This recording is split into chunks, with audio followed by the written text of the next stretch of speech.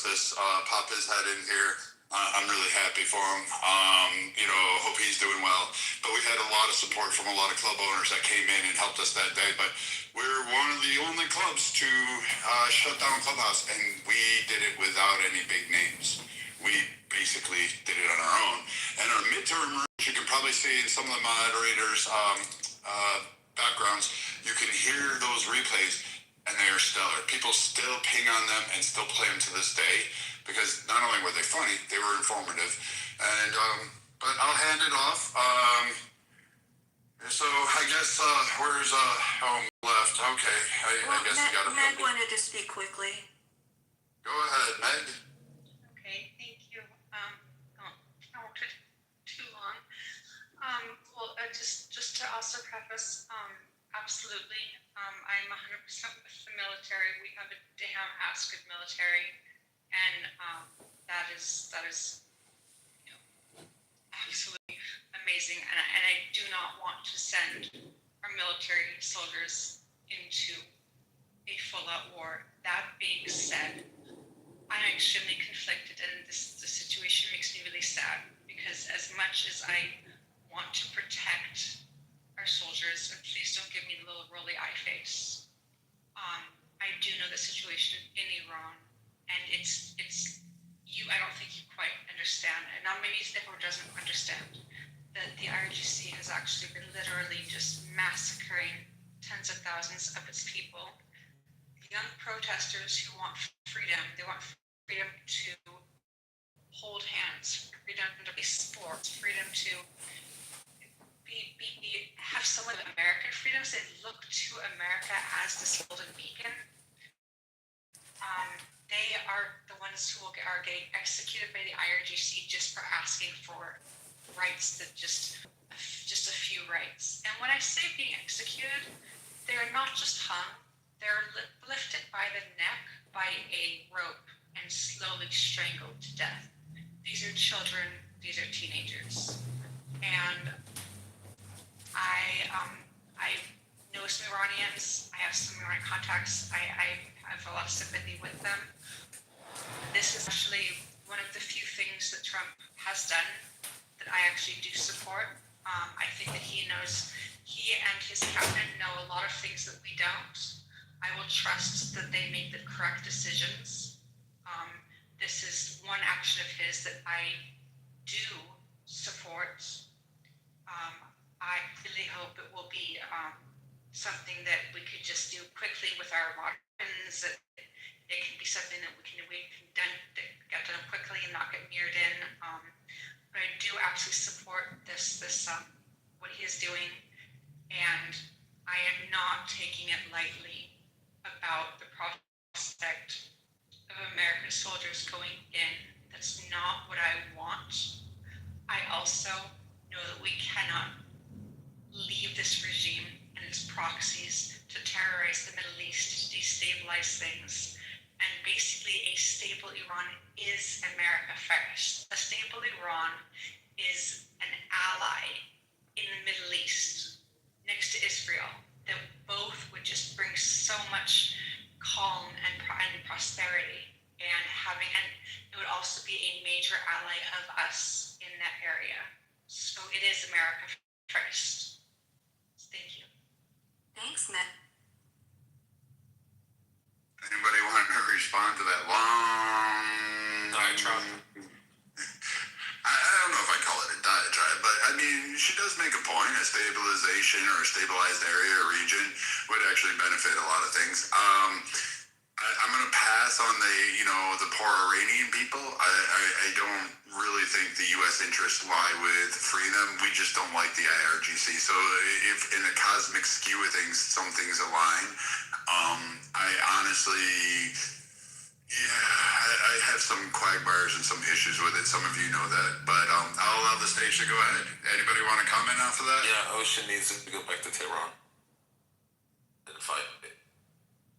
No, she doesn't. She's just somebody who's in Iran.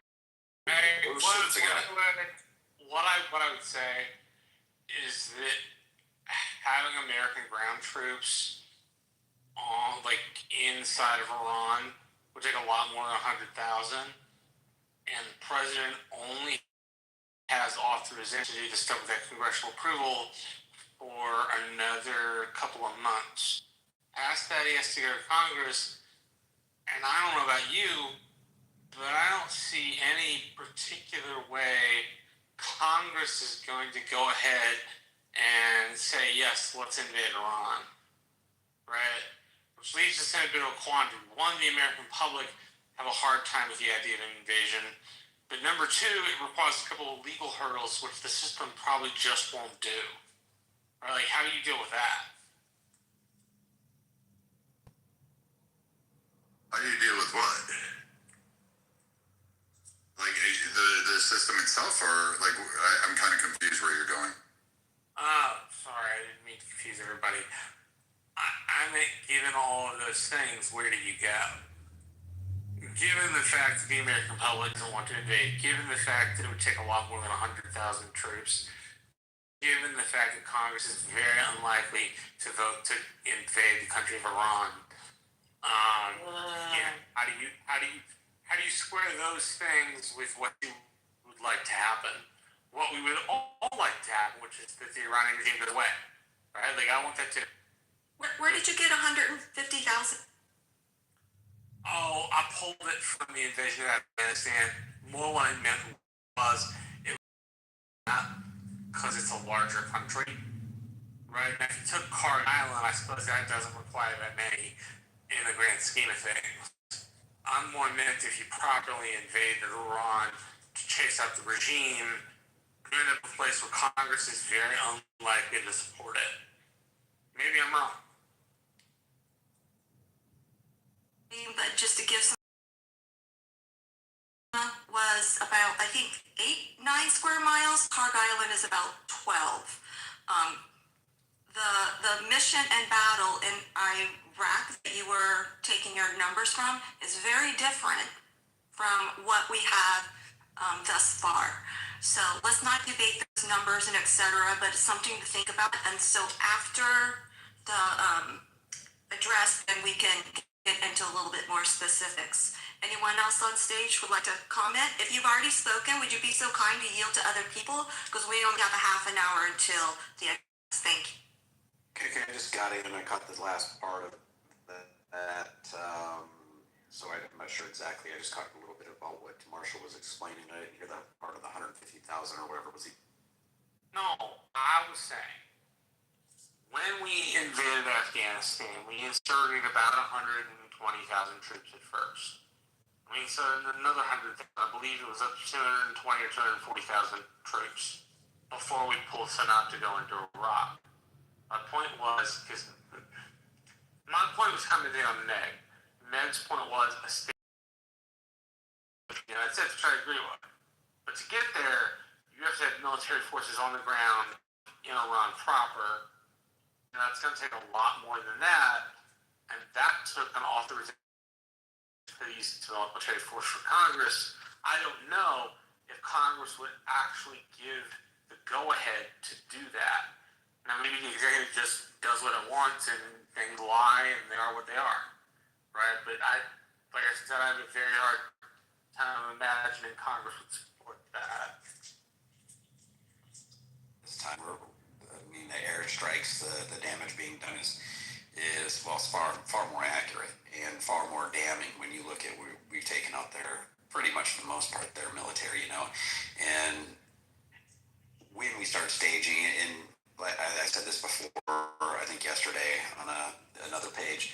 I forget the guy's name, but he was stationed over there, I think, for 2 decades, 4-star general, whatever he was, and he was talking about what their strategies were, and he says they got to have boots on the ground. He gave all the reasonings for it, and he says they would be safe, but why and how, I don't understand. He has a lot better knowledge and understanding. To me, it sounds dangerous as hell, because I don't trust Iran. They would take out the whole island if they could, I could see them flooding it with missiles and drones, and sure, even if 20% of them got through, that's a lot of damage, and we could lose a lot of people. But I think they're going to hammer it really hard for a while, for the next couple weeks. I'll be interested to see what this negotiation thing is, because he's sticking to it, that he's having negotiations, making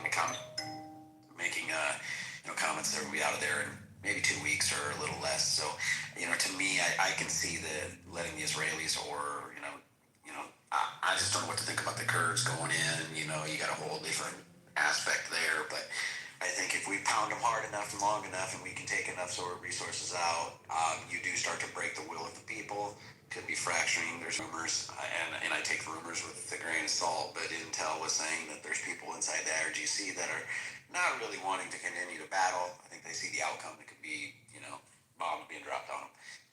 But reality is, I do think they're going to hit them really hard for the next couple of weeks, and we'll see where they're at that point. And then you can maybe start bringing some ground troops. But I would much rather see us just continue to pound them until, into submission if we can.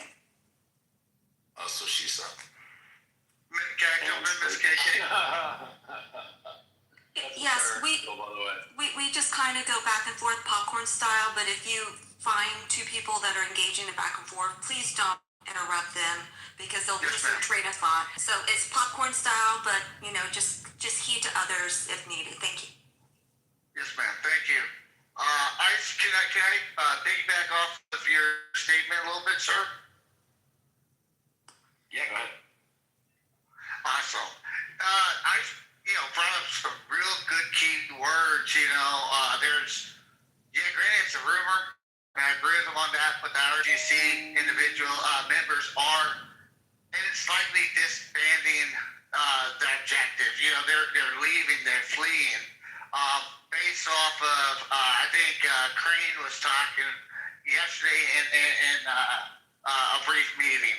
So that's something really positive to look at. But when you deal, in my opinion, with the two Mews and the 82nd coming in, is posturing with like I myself, I've served in Iraq, in Iraqi campaigns and in Afghanistan, and just the aggression can happen quickly when they realize the outcome. A quick example is when I would do basically gate detail, all right? Basically checking documents, asking people through on commute routes. A lot of times, just a simple hand motion to your grip would digress a lot of activity. And so I think with the Marines' presence there and the 82nd, it's going to convince the regular Iranian military to put pressure on the IRGC to disband. And I think that would be a good motive. I assume that's an intention with the two Mews and the 82nd is to convince and basically force the IRGC to disband or be pressured by the regular military. Thank you, guys.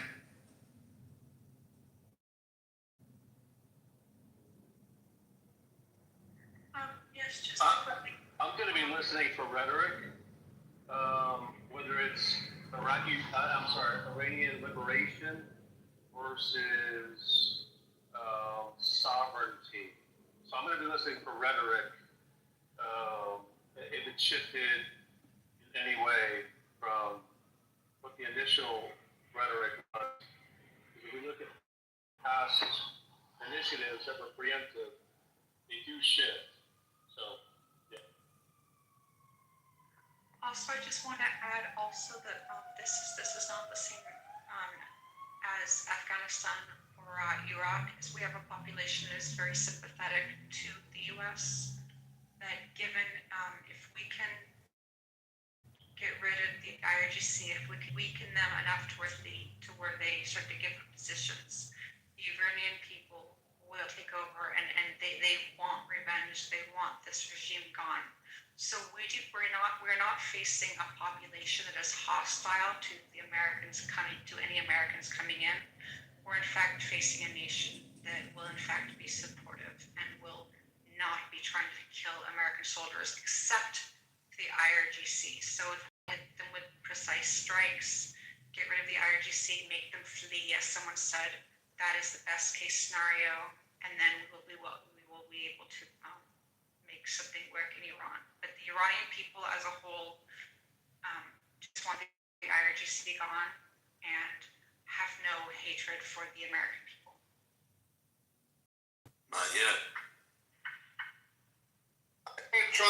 just a little bit about the Merle with the Mew. So that's why I'm going to try and see if he might give like a little brief hint on the Merle. But, you know, I really don't know. So, I want, hello, good evening everyone. I want us out of the freaking wars overseas. We have our own problems here in the U.S. We need to concentrate on affordability, on building our military, and improving education. That's all I got for now. And go screw yourself, Leo. Interesting. So a lot of you guys cite this. I saw some chatter in the comments. Iran's pummeling us. I'd push back on that. What are we at? Almost 90% of their navy is destroyed. Their coastline batteries are absolutely destroyed. Some of their missile systems, like Iran has figured out real quick that as soon as they launch, we hit them. We've interfered with their guidance systems. Diego Garcia was a good case in point. Guam, like these targets that they're launching at, seem to be dispelled. The oil implications that Iran is targeting seems to be their overall goal is to provide civilizations in the Middle East. Even though their fight is with the U.S., they are attacking different entities. The IRGC being gone would be a benefit to literally the entire world. It's not just a destabilized government that's causing problems. A lot of you may disagree with this, but for 50 years, they have provided a ton of proxy problems that exist within the transportation of it. No nation has been safe from it or secure from it.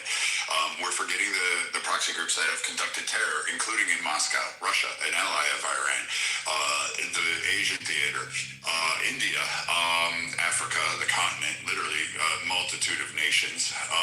Then we have, of course, Europe. Our towers. That's good. Yeah. They in part had issues with the Western world. So again, the majority of this construct is from my lens, and I'm saying this from my lens, is that if you're tired of inflationary prices for goods, oil, even though we don't use Iranian oil, but if you're tired of it in a global sense, getting rid of the IRGC is probably the simplest methodology, or at least crippling Iran to the point where they're back in the Stone Age. Either way, I'd be perfectly fine with that. I still have problems with the fact that, Iran, even though we weren't at war with them, they still killed 241 Marines while they slept in their racks in the Beirut bombing, and then cheered about that. They kidnapped hostages, Americans. Some of you may remember Carter, or at least remembered hearing about that, and held them. We have the embassy, of course. We have numerous ships. They even blew up one of our ships, and then we did a Operation Praying Mantis. I believe that was the Operation Marshall. Correct me if I'm wrong. And sank their navy in what appeared about a day. Hats off to It was an awesome display of American military might in the 1980s. You're going to attack our barracks? We're just going to get rid of your whole navy. Screw you. Yeah, we sank it. And there were two major oil platforms. We destroyed those as well. So far, Admiral Cooper has destroyed Soleimani, the destroyer, their prized wartime vessel. It looks like Trump got that fucker twice. So hats off to that. And then the fact that Iran is not attacking just the U.S. or even, I guess you could put empathy, Israel, but they're attacking like Saudi Arabia, Jordan, a multitude of nations around the Middle East to try to draw them into the fight, which is really, I don't think the optic war went the way they thought it would. I thought they would, I bet you that they were thinking they'd have a rising of support from Muslim nations when in fact the inverse happened. Most of them were in agreement. They want economic prosperity. They're not looking to have more military conflicts. They've actually signed trade agreements with Israel, so they're kind of bypassing that whole shit. So it looks like they want to have an economic race, which I think we can all be in agreement. Probably a better way to go. So I look at this as removing a power there. Freeing the Iranian people, I'm going to be honest, I'm going to get yelled at. You had 50 years to do that. I'm not interested in liberating you. I understand that your government is terrible to its own people. To be fair, in some constructs, you guys were kind of silent when we had our civil rights disputes, so you didn't say shit then. And really, I think if you really want to replace your government, you could have done it at any point in time in the last 50 years. However, you said idly by, and you're going to point to a protest that occurred when tens of thousands of you were killed. I understand that. I get that. However, you could have took it over even when they were young and newly formed. You didn't. So, I mean, you've got multiple generations of this. A lot of you fled Iran and talking about we need to fight on the ground. However, you're talking about so I'm kind of mixed on that whole liberation thing. What I want is Iran to capitulate and allow the straits to open up. And I want people to not have to worry about proxy groups. That'll actually happen. And I think dismantling Iran, destroying that government is probably a key thing. And maybe these proxy groups will die on the vine because they will no longer have the funding that Iran was helping to provide them, nor the safe harbor that Iran provided them. But let me know what you guys think.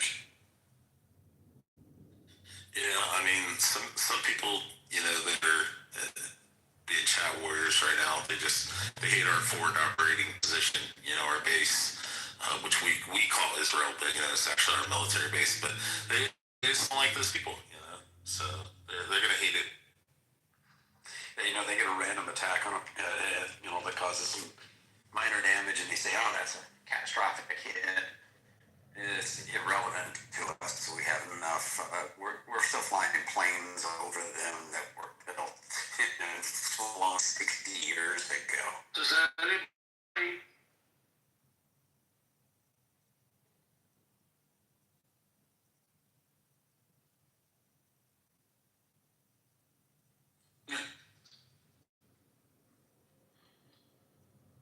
I don't think you Yes, I don't think it's an Israel thing.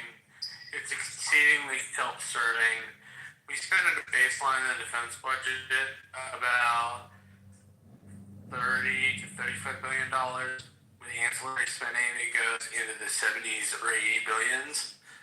If you deplete our ability to have finances, the capability to have medium range and intercontinental ballistic missiles, if you stop their navy, then you are able to degrade their capabilities such that their proxies are now manageable, and the malign interest of the country that has killed 2,000 plus servicemen and double that in number of civilians over the last 50 years is finally punished for their transgression. I have a really, really simple solution. If you don't want America to bomb you, do us all a favor. Don't kill our civilians. Don't kill our soldiers. Then we won't have a reason to bomb you. Well, and again, I think that's a valid point that, you know, we can actually bring up. Didn't you hear me? I said, if you already spoke, let other people Why do you speak. do this every time? Like, why do you do this? It's a great. Shut your face. What are you talking about? Shut my face. You interrupt all this good This is the reason why conversations. we had problems in political compass. Like, literally. Really, the problems are all me, right? Fuck yeah, they are. Oh, really? What are you going to do about it? Oh, how about that? There you go. Sit down, little boy. Sit the fuck down. Talk about that. And guess what? Guess what? You can cook your own damn dinner tonight. Okay? How about that? Oh. You can cook your own damn dinner. You have a lot of audacity, and you don't even fucking respect the room. It's like every time I turn around, I gotta deal with your shit. I invited you back up. Don't be a pansy ass now. Jesus. Oh. I'm here. Minded. I'm here. I'm going. You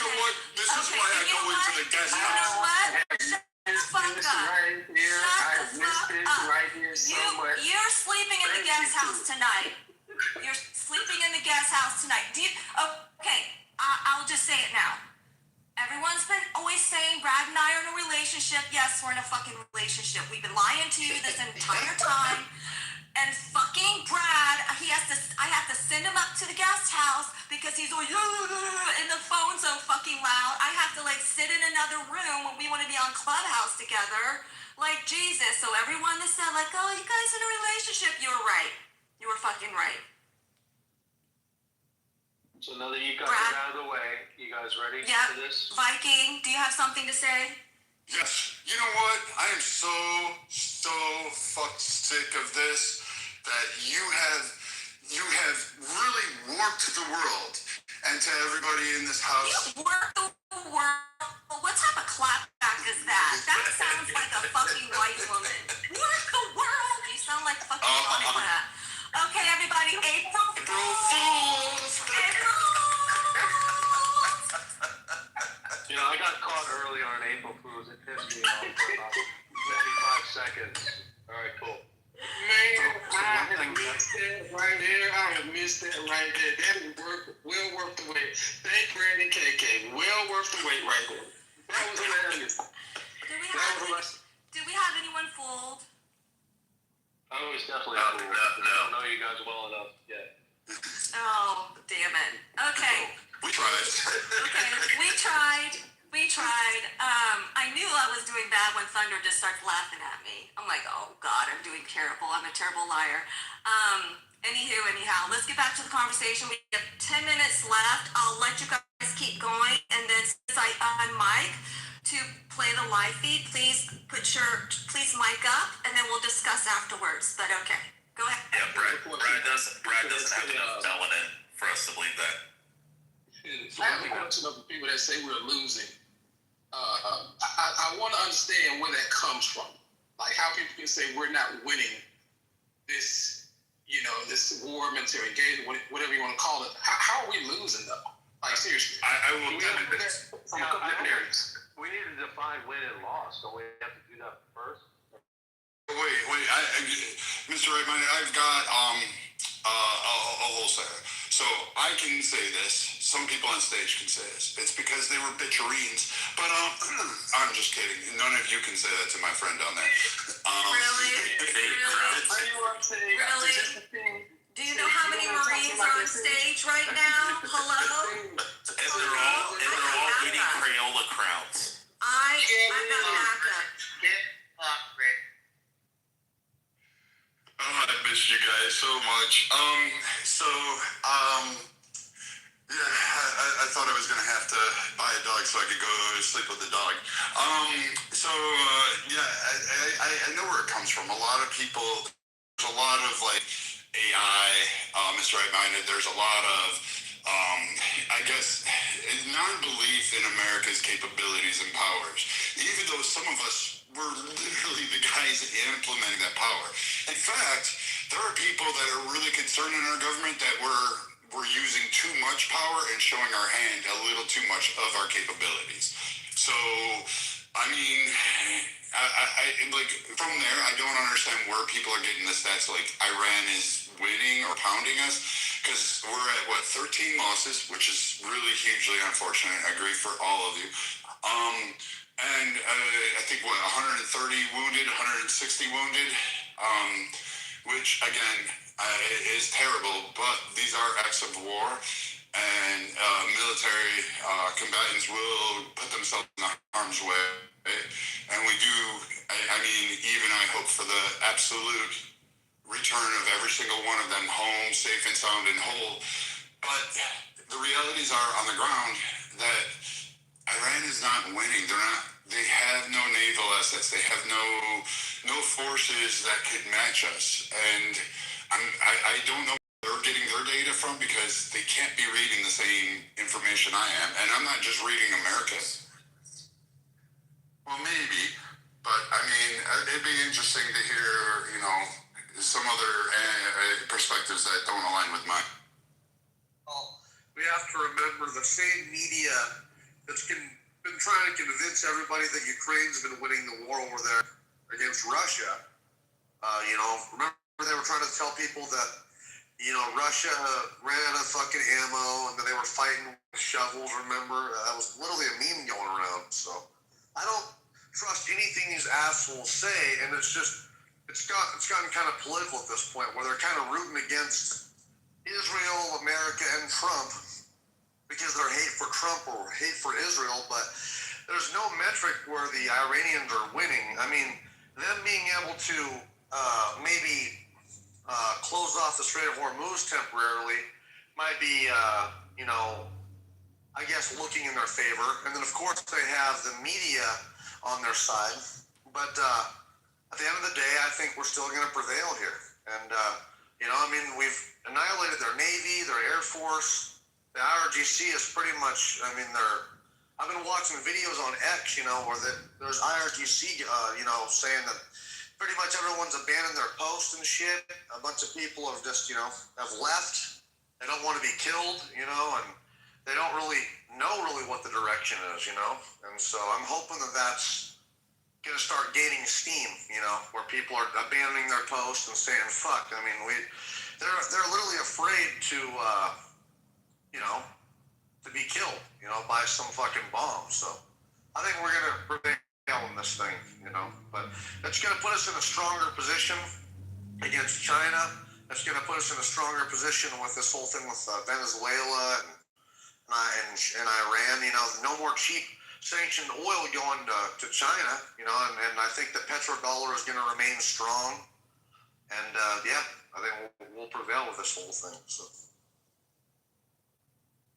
The one thing I look at is people want to talk about it. How is that going to put us in a stronger position? How is that going to put us in a stronger position? Yeah, I wish an opposing person on stage. Yeah, the thing is, I'm not saying that Iran is winning anything. I'm sure the United States has a lot, much stronger military power than Iran has, and they're obviously dealing that on Iran. However, economically and politically, don't you think that America is losing a little bit because of the rising cost of things like the gas, and which is eventually going to affect groceries and every other thing that we buy? Don't you think in that way, Iran knows it's winning a little bit? Hold on. I hate that argument. The reason why I don't like that argument is because Obama, back literally not 2008, but 2012, he had national gas prices almost at $5 a gallon at, national average. What happened to him during the midterms? Yeah, it's $2.80 in Texas. Well, in Texas, yeah. Yeah, $2.82. That's what I paid today. Yeah, today, $2.82 in Lubbock. That's because you're in district. That's because you're in District Pad 3. But how are you seeing $2.80? $2.82 in Lubbock, Texas. Look on gas, buddy. LUBBOCK, Texas. I'm in Texas now, and I'm seeing probably over in Dallas or Houston or Austin. I'm around there. You're not shopping around either. You should use gas, buddy. Are you close to? Well, I'm trying to help you here, Ben. If you want to save money on gas. Okay, go ahead and talk. I was gonna try to help you how to save gas. Download Gas Buddy app. Download the Gas Buddy app, and you'll be able to find it for under $3. And then if you use the Walmart Plus app, you'll get an additional 10 cents. So the thing that is really baffling me. Hold on, wait a minute, Ben. When did gas determine? Hold on, Ben. Hold on. When did gas? Hold on, wait a minute, man. Just wait a minute. Hold on now. When did gas determine if we are winning a war? Gas prices. When did that become the benchmark for if we are winning or losing a war? Seriously. Give me the historical reference point to that. Voted this guy in because you said he was going to be a no-wars president. So you're avoiding the question, though. But That's a great answer to the question no one asked you, though. My question, he's trying to say. Now, you know what I'll do? Answer the question.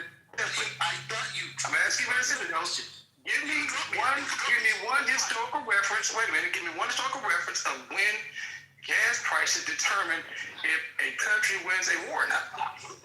COVID. I'm waiting on answer. Did you hear what I said? Did you hear what I said when I said? And I thought it was moronic when you said gas prices. You implied that that's means we're losing the war. I clearly said. Why are you guys talking over each other? Yeah, that's that's Mr. Right-minded style. You know, I've known him for a minute now, so he always talks over me, but that's okay. Simple. I clearly said, Iran is not winning this war. From a military power, no, they're not. America is clearly dominating this war from a military power. But when it comes to the economics involved in it and the politics involved in it on the American soil,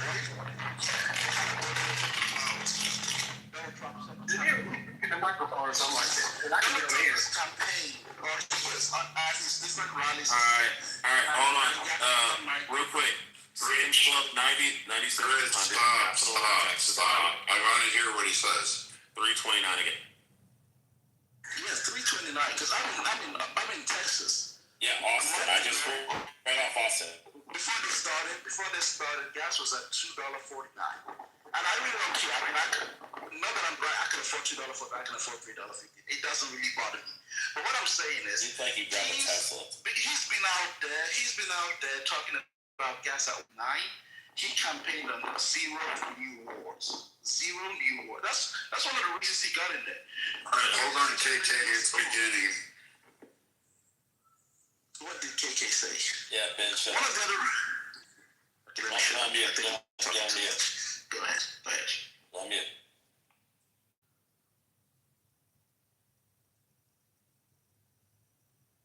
KK, you there? Also, any more West Africans on. But let's not go on this point just for a reminder, man. Since when did gas prices are put Marshall.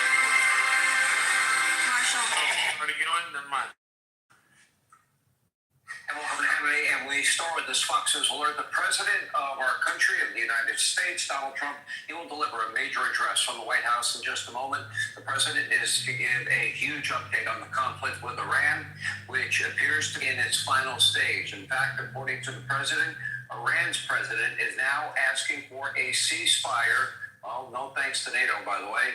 Our own Peter Ducey, he's live. He's outside the White House. Peter, we expect him in about, seconds from now.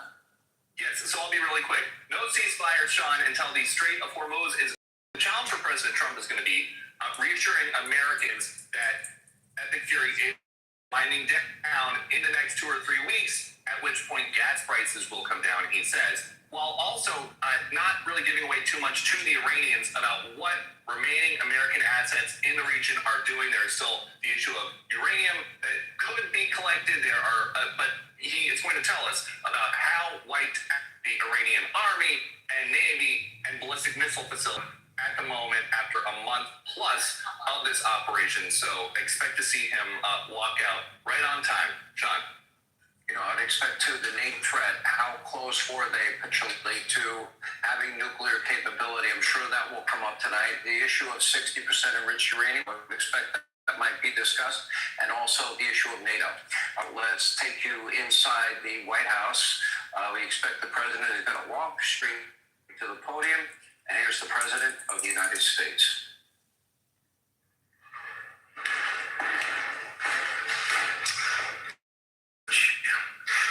My fellow Americans, good evening. Let me begin by congratulating the team at NASA and our brave astronauts on the successful launch of Artemis 2. It was quite something. It will be traveling further than any manned rocket has ever flown and will very substantially pass the moon, go around it, and come back home from a distance that has never been done before. It's amazing. They are on the way, and God bless them. These are brave people who want to God bless us for unbelievable astronauts. As we speak this evening, it's been just 1 month since the United States military began Operation Epic Fury, targeting the world's #1 state sponsor of terror, Iran. In these past 4 weeks, our armed forces have delivered swift, decisive, overwhelming victories on the battlefield. Victories like few people have ever seen before. Tonight, Iran's navy is gone. Their air force is in ruins. Their leaders, most of them terrorist regime they led, are now dead. Their commanding Revolutionary Guard Corps is being decimated as we speak. Their ability to launch missiles and drones is dramatically curtailed, and their weapons, factories, and rocket launchers are being blown to pieces. Very few of them left. Never in the history of warfare has an enemy suffered such clear and devastating large-scale losses in a matter of weeks.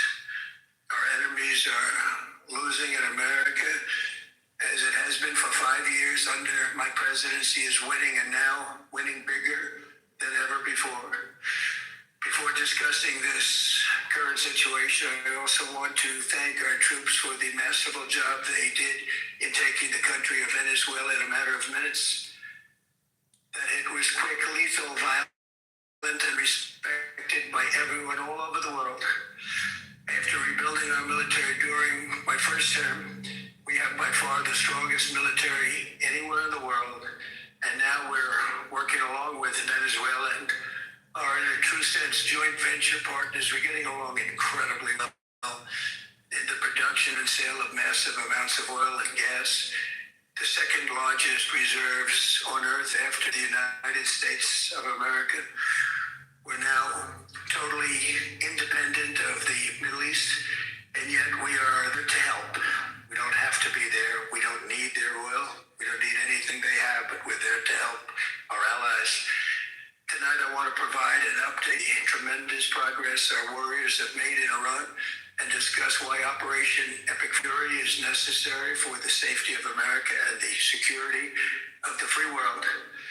From the very first day I announced my campaign for president in 2015, I have vowed that I would never allow Iran to have a nuclear weapon. This fanatic regime has been chanting death to America, death to Israel for 47 years. Their proxies were behind the murder of 241 Americans in the Marine barracks bombing in Beirut, the slaughter of hundreds of our service members with roadside bombs. They were involved in the attack on the USS Cole, and they carried out the countless other heinous acts, including the just horrible, bloody atrocities of October 7th in Israel, something that most people have never seen anything like it. This murderous regime also recently killed 45,000 of their own people who were protesting in Iran. 45,000 dead. For these terrorists to have nuclear weapons would be an intolerable threat. The most violent and thuggish regime on earth would be free to carry out their campaigns of terror, coercion, conquest, and mass murder from behind a nuclear shield. I will never let that happen, and neither should any of our past presidents. This situation has been going on for 47 years and should have been handled long before I arrived in office. I did many things during my 2 terms in office to stop the quest for nuclear weapons by Iran first, and perhaps most importantly, I killed General Qasem Soleimani in my first term. He was an evil genius, brilliant person, a horrible human being, however, the father of the roadside bomb, and he lived just horrible what he did. Iran would have been perhaps in far better, stronger position. Had he lived, we would have had probably a different conversation tonight. But you know what? We'd still be winning and winning big.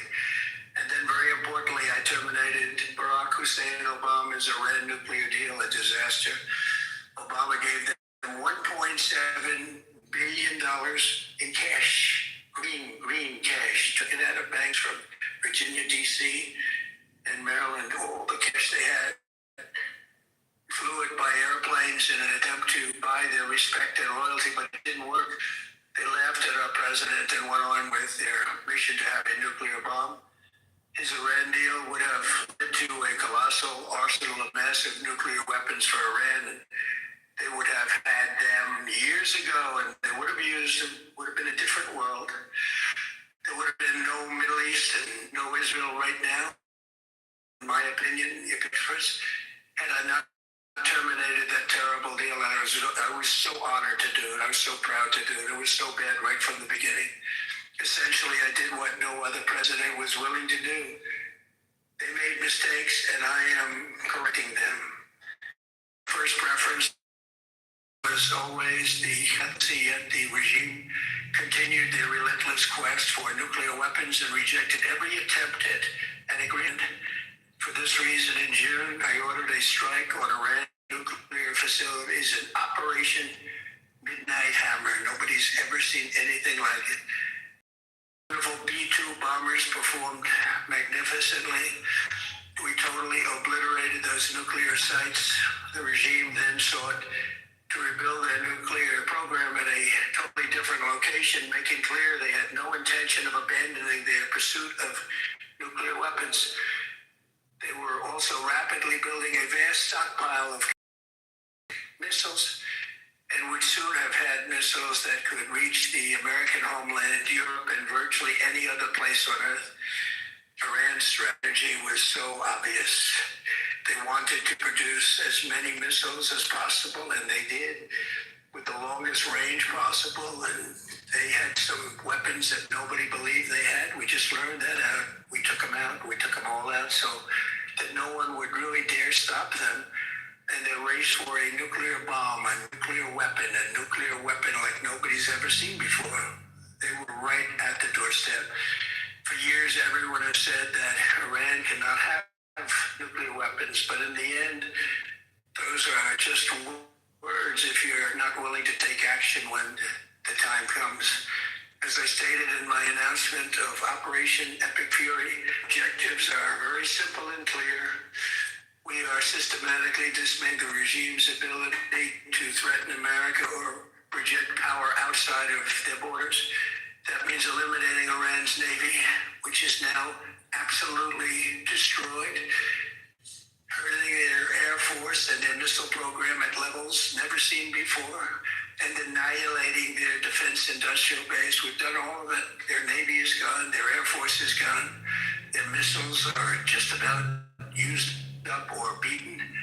Taken together, these actions will cripple Iran military, crush their ability to support terrorist proxies, and deny them the ability to build a nuclear bomb.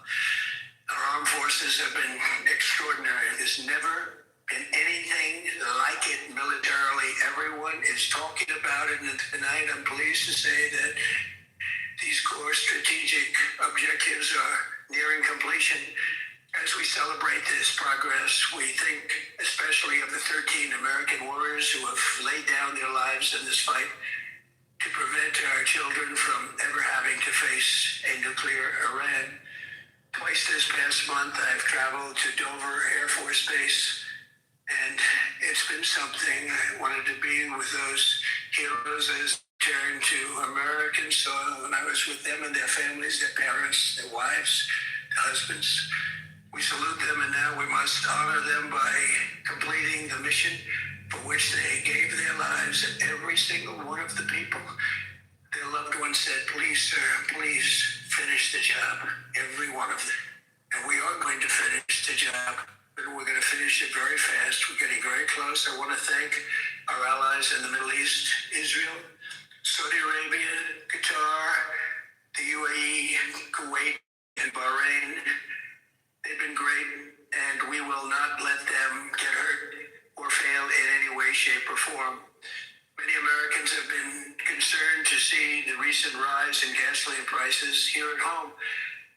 The short-term increase has been entirely the result of the Iranian regime launching deranged terror attacks against commercial oil tankers in neighboring countries that have nothing to do with the conflict. This is yet more proof that Iran can never be trusted with nuclear weapons. They will use them, and they will use them quickly. It would lead to decades of extortion, economic pain, and instability worse than we can ever imagine. The United States has never been better prepared economically to confront this threat. You all know that. We built the strongest economy in history. We're going through it right now, the strongest in history. In 1 year, we've taken a dead and crippled country. I hate to say that, but we were a dead and crippled country after the last administration and made it hottest country anywhere in the world by far, with no inflation, record-setting investments coming into the United States, over $18 trillion, and the highest stock market ever, with 53 all-time record highs in just 1 year. It all positioned us to get rid of a cancer that has long simmered. It's known as the nuclear Iran, and they didn't know what was coming. They'd never imagined it. Remember, because of our Drill Baby Drill program, America has plenty of gas. We have so much gas. Under my leadership, we're #1 producer of oil and gas on the planet, without even discussing the millions of barrels that we're getting from Venezuela. Because of the Trump administration's policies, we produce more oil and gas than Saudi Arabia and Russia combined. Think of that, Saudi Arabia and Russia combined. And that number will soon be substantially higher than that. There's no country like us anywhere in the world, and we're in great shape for the future. The United States imports almost no oil through the Hormuz Strait, and won't be taking any in the future. We don't need it. We haven't needed it, and we don't need it. We've beaten and completely decimated Iran. They are decimated, both militarily and economically and in every other way. And the countries of the world that do receive oil through the Hormuz Strait must take care of that passage. They must cherish it. They must grab it and cherish it. They can do it easily. We will be helpful. They should take the lead in protecting the oil that they so desperately depend on. So to those countries that can't get fuel, many of which refuse to get involved in the decapitation of Iran, we had to do it ourselves. I have a suggestion. #1, buy oil from the United States of America. We have plenty. We have so much. And #2, build up some delayed courage. Should have done it before. Should have done it with us, as we asked. Go to the Strait and just take it, protect it, use it for yourselves. Iran has been essentially decimated. The hard part is done, so it should be easy. And in any event, when this conflict is over, the Strait will open up naturally. It'll just open up naturally. They're going to want to be able to sell oil because that's all they have to try and rebuild. It will resume the flowing, and the gas prices will rapidly come back down. Stock prices will rapidly go back up. They haven't come down very much, frankly. They came down a little bit, but they've had some very good days over the last couple of days. We've done actually much better than I thought, but we had to take that little journey to Iran to get rid of this horrible threat. With our historic, where people are just now talking about receiving larger refunds than they ever thought possible. They are getting so much more money than they thought. That's from the great, big, beautiful bill. Our economy is strong and improving by the day, and it will soon be roaring back like never before. It will top the levels that it was a month ago. I made clear from the beginning of Operation Epic Fury that we will continue until our objectives are fully achieved. Thanks to the progress we've made, I can say tonight that we are on track to complete all of America's military objectives shortly, very shortly. We're going to hit them extremely hard over the next 2 to 3 weeks. We're going to bring them back to the Stone Ages where they belong. In the meantime, discussions are ongoing. Regime change was, we never said regime change, but regime change has occurred because of all of their original leaders' death. They're all dead. The new group is less radical and much more reasonable. Yet if during this period of time no deal is made, we have our eyes on key targets. If there is no deal, we are going to hit each and every one of their electric generating plants very hard and probably simultaneously. We have not hit their oil, even though that's the easiest target of all, because it would not give them even a small chance of survival or rebuilding. But we could hit it, and it would be gone, and there's not a thing they could do about it. They have no anti-aircraft equipment. Their radar is 100% annihilated. We are unstoppable as a military force. The nuclear sites that we obliterated with the B-2 bombers have been hit so hard that it would take months to get near the nuclear dust. and we have it under intense satellite surveillance and control. If we see them make a move, even a move for it, we'll hit them with missiles very hard again. We have all the cards, they have none. It's very important that we keep this conflict in perspective. American involvement in World War I lasted 1 year, 7 months, and 5 days. World War II lasted for 3 years, 8 months, and 25 days. The Korean War lasted for 3 years, 1 month, and 2 days. The Vietnam War lasted for 19 years, 5 months, and 29 days. Iraq went on for 8 years, 8 months, and 28 days. We are in this military operation so powerful, so brilliant against one of the most powerful countries for 32 days. And the country has been eviscerated and essentially is really no longer a threat. They were the bully of the Middle East, but they're the bully no longer. This is a true investment in your children and your grandchildren's future. The whole world is watching, and they can't leave the power, strength, and brilliance. They just can't believe what they're seeing. They leave it to your imagination, but they can't believe what they're seeing, the brilliance of the United States military. Tonight, every American can look forward to a day when we are finally free from aggression and the specter of nuclear blackmail. Because of the actions we have taken, we are on the cusp of ending Iran's sinister threat to America and the world. And I'll tell you, the world is watching. And when we do, when it's all over, the United States will be safer, stronger, more prosperous, and greater than it has ever been before. May God bless the men and women of the United States Armed Forces, and may God bless the United States of America. Thank you very much, and good night. All right, that was. Okay, you guys, I can see by the chat there are some shit's on fire. Oh my God, there's some arguments.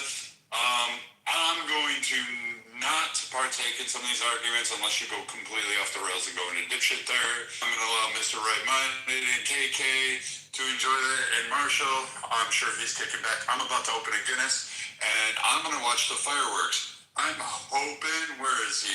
I'm hoping the bitchereens unload onto some of the other guys, because I'm just kidding. You guys can trash talk Sig all you want to. He's a strong man. He can take it. But understand that he is one of my closest friends. He is somebody I call when I actually may have problems and I need fucking advice. These individuals are some of the closest members that I have. KK, Mr. Right-Minded, Patricia, Marshall, Sig, occasionally KP when he's sober. All of these guys are what I consider my family, and I met all of them through Clubhouse. And so you guys can have at it. I only intercede on occasionally, but Mr. Right-Minded or KK or Marshall, you want to lead it off with what you didn't like, which you liked, and I say we let Sig and Ice kick it off. I'm ready for it. Let me get that popcorn going. I just gotta say, I'm in shock and awe. Ice is over here advocating killing 12-year-old innocent civilian girls, man. Insane. And fucking. All right, here's the shock and awe. The guy's talking stupid shit, talking about how we target 12-year-old girls. We didn't target them. It was a bad misunderstanding. It was a bad intelligence situation.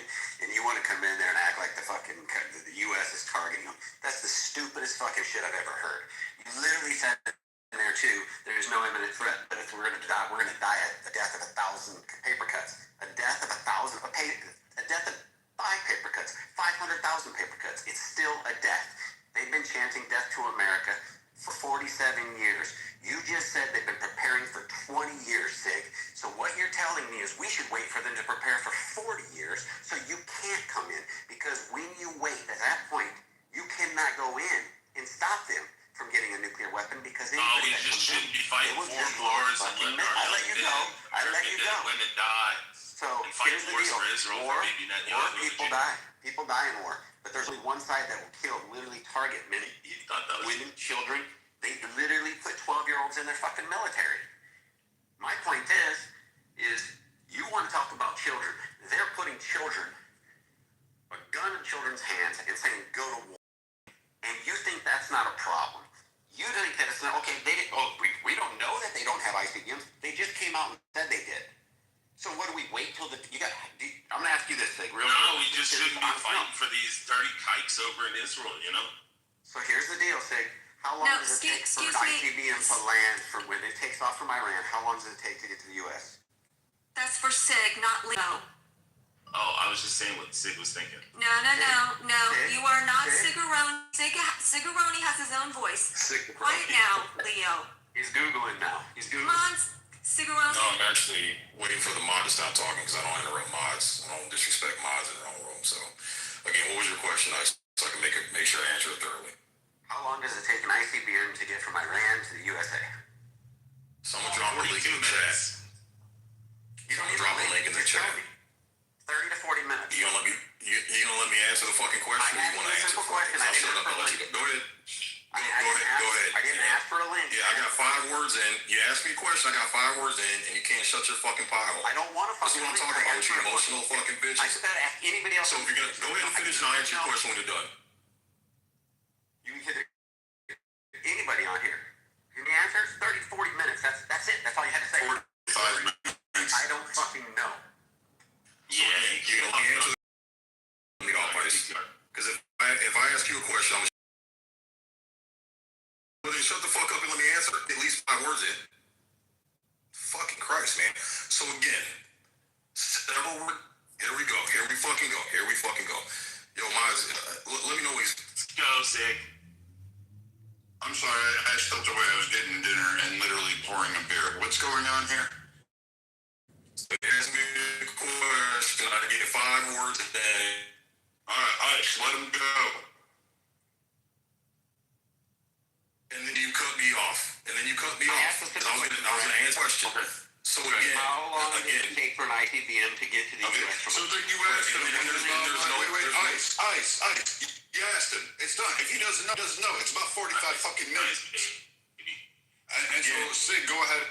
Yeah. So again, there's been no confirmation of them having ICBMs. What's been reported is them wanting to create ICBMs. So that's what I was going to tell you. So it doesn't matter how long it takes because there's no intelligence firm, including the U.S., including Israel, is not confirmed, bro. And this has been reported. I can put links in the chat to support my fucking claim. So that was my. He said, how long should we wait until we get?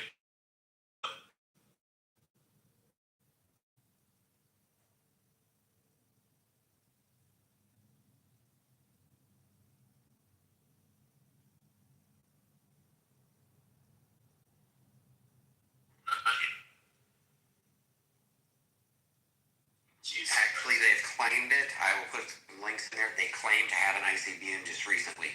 So the fact that they claim it, are you going to say that our intelligence knows absolutely everything? Because right now they've admitted we don't know where all their business are at. Take the payload out of the rocket and fill it up with gas and claim to have a rocket go that far. There's no. Do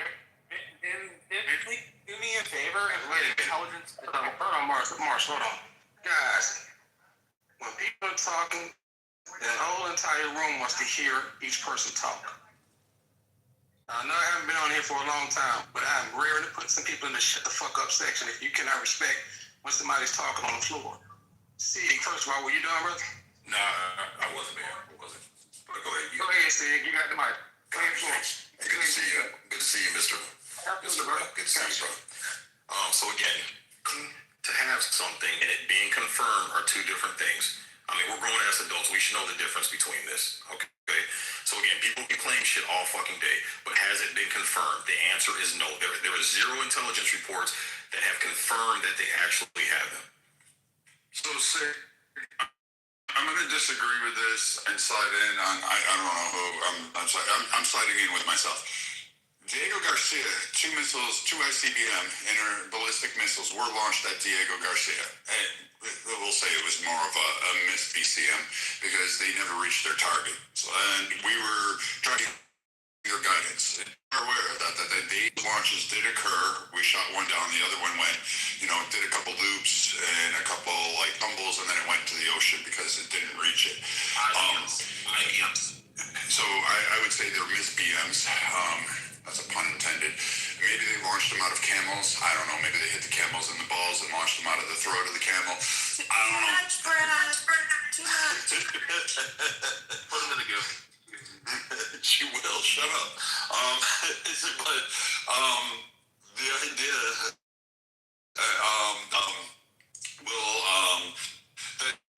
that event did occur. I mean, so we are aware that they do have ICBMs. We are aware that they have verified it by international agencies and Iran themselves, saying they were at 60% uranium enrichment. So that does make it weapons grade. They have 400 kilograms of that still hanging out somewhere hidden in their territory. So I guess that's possible. They can at least make dirty bombs with those, which I would argue would be probably more problematic for the area or the region of the Middle East. So does that clear up some things? Yep, radioactive fallout. Yeah. Here's what I would ask, Brad. I would ask to see the link, because I just looked at the link ICE says, and again, Iran claims. So here's the thing: we want to believe Iran when they claim certain things, but then when they claim that they hit one of our ships, we don't believe. We're only believing stuff that works in our favor, and then throwing baby out with the bathwater when it doesn't favor us. That's what I'm saying. It's the flip flopping, bro. So which one is it? Do you want to believe Iran in one case and not believe in the other, or what? And again, I would like to see in the link that it's been confirmed, because the link that ICE just put in, it's the Iran claims. There's nothing that's been confirmed. That's my point. Okay, so I'll ask Brad, because it could be a quick yes, back and forth, yes or no. They told us, we knew they could hit about 1,200 kilometers, right? And they said they didn't have ones that could go further than that, but then they hit a base that was 2,500 roughly. Correct? We got in the area, they shot at it and got there, right? No. 1,200 miles is 2,500 miles. 1,200 miles is 2,500 miles. It was like 4,000 whatever kilometers or some shit. Actually turned out to be like, what, 6 or something. All right, so then what we can say is they actually fired an ICBM, and one of those links, they actually have one that verifies that they tested it. That claims they can go 10,000. But they can go 10,000 now. They claim they didn't have a 2,500.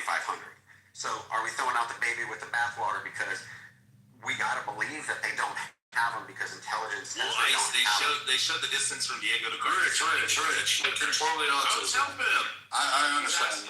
Let him make his argument with Tate. I'm talking about the one where it says they verified that they fired an ICBM and they've claiming 10,000 kilometers on it, okay? So now we can sit here and we can throw the baby out with the bathwater because they only had the 1,200, but they did have 2,500. So the 2,500 must have been somebody else's because they didn't claim they had it. And there was no verifiable, was there any intelligence that said they could go 2,500? Nobody had that. We didn't have it. It was a surprise to us. So we can sit here and throw the baby out with the bathwater, like you say, because you think intelligence, where was the imminent threat on 9/11? We didn't know until the planes hit. So what you do is you go with what you got and go a little further and go look at our promises to our allies. Hell, Hillary Clinton said it. We will defend our allies. We will go in. We will put boots on the ground. We will bomb the shit out of Iran. She had no quarrels about what she said she would do to Iran. She said she would make sure. Back then, she said, I will make sure that they will never, in my term or any future president's term, get a nuclear weapon. Now, that goes back to 2016. She was the Secretary of State before that, and she was that concerned that she was that vocal about it. But we want to pretend that our intelligence knows absolutely everything. But then you come on here and say our intelligence is making up stuff. Our intelligence lied. Our intelligence said they had weapons of mass destruction. Tell me, so do we believe the intelligence or don't we? Do we sit at home and wait till we get attacked or don't we? Do we die by 1,000 cuts or do we go try to prevent the 1,000 cuts? Which way would you like it? Okay, so you gotta give them time to answer. All right, so again, I just looked at the link Brad dropped. Ballistic missiles are different than intercontinental ballistic missiles.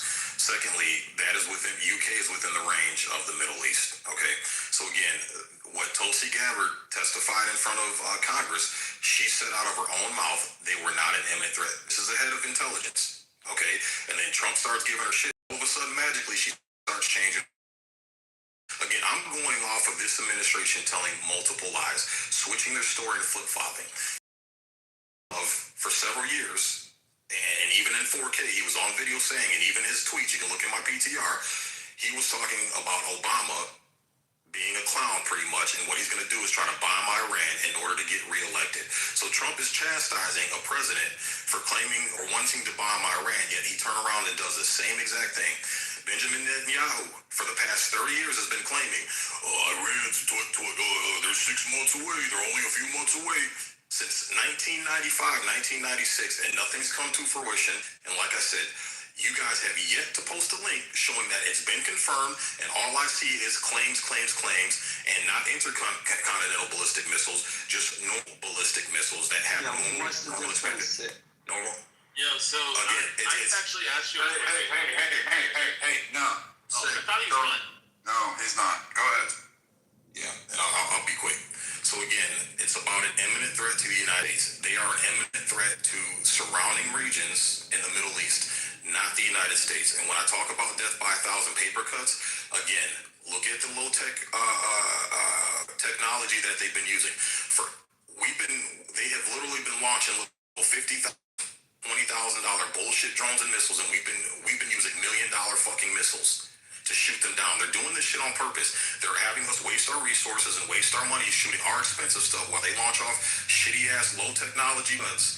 And I'm telling you, man, they have been studying us in the Middle East for the past 20 years. They know our weaknesses. They know we are a ground up central command. They have structured a mosaic command military for that purpose, so you can keep cutting the heads off this reappearing because of how they restructured this off of our presence in the Middle East in the past 20 years.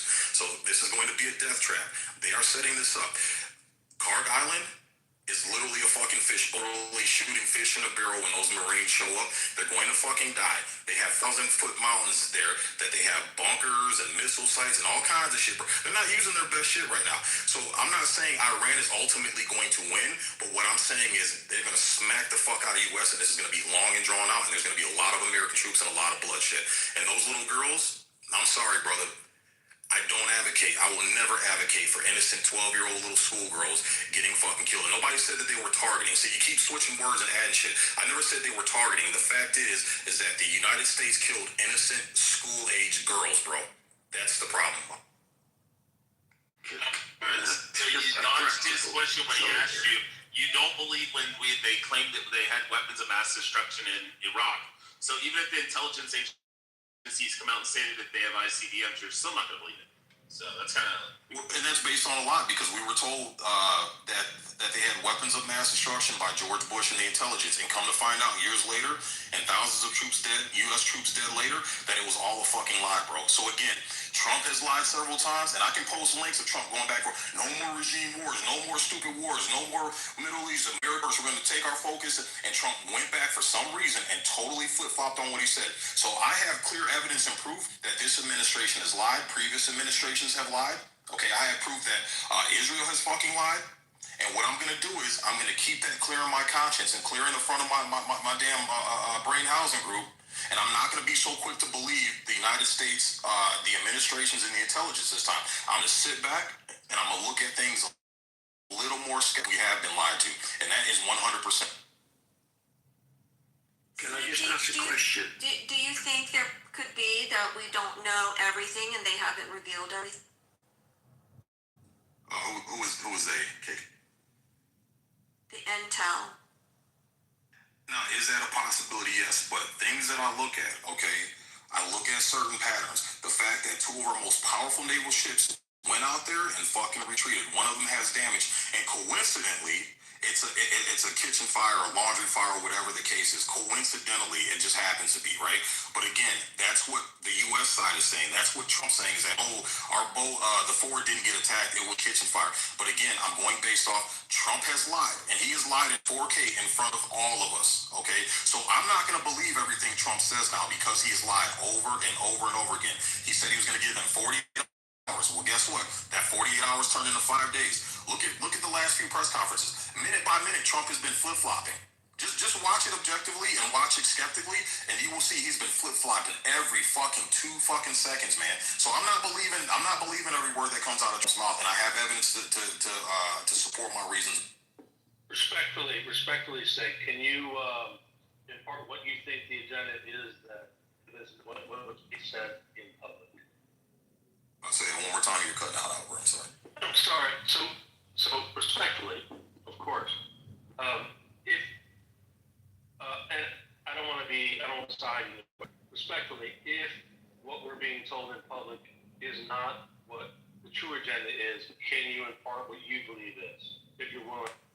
Yeah, what I believe is, based on my research and what I've been looking at and looking at previous wars and looking at how this is going to turn out, I'm looking at Vietnam War, supposed to be 3,000 troops, turning to 500,000, and how many years did we spend over there? How many fucking U.S. troops died because of this shit? I think what it is I think that we are losing market share as far as the petrodollar. We need to keep the U.S. dollar circulating globally to keep up this fucking Ponzi scheme that we have for this $40 trillion in debt, because once we stop making payments on that debt, we are fucked economically. And I think that as we've been done before, as it's been done before, the American people are told a lie, just like World War I. Look at how we got involved with that, with the Zimmerman telegram. Well, the Zimmerman telegram was real, so was the sinking of Lusitania. But look at how it was used. They intercepted and they held on to it until an opportunity to use it to convince Congress, because Congress didn't want to go. The American people didn't want to go into war. They brought it out at it was maybe 6 months. Why is everybody was received in the time? He's a mod. He's a mod. He can interrupt me. I'm gonna be quiet. Go ahead, Marshall. I'm sorry. No. All I was saying was I think it was 6 months or so. But it's like the traditional teaching goes that the sinking of Lusitania brought us in. The Zimmerman telegram played quite a large role. I will grant you, it seems like they held on to it for longer than they should have, and I don't have a good answer for that. It's a good piece of research to do. Sorry, go ahead. I heard that, and it made me think about that. Yeah, my point, Marshall, is that, again, I can show time after time after time after time again where our government has lied to us. I can show time after time after time after time again when our government has gone over their metal. And I just brought up that they were screaming death to America for da-da-da-da. Yeah, they weren't screaming death to America until we went over there and started fucking with them. When they decided, hey, you know what? Why are we fucking with this global shit? This is our oil. We can go ahead and stop our own and make our own fucking money off of it. And lo and fucking behold, we go over there and overthrow their government to prevent them from doing that. So ICE, if you came over to my house when I was trying to get some shit going for me and be financially stable and financially independent, and you came over and fucked me, I'd be screaming death to ICE too, brother. Dave, to your point, look at what happened to gold and silver prices with all this debt. Here's a question I have. See, as far as gold and silver prices are concerned, I'm sorry, I have one question here. And I understand, see, where you're coming from. But my question is it a bit premature to indict this administration as being like previous administrations when it comes to military operations like this? In fact, I would say this is the first real military engagement in either his first or second term, right? So we are basically a month in, and we're saying we're going to be out in a couple of weeks. How do you compare that to previous war operations from previous administrations? It's too quick, is all I'm saying. Well, here's the thing, though, Gerard, is that we were supposed to be out a couple weeks ago, a month ago. We were when we did Operation whatever the fucking has. Trump came out and said, "Hey, so because we went over there and struck them because they were the uranium enrichment was a threat." And Trump came out in front of that podium and said, "Yeah, Mary Lou, your mic's on mute."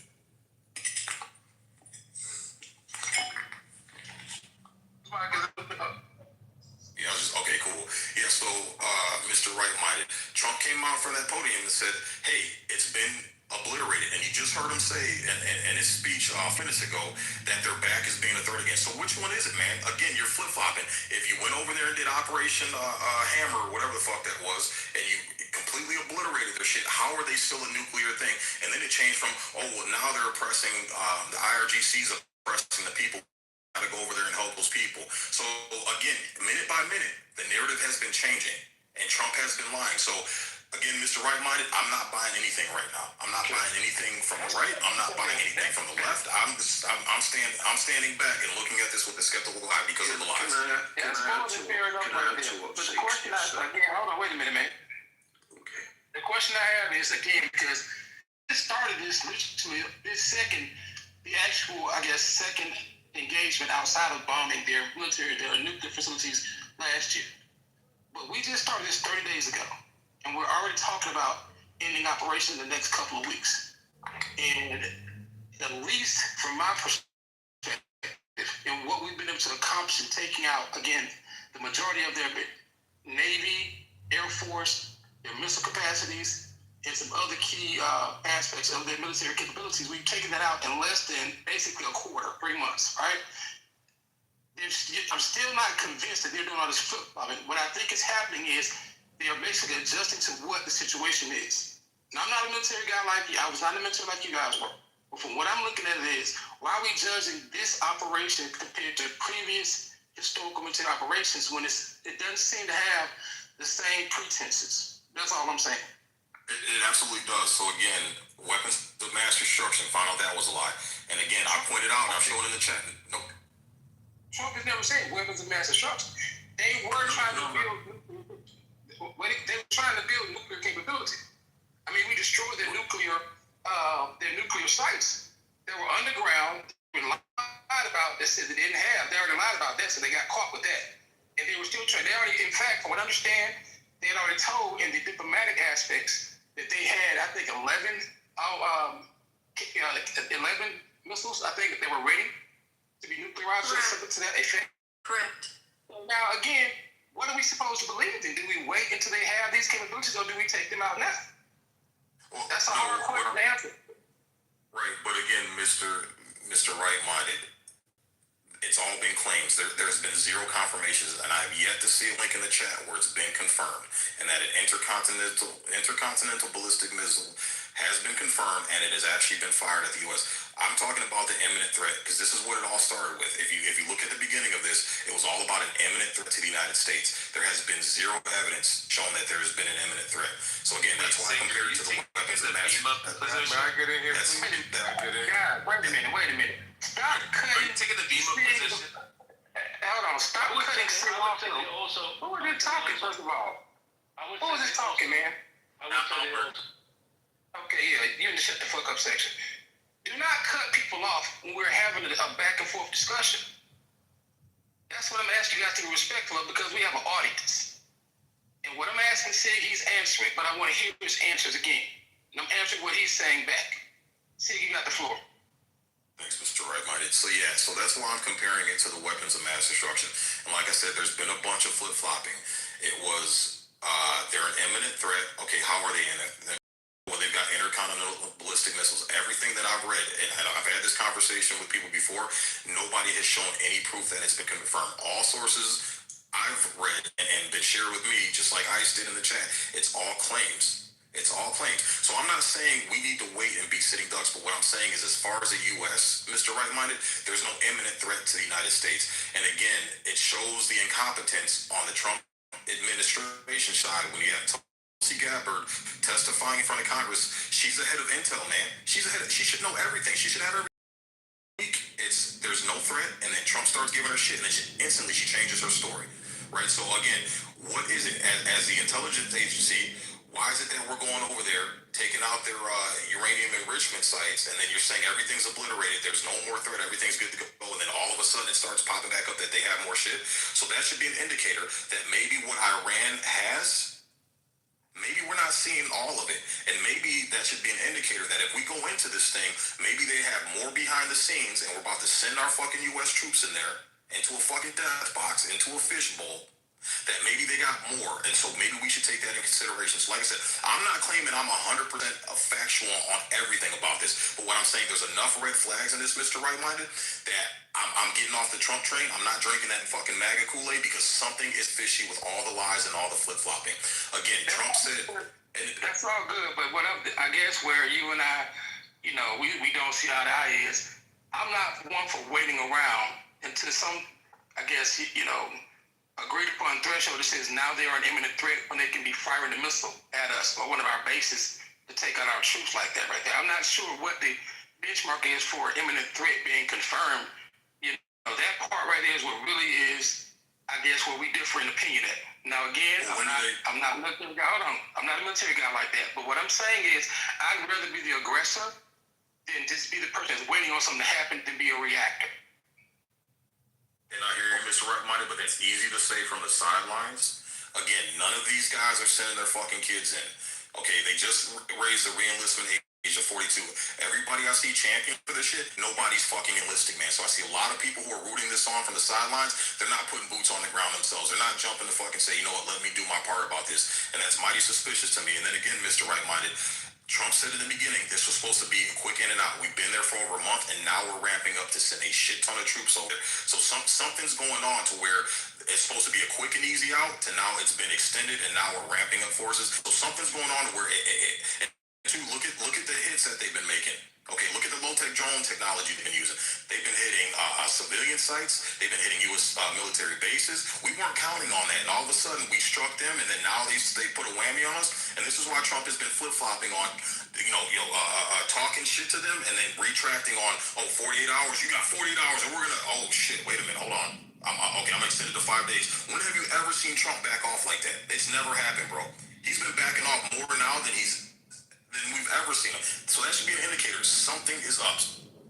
Yeah, I hear you. Can I get here, please, Mr. Redmond? How quick do you, hold on one second, how quick do you want it to be there? I mean, again, we're not even 2 months into this thing, and you're saying it needs to be quick. How quick did? I didn't say that. I'm saying they said it was going to be quick and in and out, Mr. Right-Minded, and clearly it hasn't been. Compared to previous operations, it's quick. When they said it was supposed to be we were supposed to be starting off with airstrikes. Then it turned from airstrikes into sending our Navy.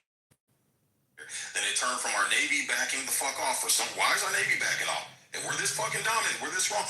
How the hell is this little, how the hell is this so-called puny little fucking force backing our fucking Navy off? Okay, secondly, they closed the Straits of Hormuz. Why don't you just go in and fucking obliterate the fuck out of them and just reopen that shit up? I'm telling you, man, Mr. Right-Minded, these motherfuckers got some shit up their sleeve, and they're baiting the United States in. They've been studying us for the past 20 years, and they've been taking notes from Russia whooping Ukraine's fucking ass. These people aren't stupid, man. Got it. So your minds are the reason they don't open it up, Sig. Excuse me. We're going to move on. Thank you, Sig. I hope Ice and Sig kind of got that out. By the way, Sig, I would sign up, but I would be the world's worst Marine. Okay? It would not be good. But you would give proof to the concept that the Navy is the men's division, the Marines. Oh my God. You guys are still seamen, okay? All right. No, that's what comes out of our hopes. I know Manfinity and Simon and others wanted to get in. Albert as well. Let's go ahead and open it back up. I just want to say blessings to the room. Very hard to be on the other side of Sig. And I'm not completely on the other side of Sig, because I share his skepticism as it relates to what's coming out of the administration. But I think what he's not fully giving credence to is that there's value in having, dare I say, strategic ambiguity. So when they say 2 days and 5 days and 2 weeks and 3 weeks, and all of the flip-flopping as you see it, to you, that's a red flag for disaster ahead. That's not necessarily the case, because there are a lot of moving parts, and like in the words of Outkast, you can plan a pretty picnic, but you can't predict the weather. So they might have predicted it's going to be 2 weeks, and then what happens, brother? The reality hits. The rubber meets the road. And yeah, maybe there are things that they probably didn't consider that propped up. They're not going to put that on display for you to consume or for others. There are tough decisions being made behind closed doors. Do I trust everything that comes out of Trump's mouth? Absolutely not.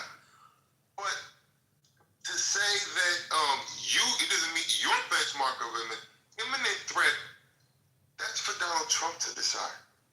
He's the one who was voted in by a majority of American voters and got put in there through the Electoral College. He gets to look at all the facts and circumstances. Excuse me. I don't think I was done talking. Oh, I guess you had my privilege, so you can just talk right over me. Yes, he does. I don't understand this. Just throw my whole shit off. Infinity, he has a mod. That's what I said, but he threw my whole shit off. The 1973 War Powers Act. Say what? It's defined in the 1973 War Powers Resolution, not Act. Okay. Define what is it? Look it up real quick. No, look it up on the fly. I'm gonna look it up on the fly. Looking it up on the fly. Okay, let's see what you come up with. 1973. There's an actual definition for imminent threat. Let's see. Yes.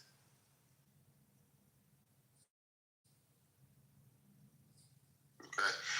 And just real quick, you said, well, Tulsi Gabbard didn't, she brother, the IAEA, who is the arm of the United Nations, is supposed to confirm their dissolution of their nuclear capabilities. They were playing fast and loose with them, not giving them access to certain parts of the country. Trump said in June, we attacked these 3 sites. He said those 3 sites were obliterated. He didn't say they were forever, never going to be able to resume their efforts. And they did. The efforts were resumed, according to the Trump administration. It could be a lie. And like you said, a lot of these are claims, brother. But we're never going to, you want them to put the proof on a silver platter? It's not going to happen. Okay, so in the War Powers Resolution, preventing surprise conflicts clearly indicated by circumstances, statute links imminent to an objective standard, situation where circumstances clearly indicate conflict is highly probable, and broadening the scope determines intended to trigger the resolution's protections earlier than simply waiting for the declaration of war. So those 3 things. All right, so everything you just said can fit into this circumstance. So Donald Trump can look at the facts, circumstances. He's in the decision room. He sees all of these details, facts, circumstances. He's got this general saying this. He's the one who gets to make that call, not me, Manfinity, sitting in a comfortable chair, not sick, not my man, Mr. Right Mind, I haven't heard in a long time. Nobody gets to make that call but him. And he's not a can kicker. He's a problem solver. Reagan to now, kick the can as a problem solver. So you're not going to get, if he was so gung-ho, he would have done something in the first term. He was very reticent to make this call because they were so resistant to diplomatic efforts. According to Witkoff, the first time they sat down with them after the attack in June, you'll never achieve with us diplomatically what you will achieve with us militarily. That's what they set off if you take Witkoff at his word. So I understand your concern. I understand your skepticism. I think you're being bamboozled by the strategic ambiguity, which is going to accrue to America's benefit. It's important. They couldn't go out there and get all this allied support because we needed to get them. 49 of them were caught in a brush, bro. All of their leadership. Can you share with us? Can you impart with us what the agenda is then? Because you've been talking for a while, and I know. Do you think? I hope I'm making sense. What do you think? I think the strategic. What do you think is really happening? I think the strategy is to denuclearize their ability to, have nuclear weapons and be a bully and a threat to the Middle East. They're the number one, according to the administration, they're the number one financer of terrorist activities. We have all of our bases over there. So even if they can't attack America on our soil, all of those military bases are American people who can suffer casualties. So I think he made the tough decision. It was going to be controversial no matter which way he went. And I think we got to give this time to make it work. I understand. I want to give one update real quick because I did cut him out. Let Anthony chime in here because I cut him out earlier and singing out back and forth. Anthony, if you're still in the room, go ahead and I appreciate you, brother. I've been seeing you forever, man. I'm so happy you, bro. I can be right back, but thank you for even considering. You got Leo, floor is yours, Leo. Hey, Marshall, you talk about how the United States lost the war in Iraq and Afghanistan, even though we destabilized Afghanistan, and their entire military left in billions of dollars of munitions, and now they're fighting the Russians and Chinese that they come back in. We destabilized Iraq, toppled Saddam, switched back over to Scholar, killed over 1 million. I'm sorry, no. 1.5 million Iraqi combatants, 1 million Afghani combatants, 3 to 5 million civilians in each country. Like, 6 to 10 million civilians died. We do so much in Iraq that they're actually have free and fair elections right now. You look at the intermediate ballistic missiles that can reach like London and Paris and Germany and stuff like that. Which, I mean, if they were to attach, a dirty bomb to that, they could reach there. But realistically, they're probably just going to shoot it at Israel, and then they'll probably shoot it like Riyadh or something like that, or maybe even hit like one of the European countries. And then the second that they hit one of these NATO allies or just like Israel and stuff, then we launch all the fucking nukes. There's a lady that was on Sean Ryan's show, and they were talking about North Korea, and Sean Ryan said, well, what happens if North Korea shoots a nuke? And she says, well, the president has an automatic response that's already pre-planned. And if North Korea were to launch one intercontinental ballistic missile at the United States and target one of our locations, our automatic response is to shoot 82 intercontinental ballistic missiles at North Korea. He said, how many would it take to destroy the entire country? She said 82, which they already have that already planned out to wipe out the entire country of Iran if they launch one ICBM. So it's like waiting around and just hoping that, they're just bluffing, and that's not going to fucking happen. We're going to knock the shit out of this. We might not win the war, but we're at least going to knock them back 30 to 50 years. They've launched 1,500 to 2,500 ballistic missiles and drones in the last month. 90% have been intercepted. So we're looking at like 150 to 250 that have actually struck, but we've hit 14,000 confirmed targets. I mean, we are absolutely ass raping the fuck out of Iran right now. And that's the whole point, brother. That's what I was telling you. That's the whole point. We're wasting millions of dollars in munitions while they're only wasting hundreds of thousands. That's the whole point, brother. They're exhausting our fucking resources. This is like 96% of the IRGC brass. Again, we're shooting $1 million missiles to knock out $50,000 or $50,000 missiles. Out ballistic missiles, though, Sig. Like we knocked out their facilities to create ballistic missiles. It's not like they're going to rebuild that in a month. And the ideal over like we're refining uranium and stuff, they have other locations which we thought they did, and we've confirmed that they did, and we fucking targeted those locations, like 3 different locations since the war started. So we're knocking the shit out of their uranium deployment, which I thought was stupid, giving them like a fucking 3-day heads up when satellite images, from Space Force showed that there was fucking thousands of trucks going in and out of there. So they probably moved their fucking uranium, which I thought was really fucking stupid to send a B-2 Spirits in like 3 days after we announced that we're probably going to hit it. I mean, the reality is we're knocking out their ballistic missiles, their refinement. We're knocking out all their drone facilities and stuff where they can manufacture. I mean, we're at least knocking it back 10 years. But here's the thing, it's the same thing Russia did. Russia went by the same playbook with Ukraine, bro. The weapons and shit we were sending to fucking Ukraine. Russia's hemorrhaging. Okay. Russia did the same fucking thing, using cheap ass fucking munitions as a front while we exhaust and Ukraine exhausts the expensive equipment, military equipment that we're utilizing against. It's like I said, the Iranians they're using the same fucking playbook, bro. I know Ukraine's getting fucking slapped, bro. They've been getting slapped forever. That's why we were in there for so long. Or $37,000. What are you talking about? The GDU 26, which is made by Lockheed Martin, is $37,000. Like, we got people like freaking manufacturing rockets right that cost $20,000-$30,000. What's his name? Lucky Palmer. I mean, he's selling munitions and stuff to the United States. We're not sending just $1 million and $10 million missiles and stuff like that. Cheap bombs. The ones that they just hit that nuclear refinement facility.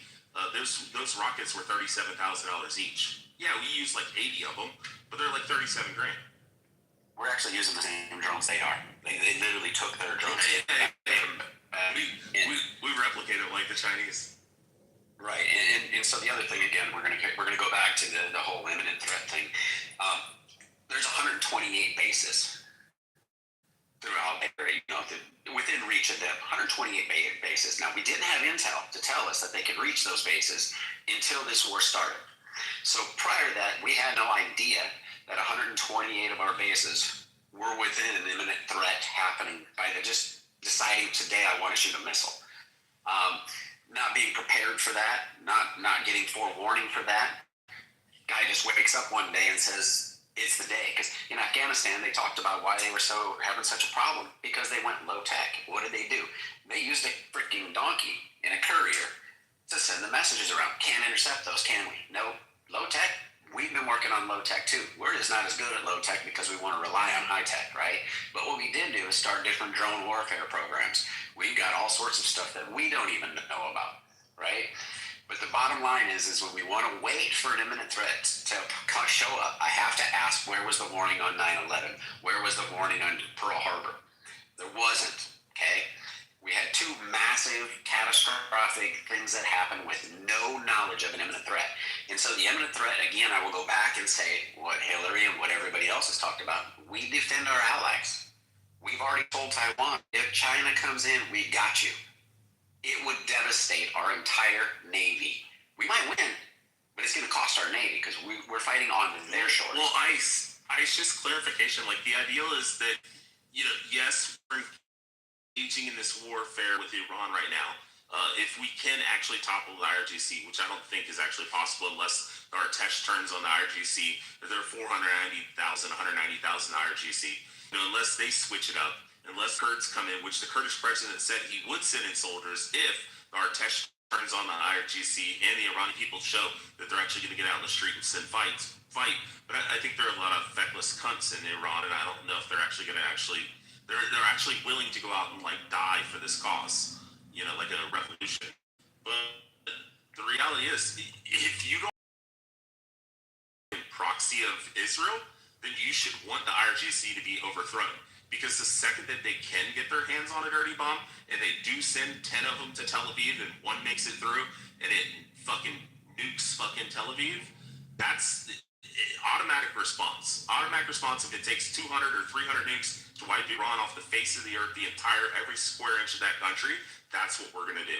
That's going to be the automatic response when one, nuke goes off in fucking Tel Aviv. And you want to talk about, involvement of the entire world.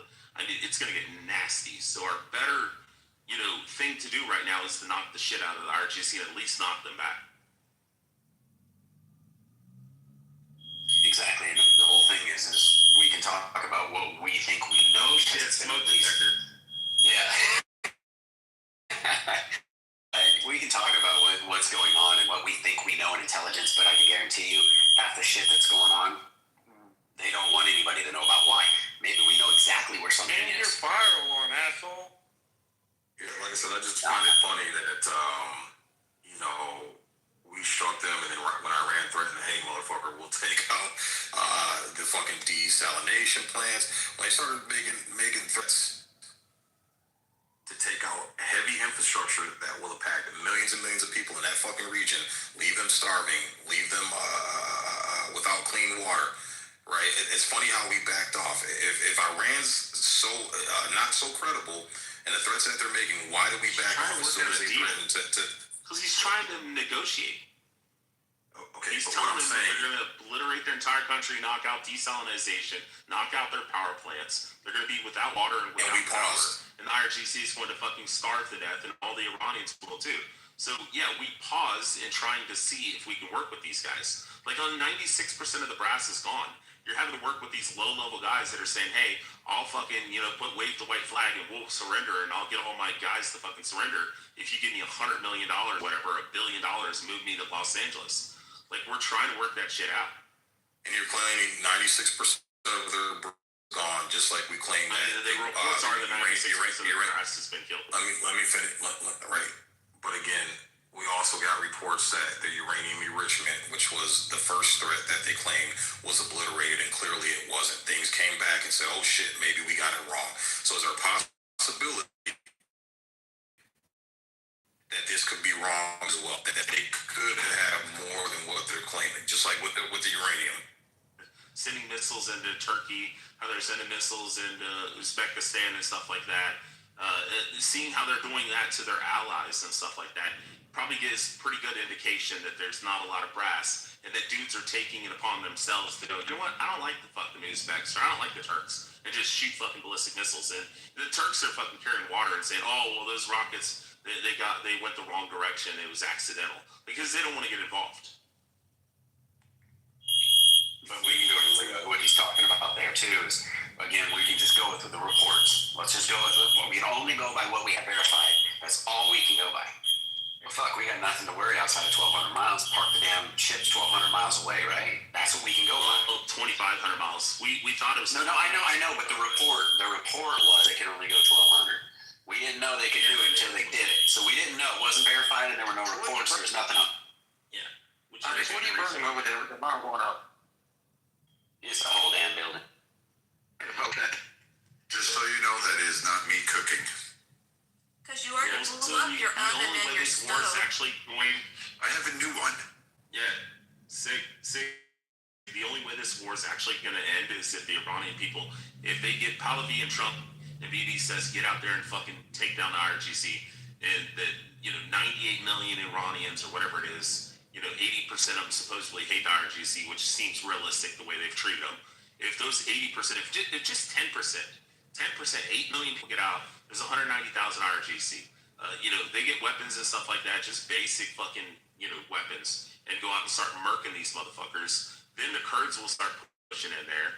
Then maybe soldiers in, but we need the Iranians and we need the Artex to go in to get into those barracks and get all the fucking weapons and stockpiles. That's a good point, Leo. Someone please correct me if I'm wrong, but Trump did not mention anything to the Iranian people or in that topic at all.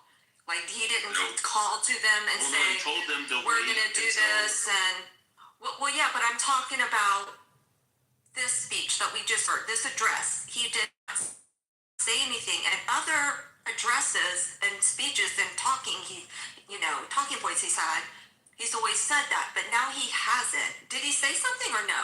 No, he didn't say anything, which I found alarming. He didn't even, to me, it was a very unusual. He read from a script. He's kind of take hesitation with his script reading because I don't really, I like him more unfiltered. He's a little bit more honest on that front. His script reading is just atrocious. The other thing is, he didn't really say anything significant outside of the fact that, we obviously will. I disagree with saying that the carriers are pulling back. We're moving them, we're shifting them. I believe we're moving a third one in. So that seems to be that strike operations are going to go. Supposed to be swapping out the Gerald. They might be swapping out the Ford. Yeah, but I mean, the Ford, from what I know, even inside some of my veteran communities, for those of you that don't know, ships catch fire at sea. They rage. Like, it's not anything pretty. When fires burn through the berthing arrays, and it kind of gets out of control really fast, which is it's scary to a lot of people. But firefighting on a ship is vastly different than firefighting on land. Things can catch a little bit faster. This is why, maybe some protocols weren't followed. I really don't know what the full report is off of the Ford. Now, I do know that it does not look like it's been struck in that capacity from anything I've ever seen. It just looks like a typical fire. But I mean, those things happen. It's interesting how it happened in the laundry room. I wonder if somebody, opened up a flame and it caught, or an electrical component. That happens too. So, I mean, a lot of weird things can happen at sea with the ship. And these things run 24/7. So, they do preventive maintenance. But again, I don't see anything that indicates that it was Iran claiming a victory. It's kind of weird. Now, if it comes out that, they were hit, well, then, Iran managed to get a drone. But how hard it is to get anything to fly through a carrier strike group with all that technology, I mean, it's kind of almost impossible. They're like more secure than nature. They have lasers now. Just take out the drones that are attached to the ship. Well, that's part of the low tech that they're using. So what they're doing is they're using balsa wood drones, balsa wood and fiberglass with the electric motors, and they're low flying drones, and with the detection radars and the detection technology It filters them out as flocks of birds, because you have to install filters because you have flocks of birds, you have things that the radar picks up that you don't want to pick up and give you false signals. Same thing with the electronic warfare community. We had that shit on our planes that I used to work on. So that's the reason why they're using that technology. So it gets filtered out with flocks of birds, and that's how they're able to get in and strike. That's how they've been hitting a lot of these strikes. In Dubai too, the strikes that they did in Dubai in the civilian territory, that's the technology that they were using. That's why they worked it. You know what does need to happen? Excuse me, Leah, just a second, I'll let you go.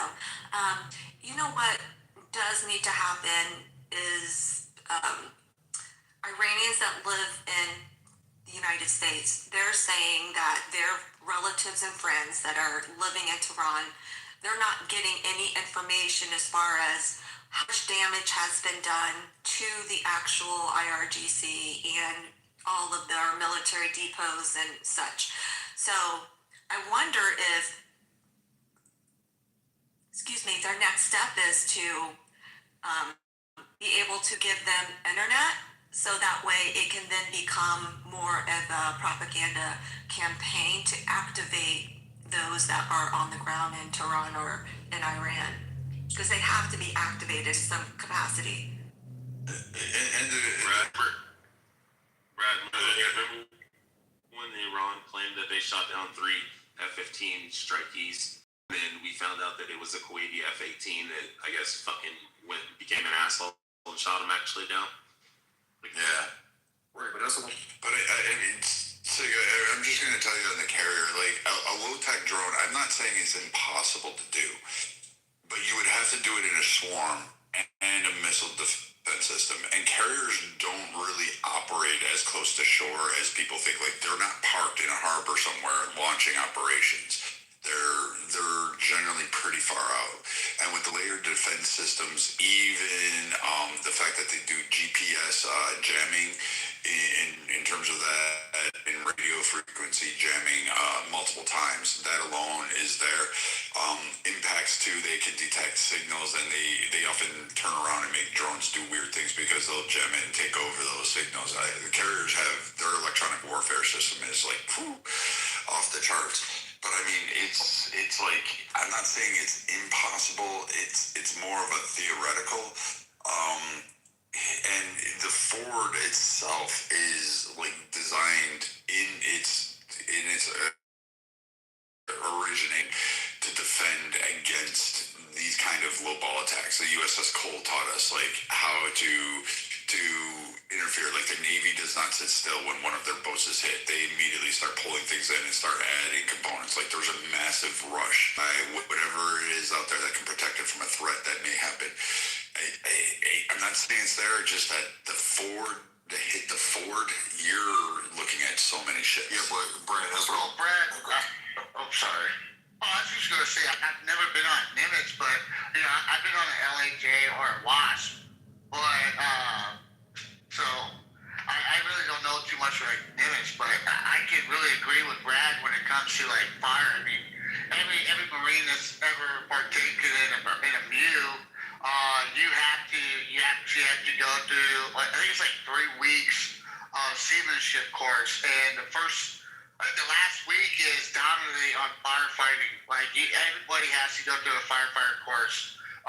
So fires are not common, but they're laundry rooms, like Brad said, even the washrooms, and just minute things. So I agree with Brad when I say there's no evidence truly pointing out that not even the veteran community, like everything, like say you're a veteran, Brad's a veteran, I'm a veteran, others, we all have our veteran community that we talk to, some that are still active or inactive but still do DOD or civilian contracting, and I have heard nothing on my channels of anything regarding like actual strike. So I agree with Brad on that. Sorry for interrupting, Zach. Yeah, no, you're good, Subby. That's the thing. Again, I've never claimed it got struck.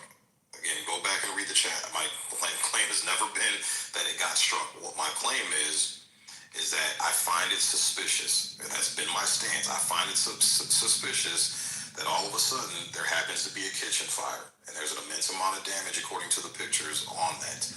Okay, so again, my claim is that I'm suspicious. Say again, you guys just stated a bunch of claims Iran made, and you're willing to dismiss those. But then when it comes to ICBMs and nuke threats, what Iran claims, you don't want to dismiss those. That's what I'm saying. There's no consistency. It seems like we want to dismiss it when it's not convenient for us, but then we want to accept it when it is convenient for us. That's the second thing I'm calling out.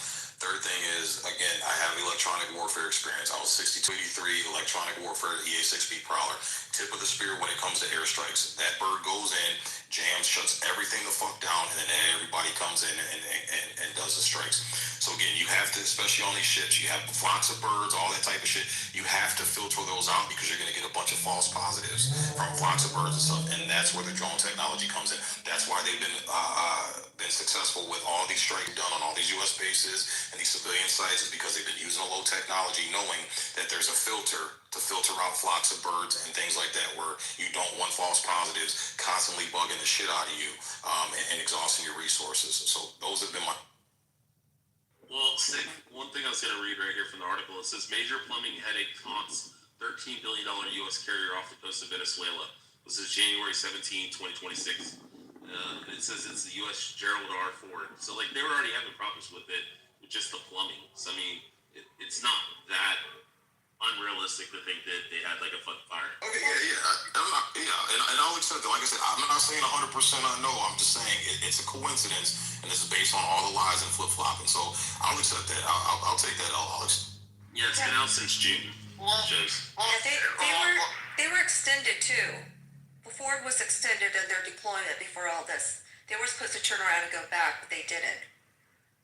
Yeah, and see, you we both know. I mean, usually shit goes downhill once you actually get in theater, or when you actually start ramping up. Like, you know, you we both know that for at least with our branch, it seems like, you know, shit goes south, you know, when you're in action. And so, like I say, it could have just been like a out of the blue moment. I had to look this up too, because I was pretty sure. I think the Ford was operating 900 miles, off of the coast of Iran. I had to look this up. At max range on a high-end low-tech drone, it's about 25 miles. So what always gave me pause was the fact of just the limited range of the radio frequencies and the ability of these like low-tech drones to go. Now, I don't have a lot of experience with drone warfare. I don't operate drones. I don't fly them around. But I mean, even on the high-end low-tech ones, I mean, you only got so many miles that you could do, and just carriers are constantly on the move. Chief, C-Rams would grab it though. C-Rams should grab it. I would think so. Even the old Seawiz systems on their first iterations as a threat, like I've seen them, like, fuck, our Seawiz systems locked on. You guys would be surprised. Our weapon systems would lock on your personal planes you're flying over, and we just immediately will ping them and get them locked on. But I mean, I've seen them lock onto birds, like a pelican, and just kind of like follow that trajectory, waiting for the command to go hot. So, I mean, I don't know. We can put the Ford as saying it's probably some seaman that was probably lighting a cigarette in the laundry room, or there was like some of the chemicals used in those laundry rooms probably combusted at some point, or electrical spark created some kind of fire, which that fucking happens. If you ever watched our electricians in the Navy, I don't think there's a single one that doesn't get zapped on a routine basis. So, Chief, that's why we use the guns. The Navy transports Marines, but you know, we have to shoot the guns for you guys. You know that our guns are a lot bigger. Glorified taxis. Our guns are a lot bigger. We do more damage, and we have better toys than you guys. Sid, you gonna take that, Sid? That's because you're a kid. Mr. Right-Minded, since we haven't been able to talk politics in a while, I want to hear, what is your thought on what would be considered a W in the Iran conflict for you? To be quite honest, I think we've already won. To take out their Navy, their Air Force, like I said in the beginning when I first joined the room, a super majority of their missile capabilities, and also their leadership within the IRGC, their leadership. Ayatollah is dead. I think the second line of successors is dead also. And from what I have been reading, is his son, is his son able to... he's missing his leg and his balls. Okay, so then... And his penis doesn't work. But to me, that we've already won. I think that we have some unfinished business. But this thing, for me on the outside looking in, I try not to get too deep in the woods militarily because I'm not a military guy like that. I didn't serve. But if I'm looking at it from a perspective of America first, and seeing how they took out again all of their naval capabilities pretty much and their Air Force capabilities, and we control their skies, I don't know how you can't say that we've already not won. Well, some have been saying, and I've asked different, variety of people. I've asked people that are that have family there. They left the country at a young age, or military as well, and then civilians, Democrats, everything. And a lot of them have said that if there's no distinct regime change, then that's not a true W. Yes, that we've tampered them. Yes, we've tampered and knocked them out as far as their capabilities. But what the problem is I don't know. and it just kind of grew. Marshall, can I just finish, please, first? Thanks. It was like a game of whack-a-mole. That whole radical Islamic ideology, it's encompassing them so much, and that just goes from Iraq then to Afghanistan, or it was Iraq, sometimes Syria, sometimes, and then Afghanistan, and now we're in Iran. I am worried that they are not able to get rid of that social culture police part of it, that it will just fester and come back up again. That's what I'm worried about. Okay, you make a good point because Marshall, let me say this 100%, bro. I'm not for doing the work that the Iranian people have to do to basically cause the regime change. That's not the American military's responsibility right there. And I'm never going to get behind that because I feel like if you want to get rid of the people that's oppressing you, then you go out and handle your business. And I think that's where, we weaken them to the point where I don't think Iran has not been this weakened in the last almost 50 years. So I think the people of Iran, if they really want to see that regime change, they've got to bring it forth themselves. So that's not our responsibility right there. Not at all. Marshall, I was just going to ask you, I know you said you weren't drunk earlier, but are you drunk now? Because I can tell you're a drink. Oh my God, Jesus. He is. I can always tell when Marshall's drinking. He's drinking some liquor. Are you the clubhouse police? He just started drinking when we started all this. Sid, I put something in the chat. I just want to hear your opinion on. Okay, is there anyone else on stage that would like to share their thoughts about Trump's address or exit strategy, or how are we doing? Anything that you want to go to, Leah? One more point about this speech tonight, too, though. And I know a lot of people will disagree with this. But what I do believe that he was doing was basically damage control message-wise. Because a lot of people, you see a lot of the different mainstream media news outlets saying, well, we don't know his plan. You're not supposed to know his fucking plan, number one. And they're saying all these different types of stories. And to me, it's a confusion operation that obviously Democrats, other lefticals were trying to put forth. And I think with this tonight, because he's not saying anything that we didn't already know, okay? And when you look at the fact of, I think for a lot of us here in this room, we're keeping up daily with what's going on. So I think he did it for those people that are not quite as educated about what's going on with Iran and, particularly what we are there for and what we want to do to get out. So I think it was for them and not per se for people like us who are, well-informed, really is about, agree with it. I think that's what this was tonight about because it was a nation cast. That's just my personal opinion on that. Who cares? But I think that's what he was doing tonight because he really didn't say anything that we didn't already know as well-informed people. I just want to say something real quick.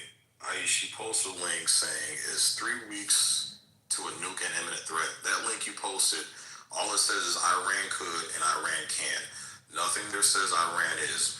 And 3 weeks, I just posted a video if you want. Netanyahu since 1995 saying the same thing. They're only 3 weeks away, they're only a couple months away. Since 1995, brother, he's been saying the same thing. So again, please post something that is confirmed, not what could have, would have, should have been, but confirm it. You have yet to do. All right, fair enough, Sig. I would agree that maybe hasn't been posted yet. But with that said, we know for a fact that they definitely had ballistic missiles. There's no question about that. We also know for a fact that they had enriched uranium. These are two facts. It was enriched up to 60%, 60-something percent. And I'm under the impression that typically, they want it enriched up to like 90+% to make a quote unquote dirty bomb. Well, not a dirty bomb, but a nuclear bomb. But they could make a dirty bomb with that 60-something percent. They absolutely could. And so when you combine that, you combine the fact of our forces in the region. I think there's a clear and present danger. It's hard to argue with that logic, bro. I don't. All the ingredients are there. It's right there. Staring us in the face. So, clear and present danger, bro. Right, but Anthony, that's what I was saying. Ballistic missiles are different from intercontinental ballistic missiles. And the claim was that Iran had ICBMs, and I posted a link in the chat showing no intelligence agency has confirmed. So again, we're talking about the imminent threat, and I'm basing this off of all of Trump's rhetoric during his campaign rallies. No more regime change wars. No more new wars. No more endless wars. No more sending our sons and daughters over there to lose their lives for these bullshit wars. This is quote what Trump has said several times in 4K. I mean, you're talking tens of videos of him saying this. So again, it went from them being a nuclear threat, and then Trump came out and said that nuclear threat has been obliterated. Then we go back on that. Now they're back to being a nuclear threat again, and then it turned into a regime change war, right? We got to help the Iranian people that are being persecuted by the IRGC. So now that it's switched to a regime change war, what happened to all your campaigning saying America's not interfering with regime change wars in the Middle East? This is what I'm saying. There's a lot of inconsistencies. I think he said the site was obliterated, not their entire capabilities to be obliterated. He said. Oh, go ahead. So the IAEA came out, I believe. There's a lot of different reports, but in the early 2000s, warned about different things. But I can't remember if it was 2004, 2007, somewhere in there. The IAEA came out and issued a report that they had two separate areas that were not disclosed. Okay, so now we just take the two areas that were not disclosed that the IAEA warned about and said these need to be inspected. Do you think, let's just call, I don't care, go to 2015. Do you think, honestly, that within the last 10 years, that they maybe couldn't have went deeper than we thought, that they maybe didn't start another facility somewhere when the IAEA talked about the other two? So the fact that they have two that they never disclosed tells us they're completely willing. No intelligence knew about it right away until somehow the IAEA found out. But these are the things that we talk about when we want to talk about what we know, what we can verify. Again, that's the problem. If you wait till something's verified, it could be too late. Now, we also know that they warned back in the mid-2000s. I can look up here. I think I actually put it in the chat from an IAEA report. I put the whole report in, as a matter of fact, in the chat, that they were warning a decade or 15 years ago that, hey, they can make it. Within 3 weeks, they can be there if they're ambitious. Now, That's the stuff that we don't know whether they did or not.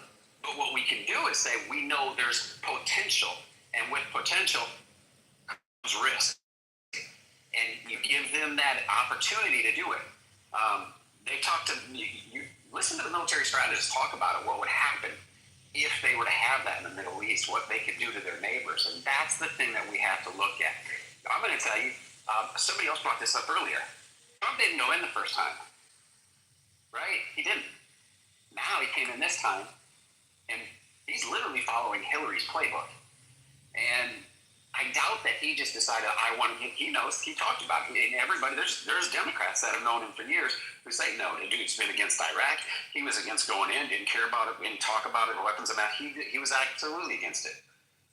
But all of a sudden he did this time, which tells me that there's something that was there. And again, I will say this. Hillary said this. We will defend our allies, and we will use military force to do so.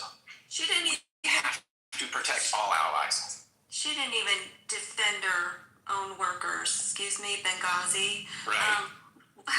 One thing that I find interesting is everyone's like, it's been 3 weeks, 4 weeks, right? When it's 5 weeks, people are going to complain it's 5 weeks and then whatnot. So I looked up some facts about the 2011 Libya intervention. Like, why did it occur? You know, aspects of the operation, time zone, who are the players in this? And it literally says, Moz, can you bring up someone from the audience, please? It says it was to prevent a massacre. Gaddafi's forces were threatening to unleash no mercy on civilians, specifically targeting cities like Benghazi and Misrata. Sounds familiar. We can mirror that going in Iran. Humanitarian mandate by the UN Security Council to take all measures to protect population. All right, there's definitely a humanitarian concern there. And then the other reason was supporting Arab Spring protests. Obama sought to prevent the collapse of democratic movements in neighboring Egypt and Tanzania and to support Libyans seeking democratic reform. Iranians are seeking democratic reform. This says protecting regional instability. The administration believed a humanitarian crisis in Libya would trigger a mass refugee issue and threaten regional stability. Okay, well, regional stability is an issue as well, and look at the oil market for that. So from his first, I think it was like March 9th, I read somewhere, until his first speech was, I think, 2 weeks later, and then a week after that, he spoke to UN, he had to do the UN mandate speech. But from the beginning, first bomb to near the end of it, it was 9 months. So if you compare the two, they're very similar, unless I'm reading this wrong. I'm not, the history buff here, but I don't understand the lack of patience when it comes to this operation. Understanding what the operation now was in Libya, they're very similar. And where is it located again? The Arab Gulf nations. So here we go again, another whole, concern of regional stability. So I don't understand why there's such a lack of patience with it. It just doesn't make. It took 11 weeks. It took 11 weeks for us to get Kosovo to back up. Kosovo's a fraction. So it's tiny compared to it. 11 weeks. And here we are literally dismantling an entire military in a few weeks. And we're doing it. We're not just going in and just hammering them either. These are very, very accurate strikes. And we had a strike on a school. It freaking stopped. Right? But what did they say? Yeah, it was a former military, facility they're claiming or whatever. And that's why they had it marked. Okay, so bad shit does happen. It sucks. Everybody here, I don't know a single soul who is like, yeah, let's bomb kids. Let's bomb. All of us are happy as hell. We're not taking down buildings. Love it. Why? Because the Iranian people are happy as hell we're there. So we don't want to kill them. They're okay with some of them dying. They've said that. Some of them said, if we die trying to get free, it's worth it, right? But the problem is 11 weeks for Kosovo. I'll tell you what, say it takes the whole 90 days or whatever he can do. Hey, if he knocks them out, they get a regime change, or he fractures the regime of itself and some come up, maybe he legitimately is having negotiations with somebody in the regime to bring them up and help them come up. Great. Awesome. I'm not going to panic about it if it goes a little longer. I also don't believe that he said, I'm going to be sending in ground forces. They're sending them to the Middle East. You do that because what if Israel's going in? Well, now they need support. They need support at home. They need support around. So there's a lot of reasons. Go ahead. Yeah. Options and threat. So I'm reading Mr. Ben. He's my clubhouse friend. He doesn't know it yet. He doesn't take ownership of me yet, but he is my clubhouse friend because I said so. I can basically take his sentence that he said. Basically, Trump decided to cause chaos. I literally could drop in Obama and say the exact same thing. Basically, Obama decided to cause chaos, mayhem, death, destruction, disruption, dissension, depletion of resources, and decades of hatred and mistrust from friends and foe in the Middle East and beyond. Continuing to be Iraq and Afghanistan. I literally could say the exact same thing about Obama in regards to Libya. The issue is because Iran is on the forefront. We have Middle Gulf War, OIF, and Afghanistan PTSD as a nation. We had too many flag-draped coffins coming home. So our tolerance from that, we are very stigmatized and activated when we even think of a single boot on the ground, which I personally completely understand that. But it's not fair, in my opinion, to be able to say, oh, we demand more we demand to know all the intel information now, and you need to validate it now before you do anything else. That's just it's not reasonable in my mind. Are there some facts that could be shady or not put together? Yeah. Should we ask questions? Absolutely. But to even think with what happened in Libya is kind of parallel correlation now I'm looking into the details, and it's 9 months, right? And we're in 3 weeks. Go ahead, Mr. Right-minded. I'm gonna say that Ben is always. And I'm taking a little jab at him now because I haven't done this in a long time. But he always acts like Trump fucked this girl or something. He hates Trump to the utmost. And what I want to ask him is, you have a right to your opinion, no matter how moronic it is. But when you look at previous engagements from previous administrations, you've never seen anything this spectacular tactically to take out an entire country's military capabilities, pretty much their naval, air force, and missile capabilities in less than a month. And you're saying this is chaotic? I find you guys to be comical because your hatred for Trump, and again, you're a functioning human being, but when it comes to Trump, you guys are imbeciles. And you think that just because you can type mean things about it means that it's correct, and it's not. You have zero evidence of this thing being chaotic. From a military perspective, a lot of military people, super smarter than you and I will ever be militarily, have said this is one of the most strategic operations they've seen. Period. But you go ahead and say it's chaotic. You guys are morons. Mr. Redmine, can I just make a statement to you? I would like to say that if Donald Trump came out today and said he found an immediate cure to cancer, CNN and all the haters in the chat would say, how dare Trump take away the right of someone to die from cancer? That's what would happen.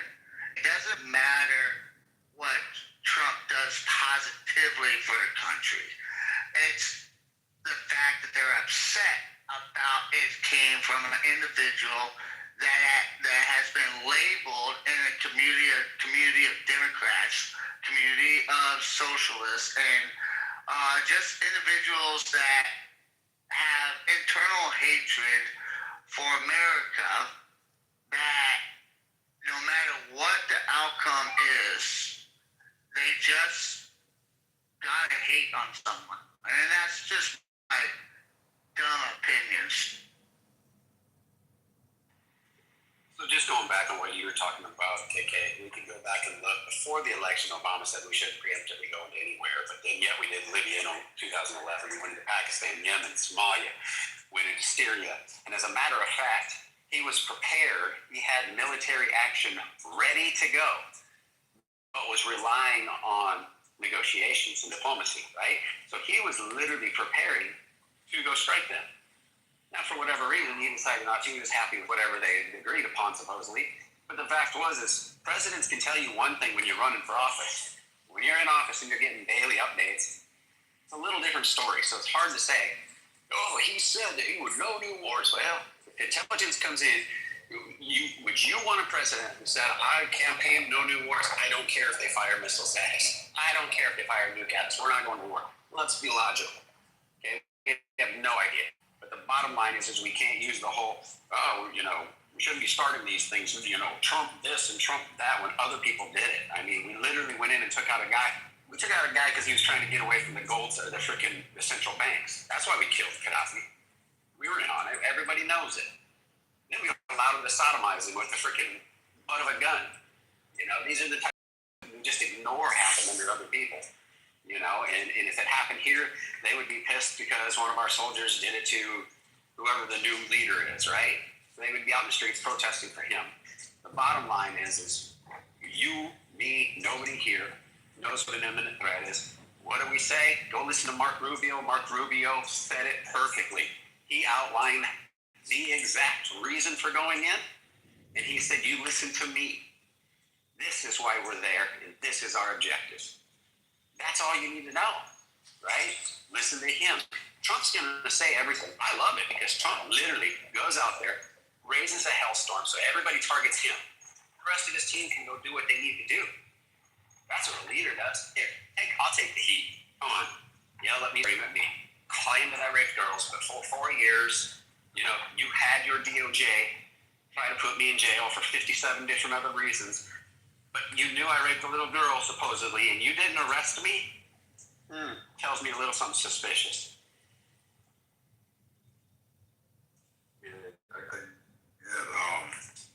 So again, what's Tulsi Gabbard's position, current administrative position? Director, National Intelligence.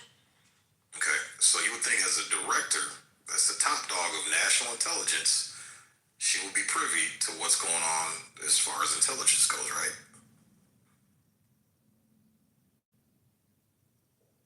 That'd be the top dog. Yeah, she would have to know, but is she required to declare that to you and I and the media? Okay, so then why? Okay, so then I just put a link in the chat of her testifying in Congress. Under oath. She can be, okay, go ahead. Okay, so we're under oath now. We're under oath. So I just put a link in there where she clearly says Iran is not a threat. Okay, so again, the director, now this ain't just some Joe Schmo intelligence agent or whatever the case is. If that was the case, I'd go, okay, whatever it is. But you're talking about the top dog, the tip of the spear as far as intelligence. We would assume that she's privy to everything, and she goes in front of Congress and testifies that Iran is not a threat. So again, I find it weird that after Trump gives her shit, the person who's supposed to know everything about U.S. intelligence, everything comes across her desk, that she changes her mind a week later after Trump gives her shit. It's just something's off. And again, when we talk about comparing the length of a war compared to Libya or whatever, again, that's not my argument. My argument is going based off what Trump said, is that this should only last a few weeks, and we're going to hit them hard and hit them back to the Stone Ages. Apparently we did hit them hard. We've hit them very, very hard. Okay, we killed several of their leaders several times, and yet they are still a threat. That should send out a clear bad signal that, hey, something is wrong. There's some level of incompetence here. Something's not right as far as the reporting of intelligence. I'm only going off of what these people say. So again, it's funny how for years we've gotten on Biden, we've gotten on Obama, we've gotten on Hillary, we've gotten on Bill, we've gotten on all these Democrats for lying to the American people. Including, I have posted a bunch in the chat showing that for now everybody want a blind eye and act like lies are no big deal now. This is weird. And everybody was riding.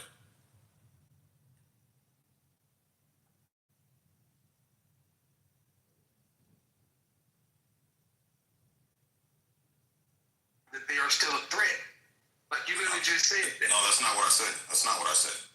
You said when we bombed them, and you said we bombed them, and they're still a threat, though. You literally just said that. You did just say that's like.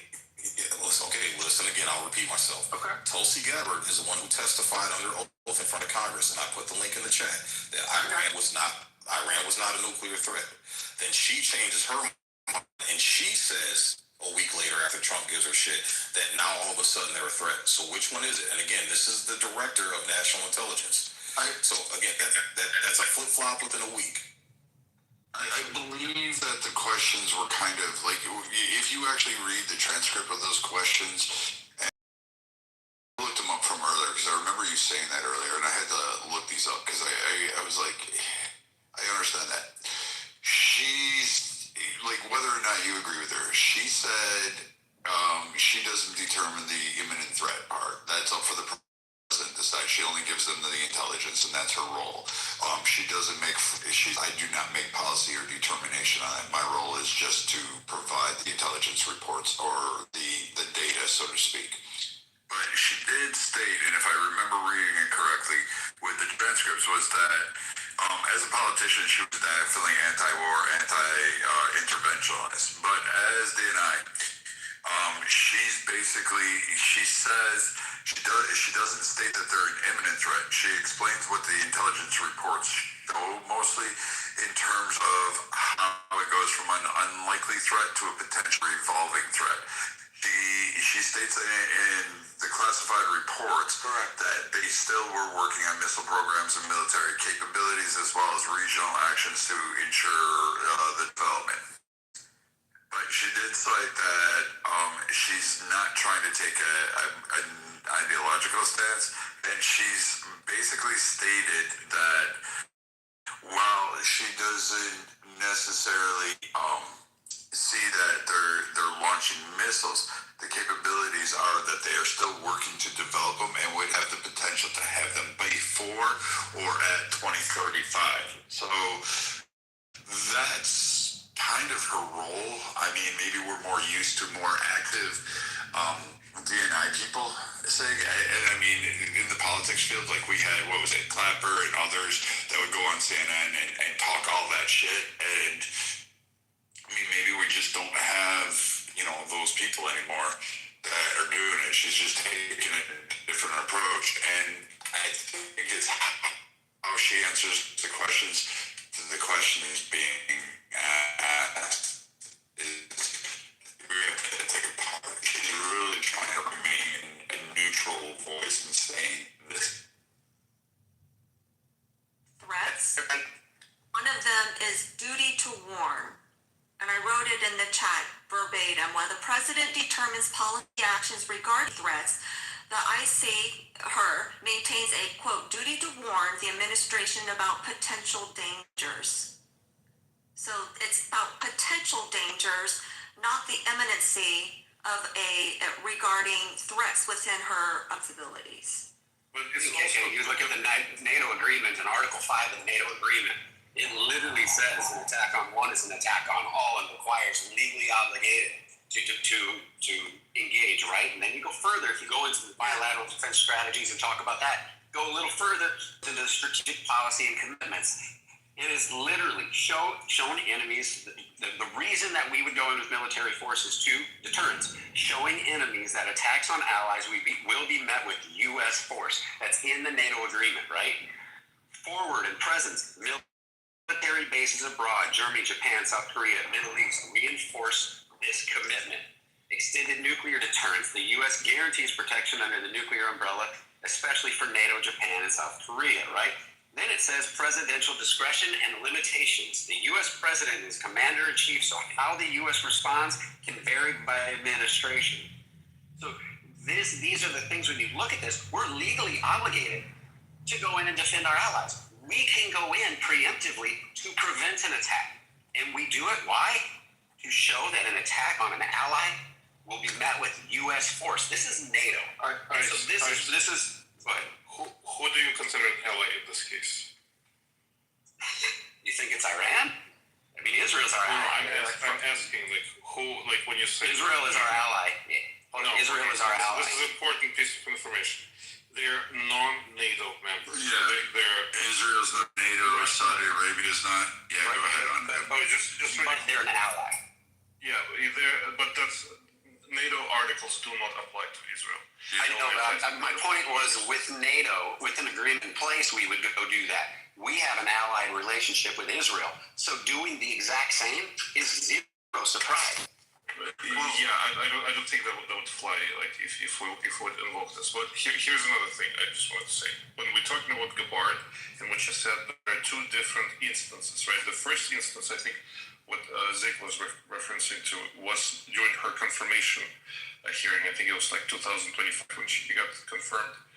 And then the second one, when she altogether avoided answering that question, she kind of relied on the president's power to determine who is the imminent threat. That was later. I think it was like it was fairly recent. I think it was like in March of this during either hearings or it was reported that came out of her. So I think what Brett outlined is a fair assessment. Like she is non-interventionalist just by nature, so she would not ever support any kind of intervention, but on the other hand she also did not go against the position of the White House.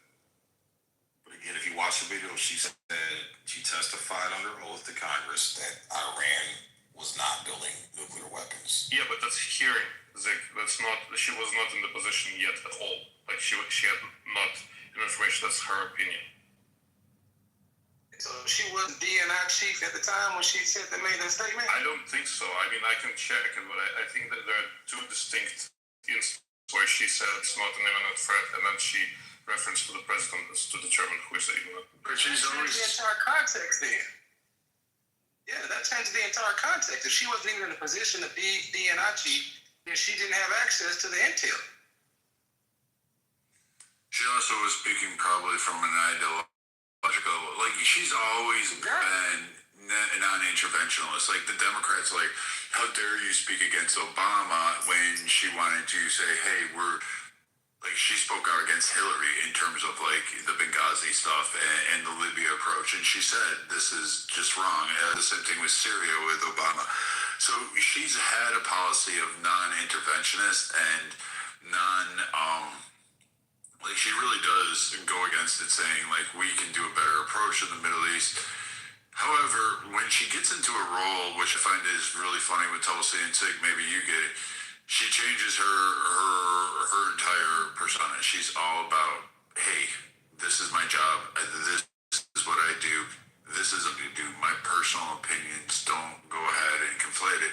And yeah, she's okay for a Democrat, I guess. I'm sure she'll get out of the administration, they'll ask her and she'll say, I may or may not have agreed with Iran. But she has confirmed that they do and are working for technologies and would have possibly the capability by 2030 or 2035. So, I mean, I don't know if she's flip-flopping. I think she's walking a tightrope because she cannot inject herself into foreign policy. Nuclear threat. That's what she was saying, is that she would not say that there was an imminent nuclear threat, but that they were worried about that. So, right, this whole thing. Go ahead, Sig. Yeah, I was gonna say, so she was appointed in February 2025, so she was in the position already. So that's debunked. And again, this all started as Iran being a nuclear threat. So again, let's not try to walk this back and flip-flop again. She was in a position, and she stated that there were no nuclear weapons. Like the clip is right there in the chat. You can listen to it for yourself. So, guys, if you a good friend of mine is in the room. His name is Kevin, and he's been wanting to kind of chime in on this. It's his first time to the political compass. So, and I was telling him how we have some of the best conversations on Clubhouse from a conservative perspective. So, Kevin, welcome to the room. Welcome to the political compass, and the floor is yours, brother. Thank you. I appreciate it. I'm listening to the commentary, and I'm just sitting here thinking that I'll be 47 in a couple of months. And in my opinion, Iran has been a threat for 47 years, all my life, whether it's indirectly, directly, via proxy. They've been a problem that eventually somebody was going to have to deal with. We've been kicking the can down the road. And if you go back to the early 80s, there are interviews of Donald Trump talking about his plan for Iran and giving advice, even down to mentioning Karg Island should be a primary target. So this is something that this has been in his mind for decades on how he would deal with Iran. And every administration has recognized that Iran is a problem. It doesn't matter. I think care less what Joe Kent says. It doesn't matter to me if Tulsi Gabbard says that there's no nuclear threat. They're a threat, period. And I want smoke with any country that chants death to America every day. And so the fact that Donald Trump finally decided to go in after watching 45,000 innocent protesters get stomped out, I'm glad we're doing this, finally. So that's how I feel about it. I keep hearing this guy saying they're not an imminent threat. They are a threat. They've been a threat all my life. And so now it's time to deal with them. Is it deal with them now or deal with them later, or continue to pay them? Now, the bank is closed for Iran. So that's my opinion. I'm glad we're doing this. I'm glad we're being effective. And most of all, I'm glad we're showing the rest of the world the military might of America. So China can back off. Russia can forget about being froggy and thinking about leaping. They're watching us dismantle this regime strategically. And it's not about regime change as much as it is about regime collapse. They want to collapse the leadership so that the Iranian government can come in and take over. So that's my position on all of this. I think the president did a great job tonight in his speech. He didn't say anything that I didn't think he was going to say. The only thing I was hoping he would not do is give a timeline, and I didn't hear him do that, because I know once he does that, then the media is going to hold him to that. And so, if you ask me, I think it's going great. Yeah, that's really high IQ there. I don't care what the National Director of Intelligence says, but you're willing to dismiss that. I am willing to dismiss that. I didn't cut you off, man. Yeah, I didn't cut you off, bro. I sat there and quietly listened to you and didn't disrespect you and cut you off, man. So, again, let's totally dismiss what the National Director of Intelligence says and what she testified to, all because they've been a threat since I was a kid. That makes a lot. Or it could be Kamala, whose message is just simply don't. Who's going to listen to that? Actually, Kamala said that she would use force in Iran. Actually, I posted that in the link earlier, her direct quote of her saying that she would use military force against Iran as well. So we've got everybody willing to, everybody saying it, but nobody had the balls to do it. Now, we can actually talk about this. There was no imminent threat at the time of Benghazi. There was no imminent threat at the time of 9/11. There's no imminent threat all these other times. We had, how many different attacks was there with Iranian proxies between 2019 and 2021? Attacking our soldiers all over. That's only 5 years ago. Okay? So we did nothing about it. So there was no imminent threat. How do we know? So we're prepared for it. We had guys just freaking sitting around playing cards, sleeping in their freaking, cot, and all of a sudden they get hit. Again, imminent threat. That's going to be judgment. Nice. Until the ICBM hits the U.S. territory, we can't engage. So there's a very principle. So there's a repeated pattern that comes to Iran. Now, it's horrible that they've attacked our troops. It's horrible that they've attacked embassies, where the Marines were in Lebanon. Now, but there is a very consistent pattern with them. Is that them and their proxies will only target, basically people that are part of that are acting on behalf of the government states or inter-armed forces. They don't. When you say imminent threat, in other words, they're just gonna bomb fucking city.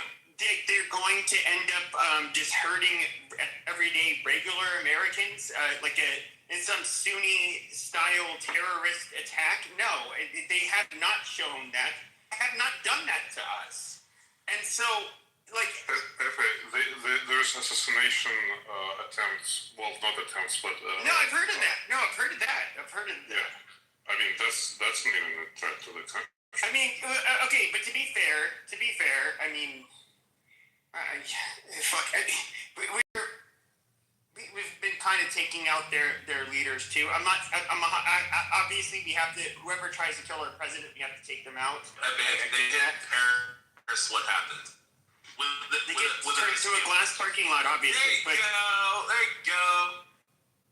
But I mean, this war was so fucking unnecessary. And here's the thing. This is what's really disappointing about so many of the fucking bootlickers that are going sit here and suck Trump dick and Israeli dick as a result of after all of this. Is Trump ran on something completely different. He said he was criticizing, okay, for the last several years. I know a lot of you are going to say like, oh, in the 80s he was saying, oh, we should shut the fuck up.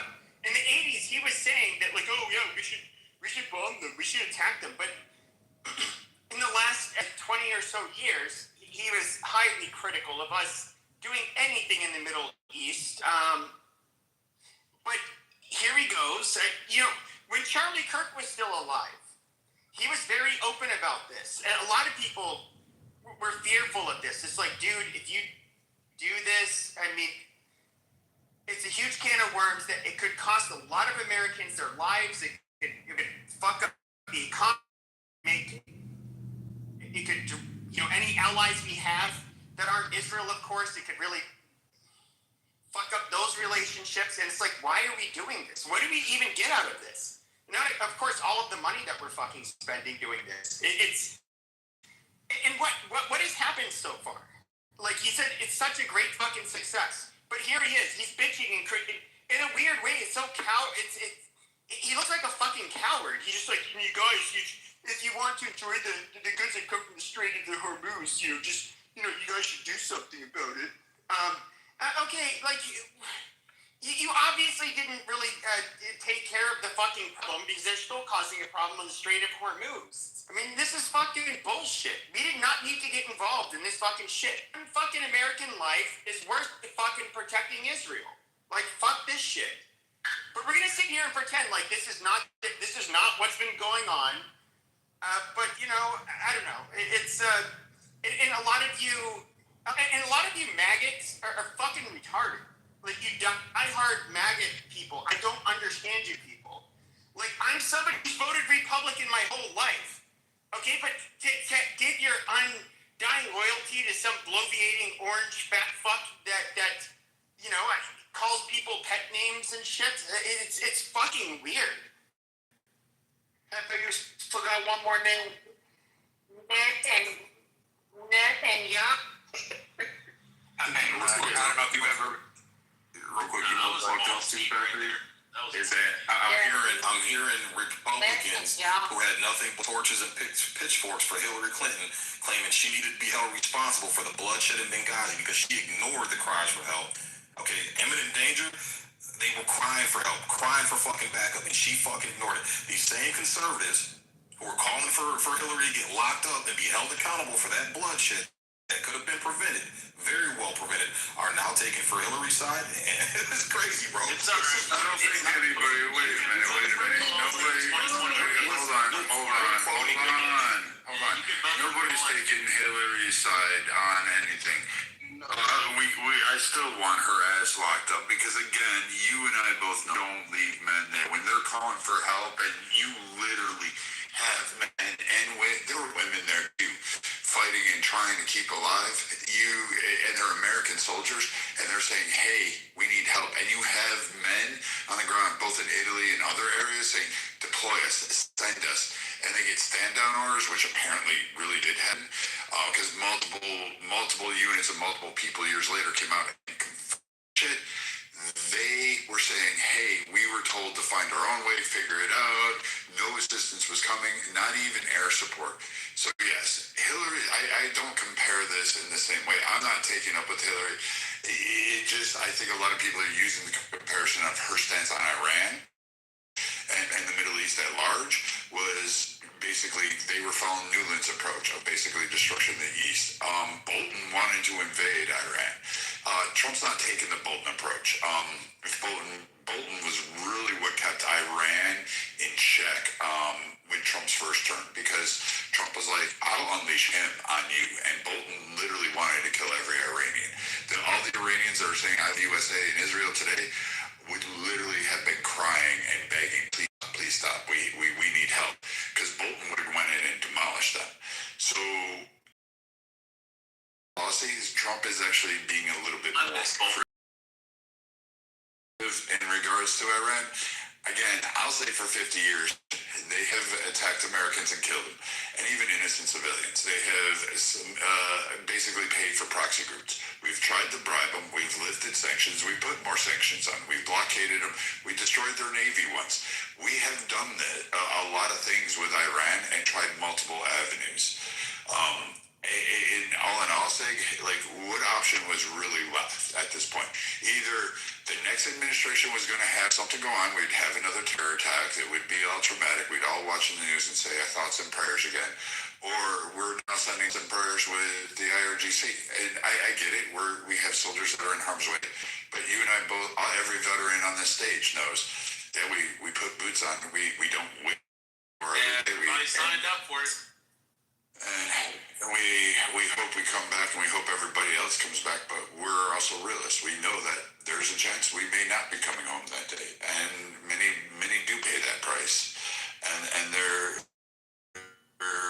calls and their answers don't go unheeded. It's the fact that what we do when we sign up. Like, you know that as soon as you put that uniform. Not for a suicide mission. Not for this isn't a suicide mission. Yeah, for Israel. No, they didn't on the beaches of Normandy. Seriously.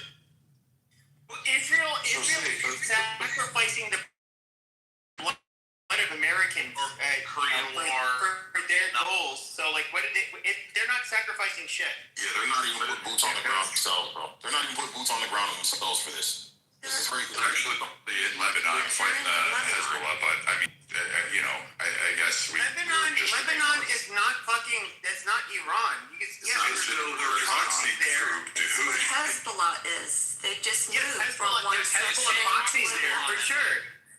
But that's not the same. First of all, if Israel obviously has the most gain from this war, if you expect our people to put boots on the ground, I don't care what the fuck you have to do.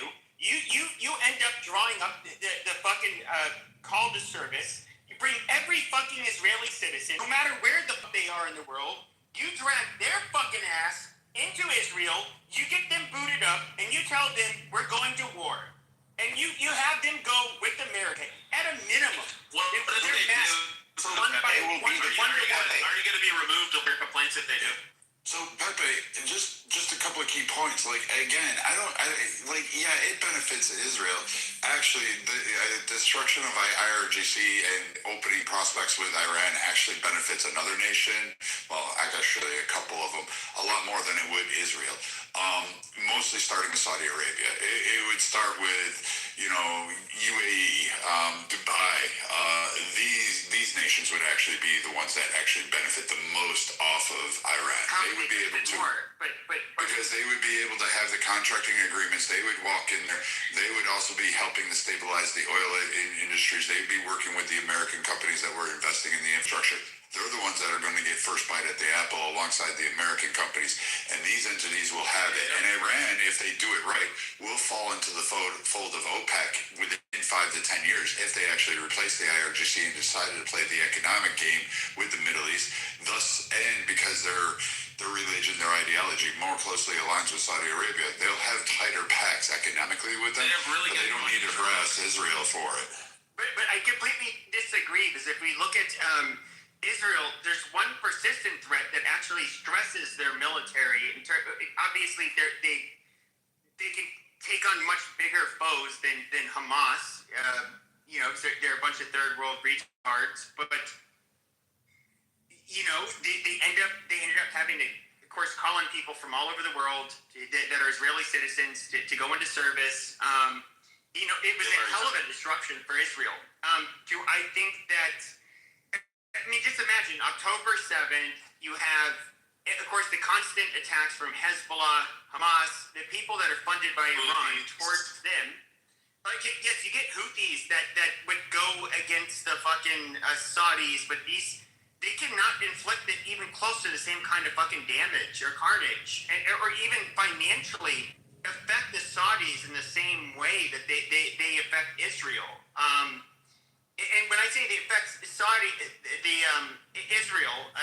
financially, I mean, in other words, they have to basically, large parts of their economy end up having to shut down. They have to have a huge enlistment of people, to fight, Iran's proxies. I mean, and come on, dude. Nobody's ever fucking told me that this war obviously benefits Israel the most. I mean, there's nothing controversial about that. We actually benefit more than Israel because, quite frankly, oh my God. What do you mean? We get first investment opportunities within terms of Iran. Israel is not going to have the economic development sectors to have that. We're going to sit there and go, hey, you know what, Chevron, go in there and take half of that. We're taking that part of the apple. That's why the Iranian people are really retarded that come up here and go, I love fucking America. We're taking half of that shit. Like, that's coming back. We are going to do that. The U.S. will do it regardless of whatever administration's in there. We're taking half. It doesn't matter, liberal, Mandami, it don't fucking matter. Jesus Christ could come in tomorrow. We're still taking half of that shit. So, like, that being said, we're going to have that. The passageways, the straits, they want that to stop attacking. Like, literally every nation in the world wants that channel open. Russia, even though they're saving, is like, oh shit, yeah. We can have that because we have good ties with Iranians. We're going to help out. We're rooting for you, Iran. We've been longtime supporters of the Iranian people. In reality, they've kind of messed around just with the IRGC and forgot the Iranian people. But they're hoping to get a crack at it. China's the only one that's not going to benefit. Israel won't really benefit in the way you did. They'll just get rid of an enemy that they've had a conflict for fucking, 400 years. And they can check that off. But really, the U.S.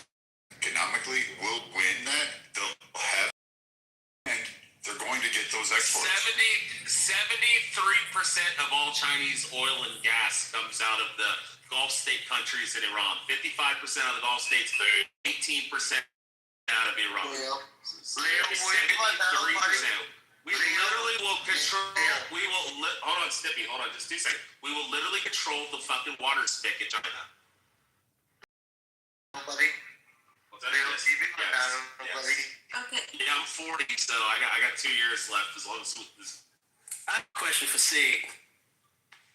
Sig can answer it. He's a grown-ass man. He'll answer it. Yeah. So KK mentioned that we have boots on the ground, or Israel has boots on the ground in Lebanon. And your response to that was, well, Lebanon is not as big a threat as Iran. So by that statement, we can assume that you do see Iran as a threat to Israel. Israel, Kevin. That's what I'm saying, bro. It's like, this whole night has just been misquote what I'm saying, put words in my mouth. No. I repeated what you said verbatim. You said Lebanon is not as big as a threat as Iran. And so my question is simple. No, that's not. You didn't say Israel. You said they're not as big as a threat. Jesus Christ. Right. Common sense and shade. Context of what I was talking about was Israel not.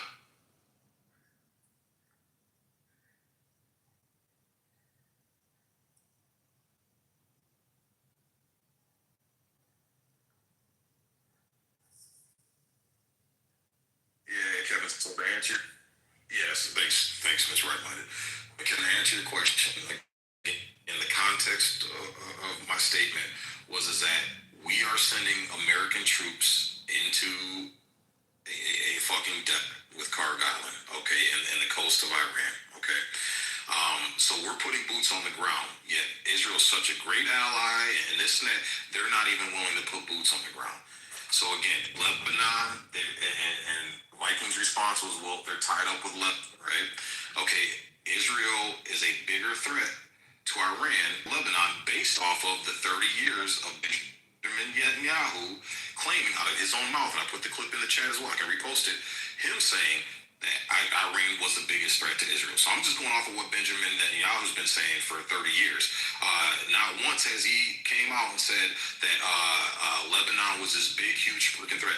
So in just my common sense, rub my two brain cells together, I would think all these years you've been saying how much of a threat Iran is, especially when it comes to having nuclear warheads and being an imminent threat to Israel, you would say, okay, let's put Lebanon on a pause here, and let's go ahead and ramp up and take out this threat we've been saying is the biggest threat to us for the last 30 years. That's just my logic. So my question, hold it. My question simply is, do you see Iran as a threat at all? To who? Anybody. Try anybody. I'm just curious. Well, okay, if you're going to be as broad as anybody, then the answer is yes. Okay, so it's not making sense. So you don't think that they are a threat to the U.S. in any way, shape, or form? I'm just trying to understand. Okay, I don't think they're an imminent threat regards the action that we're taking now to send troops to die. Okay, so an imminent threat, but I guess there's levels to it then. So you do think that they are a threat? That's my initial question. I mean, yeah, they're going to be a okay, threat. That was it. It's simple. Simple But question. in order to justify our fucking response, it's not warranted. I wasn't talking to you. I was not talking to you. Wait a goddamn minute. Didn't I just say nobody else talked when these two were talking? What the hell is going on with you guys, man? Damn, shut the fuck up and let these two cook. Now, you know I have no problem putting any one of you people in the shut the fuck up section if you're going to cut these people off like that. This is a good conversation that the room wants to hear. Bottom line, go ahead. Was it Kevin or Sig that was talking like No, I'm finished. No, I just had that question before the cheerleaders started chiming in. Okay, so yeah, Kevin, Iran. Put your palm bottoms down. Yeah, anybody that screams death to America, that's a threat. Just like if I scream death to Kevin, I would be a threat. Now, the question is it an imminent threat? And it's the same logic we use in the United States when we talk about concealed carry. All right, there's a difference between a threat and an imminent threat. So if Kevin, you're in Florida somewhere and you call me on the phone and say, I'm going to kill you, Sig, I can't go out to you and shoot you and use lethal force because the law dictates you have to be an imminent threat. Now, if you're in my face, you have a butcher knife in your hand or a gun in your hand, and you're 2 feet away from me, and then you're screaming, I'm going to kill you, Sig. At that point, you're an imminent threat, and that makes a difference of whether I can engage with deadly force. And that's the same logic that I'm. Okay, and the reason I asked that is because the rhetoric I'm hearing is that Iran is not a threat at all, and nobody should be bothering them, and we shouldn't, none of this should be happening. And so I was just trying to surmise, are they a threat or not?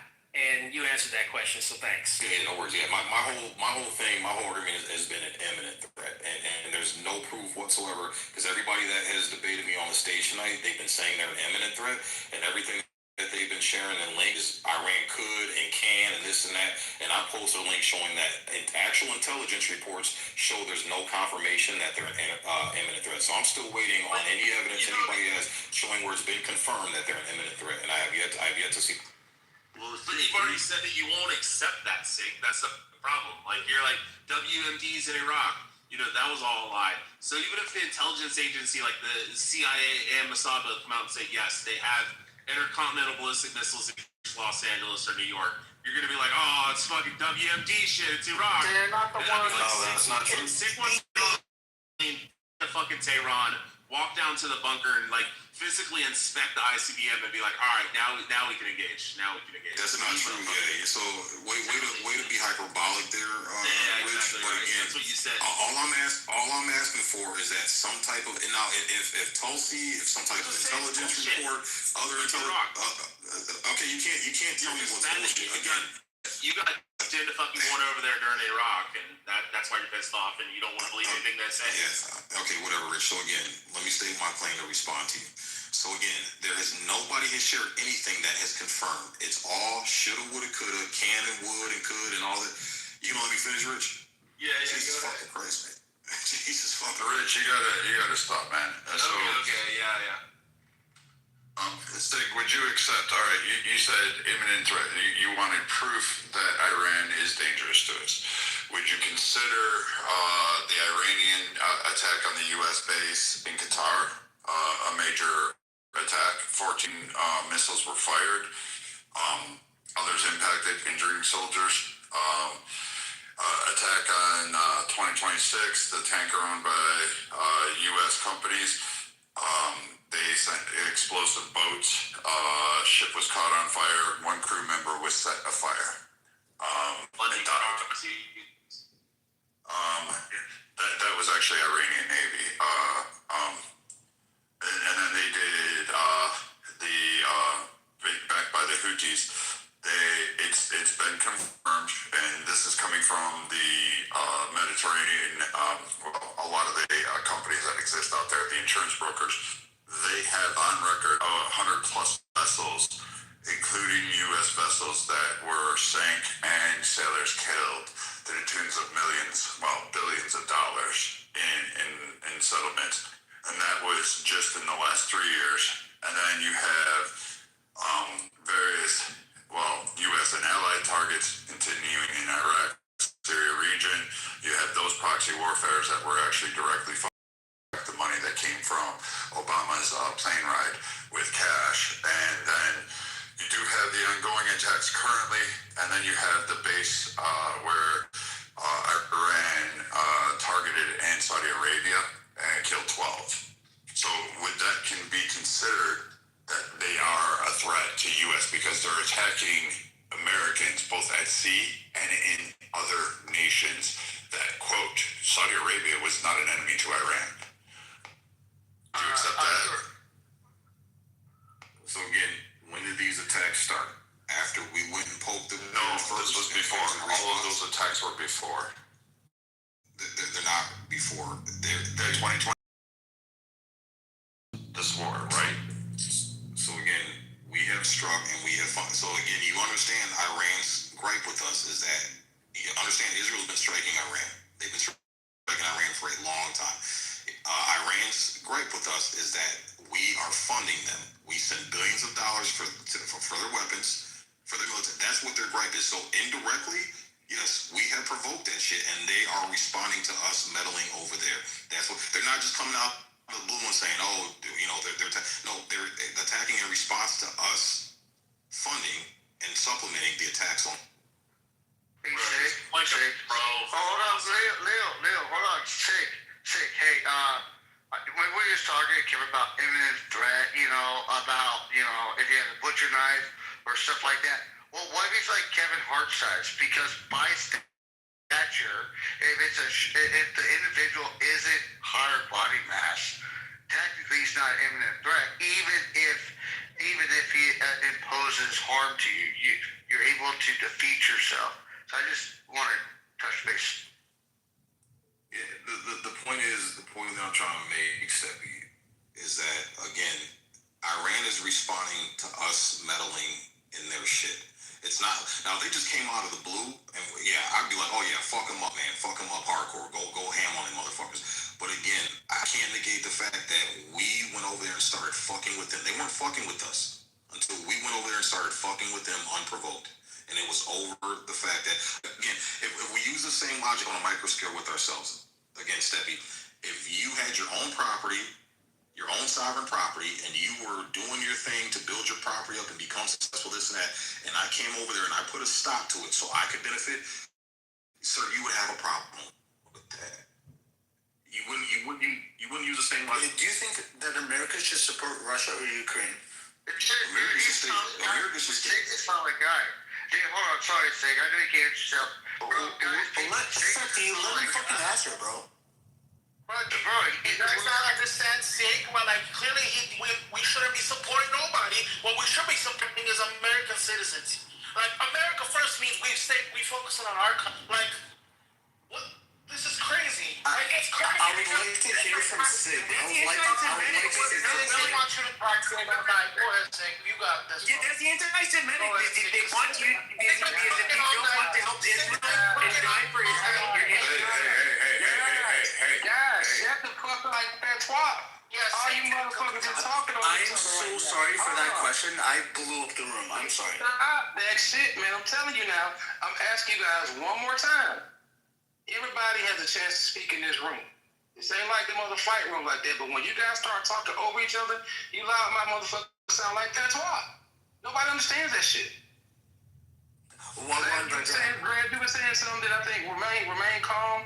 Whoever it was, just give each other at least the respect to talk amongst each other so we can hear the conversation. Heck yeah, bro. I appreciate that. So I asked Sig a question. I would like to hear from Sig, not from a redrum, not from Pepe. I would like to hear from Sig because I asked Sig a question because Sig made the last statement, and I said, so since we're talking about support and where support should go, do you believe that America, and again, I saw him respond to Redrum's statement saying, oh, we should take care of our own citizens. Great. I do believe in that.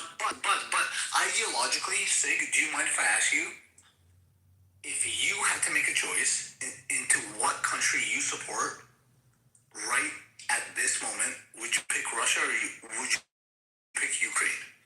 I wouldn't either because I don't give a fuck. Just like we have to fuck. Look what just happened. Trump called for help, quote unquote allies, and nobody stepped up to the fucking plate, bro. So I'm tired of supporting allies that don't support us. We need to become sovereign. We need to become isolationists. We need to take care of our own. So the $200 billion that Pete has said just answered, you know how far $200 billion can go to help Americans? We got vets in this country that are fucking homeless, that have mental illness, that are fucking being treated. You never gave us $200 billion. You gave us old weapons and old equipment that you called $200 billion. You never gave us cash. We need us. Okay? And we're fucking up one of your main fucking adversaries. And you're fucking welcome because Putler is not your fucking friend. And you're welcome for all the Ukrainians for fucking, he wants to be the America of Europe. Who's Putler? Oh my god. You guys aren't listening. This is fucking weird. I never said anything about $200 billion over in Eastern Europe. It was never cash, dog. It was never cash. You weren't listening, bro. You were so ready to just jump off and respond. You didn't even listen to what I said. I'll sit back and listen for the rest of the night. Let's go. What I said is that the $200 million that Pete Hegseth just requested from Congress and said it's possibly going to slide up to be even more. Again, we need nobody stepping up to the plate. Is it true or not that Trump just asked for our fucking kids?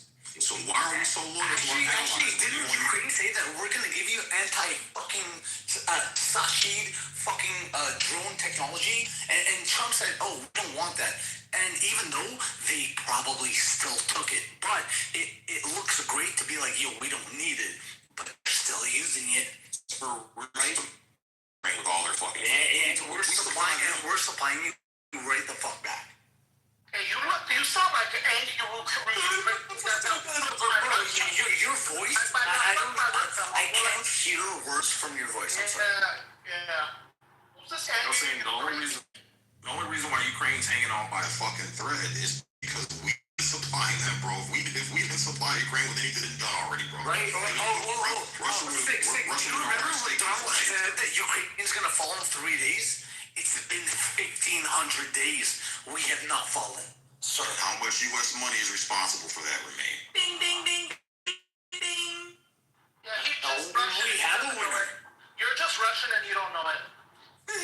You sound. I'm not even commenting on you. Look at your history anyway. Let me go ahead and just block you for the rest of your life. You'll never talk to me. Oh my god, you're gonna block me. But again, remain.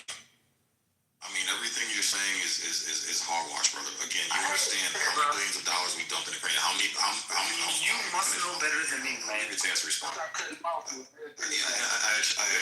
sounds like I didn't do something. You might. I was really impressed. That's why I actually addressed you over everyone else. Yeah, well, let me finish though. Yeah, so again, if you follow what's going on over there, Ukraine is getting mollywopped. They're hanging on by a fucking thread. They've been, you know how many of they're I mean, they got. You really don't know better than me. Oh my god.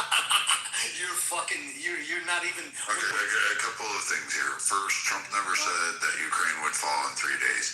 He said, and I quote verbatim, because I can pull the actual fucking quote, which is really easy, Google's the thing, is that without U.S. support, Ukraine would have fallen within a matter of days, 3 or 4, and then he changed it to a few weeks at best. That was his direct quote. And yeah, that's true. Like, you needed money. Zelensky went through 90% of those resources faster than anybody ever anticipated, to the point where Biden was even arguing with Zelensky about how he was spending it and how his generals were basically throwing everything at a wall and not utilizing resources appropriately. And Biden had trouble getting the rest of Europe to chip in at the extent. And to be fair to you, yes, it was older equipment. Yes, it was still on par with what the Russians were throwing at you. And yes, Biden did block aid that wanted to be released earlier on from Poland and other areas. And yes, even South Korea was offering arms that Biden said would cause. As the end of 2025, you contribute 69 billion. Germany had done 13 billion, and we'd done 10 billion. Yeah. So pro rata, and it still isn't even on par with what the U.S. gave. Well, no, it's never going to be as much because it's a much bigger economy. But I don't want to get bogged down in that. I just wanted to make one point. That if we assume, that there is an imminent threat, looking at it from the different end of the telescope, that then leads to, so there was an attempt to bomb and obliterate the nuclear weapons last year. That obviously didn't complete and succeed. So here we go again. Why can't I quite get my head round, and it's not a criticism, it's just an observation, is that in order to absolutely make sure that is completely destroyed, if it exists, how do you do that without getting boots on the ground? And in the same way, when Trump, I think he's a bit of a stretch to say there's a regime change that's happened. Yes, the leader was killed, and other leaders have been killed. But for 1 minute, I don't think that Iran's not prepared for that. So how are you really going to do a regime change, and the people don't look as if they're uprising, without boots on the ground? So the regime change, and because if you want, you were talking about, oil companies from America going in there. Well, that ain't going to happen under this regime. So you are going to genuinely not just kill the leader, but you are going to have to change the regime. And you're going to have to, how do you verify they haven't got any more nuclear material without going in on the ground? That's just like... Okay, so we can answer both of these really easy. Secondly, we actually don't have to send anybody on the ground to basically force a capitulation of Iran. You assume that the goal is a regime change. Trump's goal, which is apparent by his speak, I get it, he's not the best articulator on foreign policy, or it does get a lot done. He's basically forcing the IRGC to say, hey, you need to comply with this, go ahead. And if you are going to do regime change, there's a couple things. The key word is change. Who in Iran are you going to put it to? Pahlavi? He's been 30 years in Maryland drinking Starbucks, eating cheeseburgers. He's not going to do shit. He can't unite them. They'll have internal fighting. That fucker would be lucky if he lasts a week before somebody in Iran kills him. That'll be really fucking quick. How are you going to attack the Sunnis and get them to temper down because they fucking go mass jihad? How do you actually hold against Turkey's southern aggression, which it's just dying at that point, which we know they're a NATO alliance, but Turkey's like that bastard child that we just really have a hard time with, that we never quite know if they're going to be good or bad. And Turkey really does want that territory. Most of you have missed that mark about Turkey just sitting there watching and waiting. And that's the scarier threat, is if Turkey decided we're going to leave NATO and become our own and we're going to control this massive region, how do we deal with Turkey at that point? Should we go in and invade it? Should we attack it? Is it a broader war? So I don't know if Trump means full regime change or more of I'm just going to change the leader and I get regime compliance, or I get Iran's government to capitulate to the United States interest and leave the straits open and allow the shipping. Now, we can go through the laundry list, which is really extensive, on attacks on U.S. ships, both civilian, private, commercialized sites, contracting areas that exist around the countries, and various other ones that Iran has done for 50 years. We have it. There is a blood toll. Like, I'm okay with bombing the shit out of them because I think it's about time, and we've had a lot of American blood spilled by Iranian hands. And cities with the impression, like, well, we them because we supported Israel. To be fair, the Iran-Israel conflict has been going on fucking far longer than the U.S. involvement in there. So that one's not necessarily a new thing. Like, it started after World War II, and the U.S. was not really involved in that escapade there. So that negates that viewpoint for at least me. But if you're talking regime change, you have to have somebody to put in change. Who is the leader in Iran that can literally take the majority of that country and bring it into prosperity, or at least give it some semblance of government, while dealing with all the shifting groups, tribal dynamics that exist there, as well as provide some semblance as a platform to launch off and provide stability within that nation? I have no idea. No one does, because there's no one there that's rising up. You even hear Iranians going, give us Pahlavi. We want the son of the Shah, or the grandson, or whatever he is. We want him come back. Really? Okay, his father wasn't fucking great, but okay. And he's not been in Iran for 30 fucking years. He grew up on Starbucks, McDonald's, Netflix, chilling with fucking girls. Right, but he's not a leader. He said that he's going to be a transitional figure to be of any importance. Yeah, he just wants to be a uniting figure. And another thing, what about the 30 or 40,000 people who were killed? They were protesting all over Iraq. I mean, let's not forget the main difference in the analysis that I think people run into sort of a dead end with comparing it to Iraq to Iran or Libya. Is that it's not the same type of category of the country. It already had a pro-Western infrastructure before Ayatollah kind of took over and created this theocratic regime. So they do have institutions there that can take over once there's a power vacuum absent of ayatollahs. So it's not the same as Iraq. It's not the same as Libya. It's not the same as any of the countries in that area. And this is why I think Israel is very, receptive to having them turn, because they will be one of the main allies for Israel, because they're going to be very similar in terms of their structure, their government structure. But another thing, Zik, I want you to consider that Iran is not the end goal. Iran in itself is part of the larger strategy that has to do with China. I think he was going to say China. Andre, you went on mute. But Brad, I was going to mention, the Shaw, lovely guy. You should look at the documentary where he spent $1 trillion in today's money on a birthday party, build an entire city in the desert. I love the Shaw. He was amazing. Must have been a hell of a party. Oh my God, dude! He flew in elephants and freaking built entire cities, and it was crazy. That's one of the reasons that it started getting people pissed off at it. You sound like you was there. No, I watched the documentary, you fucking drunk. Oh, okay, alright. Jesus Christ. It's not even Saturday, Kendo. Alright, bitch. Shut up, bitch. It's fucking 6 sheets to the wind. Yeah, but you know what? Yeah, I'm better sheets to the wind than you, bitch. Brooks. Go watch Foster Brooks, Kendo. Not too much on Kendo. Kendo I like a lot. No, what's up, Brad? How you doing, bud? I will say this, Andre, I get your point that the long-term strategy is to kind of impact China.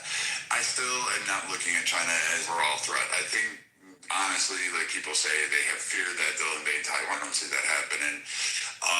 Unless, of course, maybe they could get ballsy. It'd be interesting to see what they do. But I honestly, Japan would come on. And Australia together have signed an agreement with the Philippines to protect Taiwan. So that's a pact that's just not going to win on China's front. Just to kind of, it's not that militarily that they are a threat to the United States. It's been going on since probably 70s and 80s. It's an attempt to provide an alternative to like a free market model with something that they call a hybrid, like socialism, free market system. Like the Davos is all about that. There have been papers written in I forget the other guy's name right now, but he's one of the economists who went through the London School of Economics, the Fabian Society bullshit. And so it's Milton Friedman. Yeah, that's the guy. So it's an idea that like there's going to be an alternative to the United States. The whole idea behind the multipolar world is to create dissent within the ranks of the sort of hegemony that the United States has created in the world trade. They're a bigger threat in that respect, not just militarily. I mean that's kind of they're not going to try to like fire missiles or anything at the United States allies. It's a soft takeover.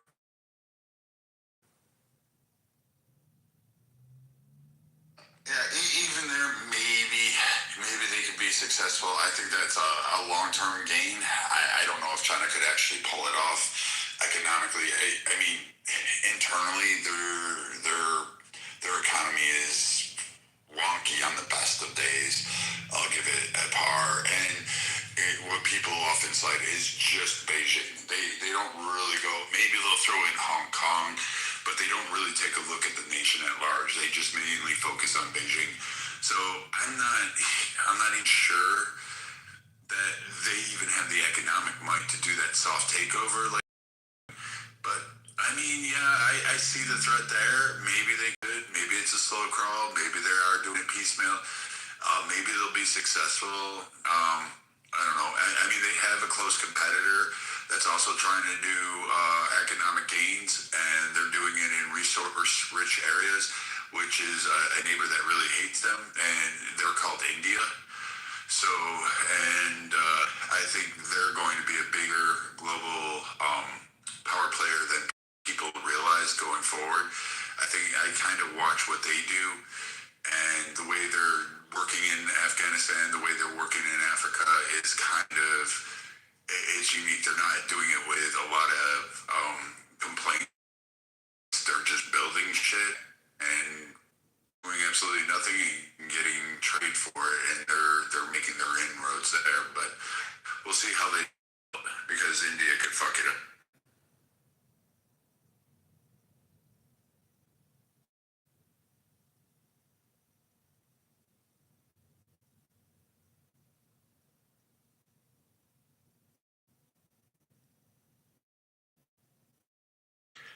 They really are service oriented to my needs extremely quickly. And the quality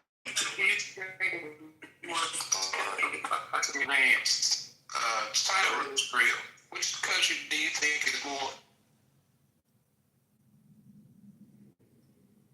Oh, that's a good question, actually, because China have been very good at copying. Yeah. So it's more a question of I want to take the technology to China and go make that for me. And I don't really know that much about Israel, but they are forward thinking, I think, from a technology point of view. So it's a difficult question. China, the advantage of China is that is what I want you to make, and they make it cheaply, and their factories are amazing, so they're all geared up. They've been very clever, but I don't say that they necessarily, in every department, anyway, have the same level of innovation as the US does, for sure.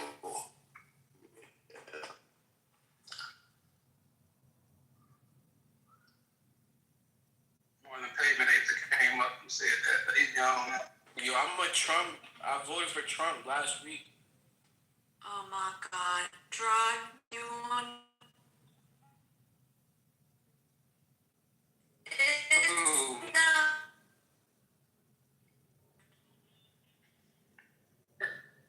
Nah, you want?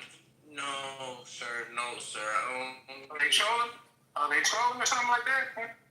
Yeah, it's a troll, man. It's a troll. Just get rid of him. No. No. Let me put you in the shut the fuck up section. There you go. That's number 3. I love that. No smoke detector beep though, so we're making progress.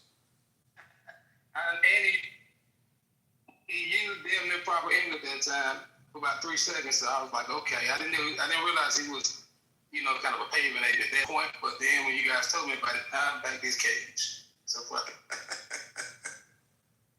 All right, guys, I gotta take off and get to bed, man. But I appreciate the room and the conversation and the respectful dialogue, man. Much respect. Look, man, today we can disagree.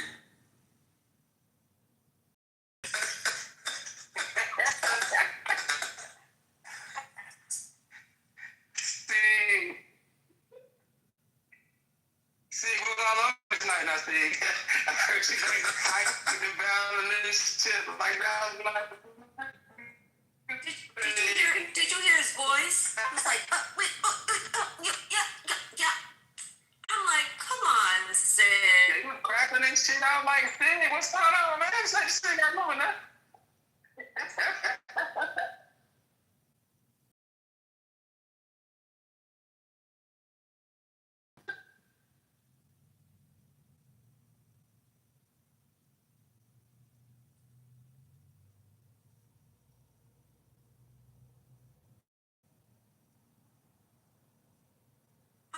How can you not find your own car in a car garage? Okay, wah.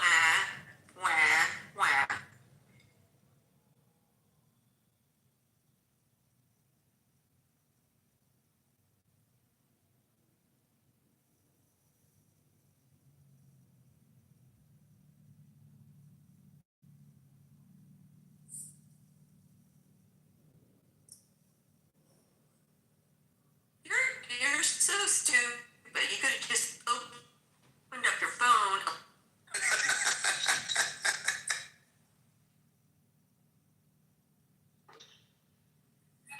Brett, there's also this button called panic button on your.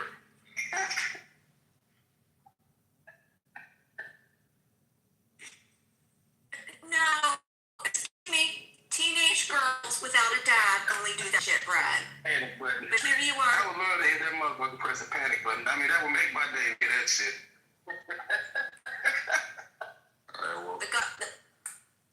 You hit a button.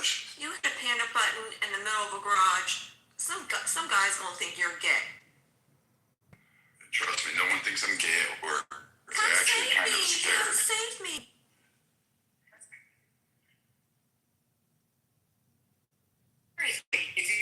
When you want to rape somebody, press the panic button, and then you're here to help the damsel in distress. You're like, hey, buddy, and you rape them.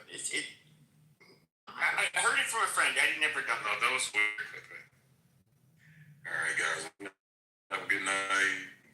Mighty good to see you. You guys take care. Great room, guys. Thank you again for the space. I sure will. Carrot sticks. Oh, wait, that's right. He gained 40 that already. Hey, y'all out. Sig a happy man now again. So Sig is happy again. So, Absolutely. And she ain't big enough.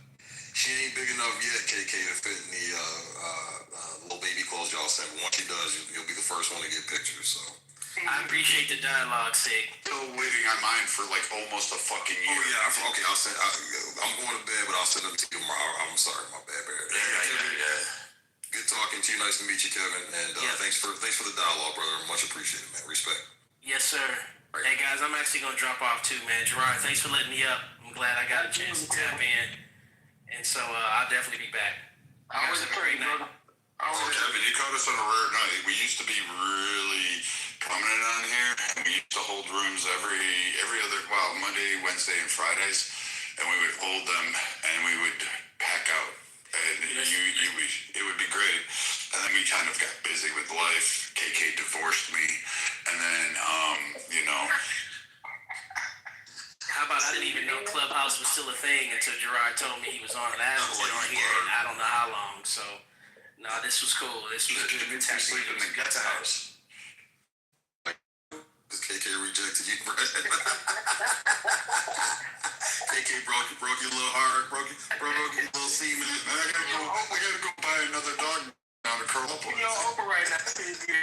You're on Oprah right now. Right. Before we, like right before we started you were there. Were you there? No.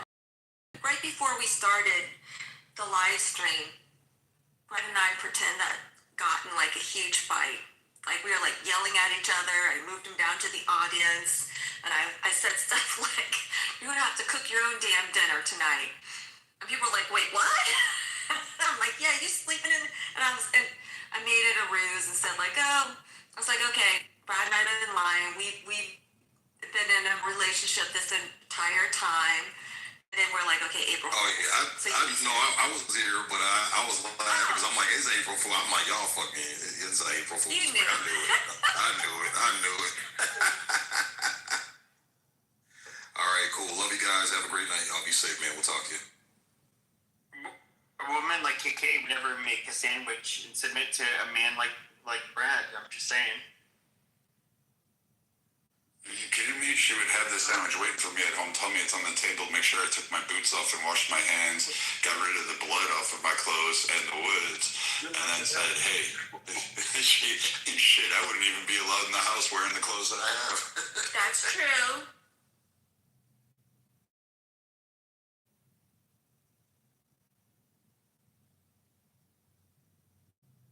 Plus, I'd have to keep KK with like Louis Vuitton hiking shoes and apple bottom REI clothes, and it just, I don't know if they make those. Two things don't go together, but See, I don't know that you don't go together either, Brad. You and I are in the same camp, but I get you. Did he say apple bottom? Did I get that correctly? Yes. Brad, you never say that shit again. He said apple bottom REI. Wow. You're both fancy. Wow. Brad, that might be the most white boy shit I've ever heard right there. Apple bottom and REI together. Dude, I wish you guys would make up your mind. Either I'm black or I'm white. Will you guys pick a fucking race and stick with it?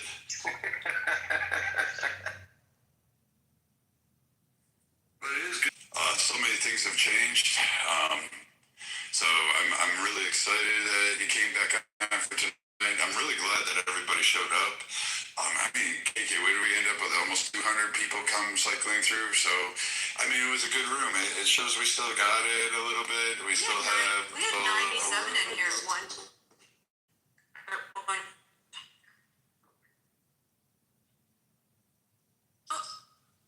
Oh my fucking god.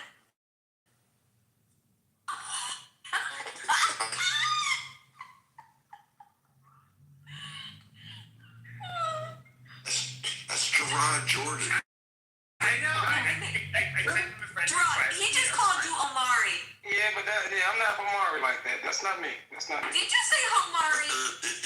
I can't tell black. Okay, I'm sorry. I can't tell black people apart very well. You know. I mean, can you see my face? No, I can't. But Right, I hear so your I voice. don't You sound black. That's what I'm saying. I got you.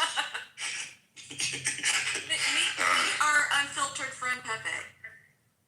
I met people a long time ago. Oh, okay. Yeah, Gerard. Okay. Gerard owned a lot of things. Like, hey, shit, I missed some of those fights. It was good. Gerard was the one that he was like, "Here, come cry on my shoulder," after my ass got tore up on Million Men, whatever that fucking room was. It was like 500 against one.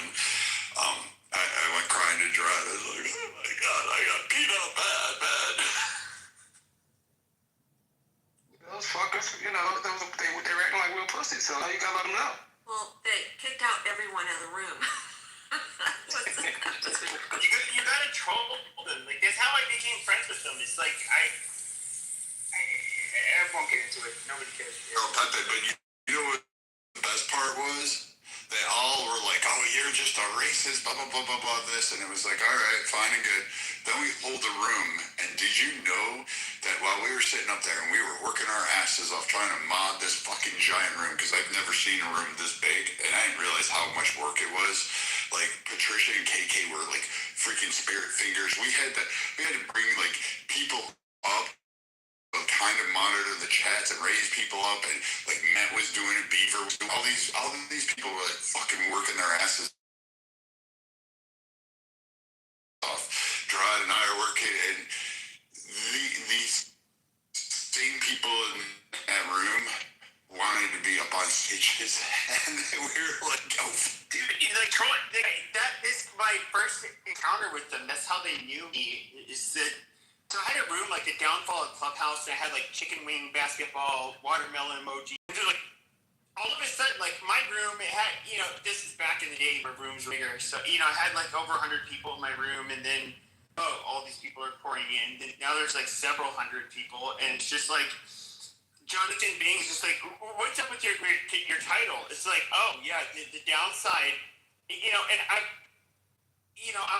being a provocative troll, and it's just like, oh yeah, it's the reason that our app, this app is falling down and it's going to shit is because of picnickers, and obviously I was like, the knickers part was the emphasis there, and I was like, yeah, I was just making up a bunch of shit, and they're like, "Oh yeah, really? You think that's funny?" And then, but they would end up like Weird thing is they all ended up like friending me, and then like on Twitter.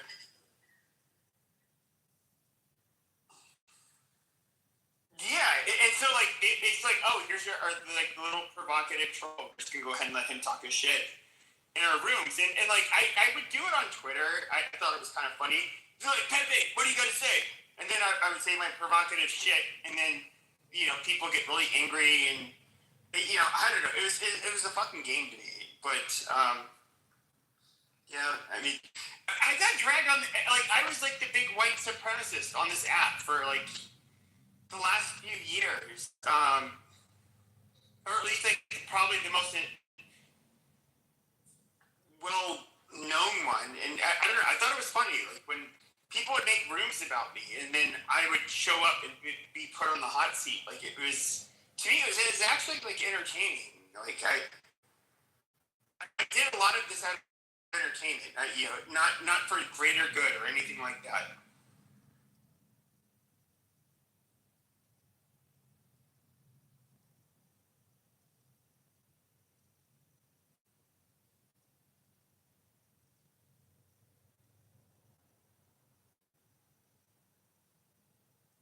No, we didn't really. I think we started out small and then we became big and then it became complex, but it was fun. But I don't know, KK, what do you think? You're Mr. Right-Minded. Oh, now Abby came in. Now Abby shows up. I've been busy with the 10 plates, okay? Like I had the 4-quest templates. There's other shit happening tonight. It's the story of Exodus. How was the speech? I missed everything. It was actually blasé, in my opinion. It got a little controversial in here. A lot of people are still against the war on Iran. Still, I think it is just basically not really caring. It does correlate to economic inflation globally, causing problems. But the speech itself, Trump didn't really touch. I don't know. He kind of just told us stuff we already knew, and he read from a script.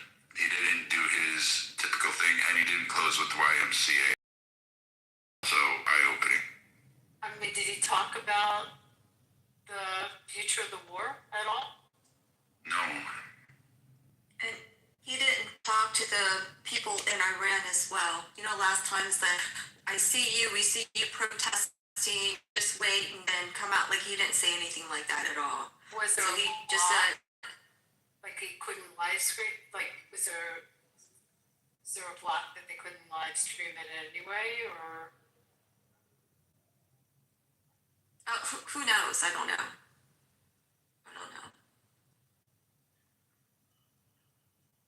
Yes.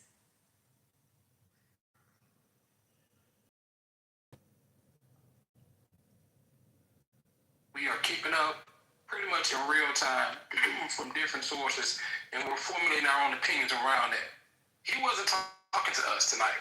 He was talking to people that just, for whatever reason it may be, which is sometimes a good thing, or whatnot, but hearing about the war. And I think he was speaking more to them, to the people who were uninformed or not as well informed as we are. So truth be told, it was a boring speech because it was repetitive.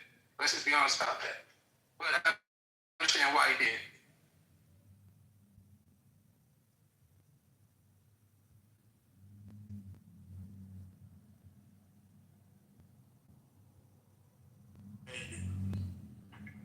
He didn't explain why or how, but he did say that.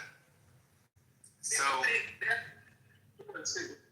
don't know that the intense. He said it's going to be that I believe he said they're going to hit them I believe his term was they're going to hit them the hardest the next 2 to 3 weeks. But I do think the ceasefire that I guess the president from Iran is asking for, I think he's going to use that as leverage diplomatically. And I think that may kind of prove to be what he wants ultimately. Because no one will convince me that he's a war. He's really not. And I think that. Do you know the numbers of how many people watch the speech, or they I have no idea about that. On that? I'll look it up right now. I mean, I think it was short too. That's the good part about it. He didn't ramble and double talk and whatnot, which is a good thing, I think. But again, for people that may be not as informed, I think it was more so for them than anybody else tonight. Which is great. If they got an on. Agreed.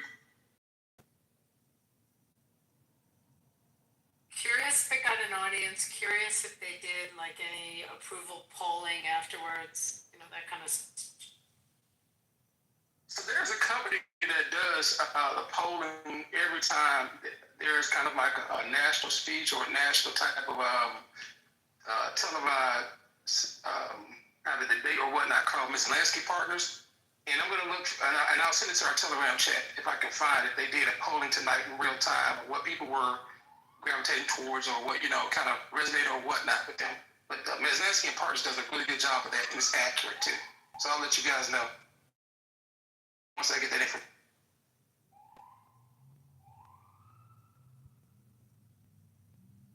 Where did he televise from? I think the White House. Was it near Oval Office? No. It was in, I don't know where it was, but he was behind a podium. He walked through double doors into a podium.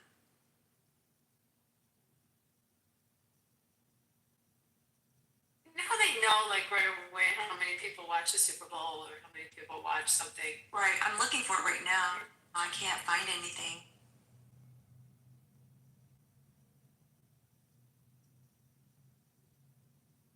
Well, the irony is, no Jews watched it tonight. Everyone was in Seder's. So, what time is the speech? 9 p.m. Eastern. Yeah. Most of us. Yeah.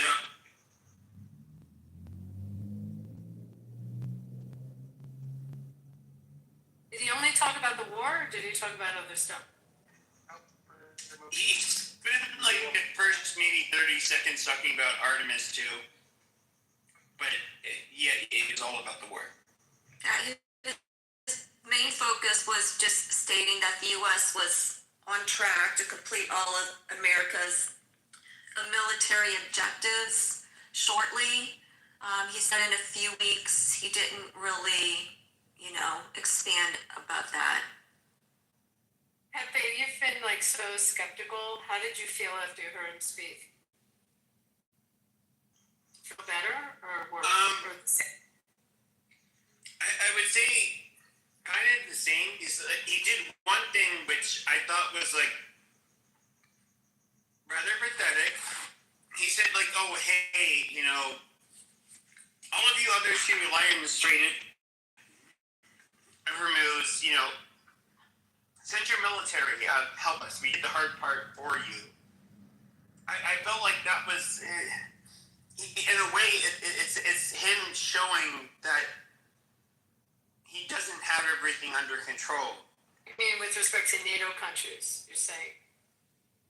Yeah, or anybody he would consider allies of the United States who refuse to participate in this war, which I mean, if I was a speechwriter, I wouldn't have really put that part in. But I don't know. I mean, I'm hoping for the best. You know, even though I'm very pissed off that he pulled this shit. You know, I hope at the end of the day that he does. You know, you have people who come into power. That's not the RGC. They're a lot better for the Iranian people. And yeah, they're going to stop like trying to develop nukes and to kill us. I mean, at the end of the day, I want the best for everybody, but I don't know that it's going to be pulled off. What I don't quite understand is the isolationist stance, because all of the, you know, like all of the.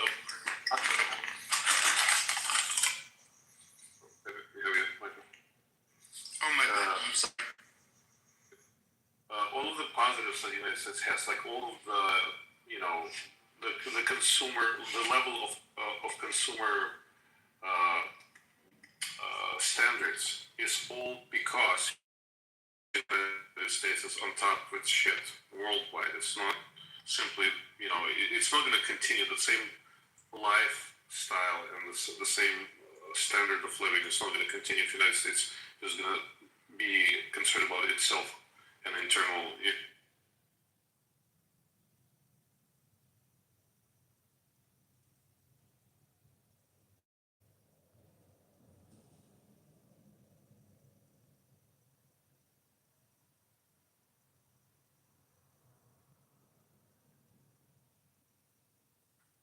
I'm confused about the ceasefire component on this.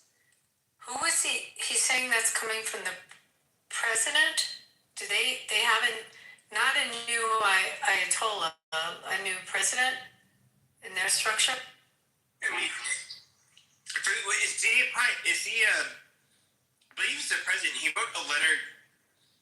So he wrote a letter today, which would echo a lot of. I don't even want to go. It was several pages long, but the weird thing is that every time he says that we're negotiating with them and they seem more reasonable, they come out and say like basically no, like fuck no, negotiating with who? No, you Power dynamics. like, yeah, you know, fuck you, and it's just like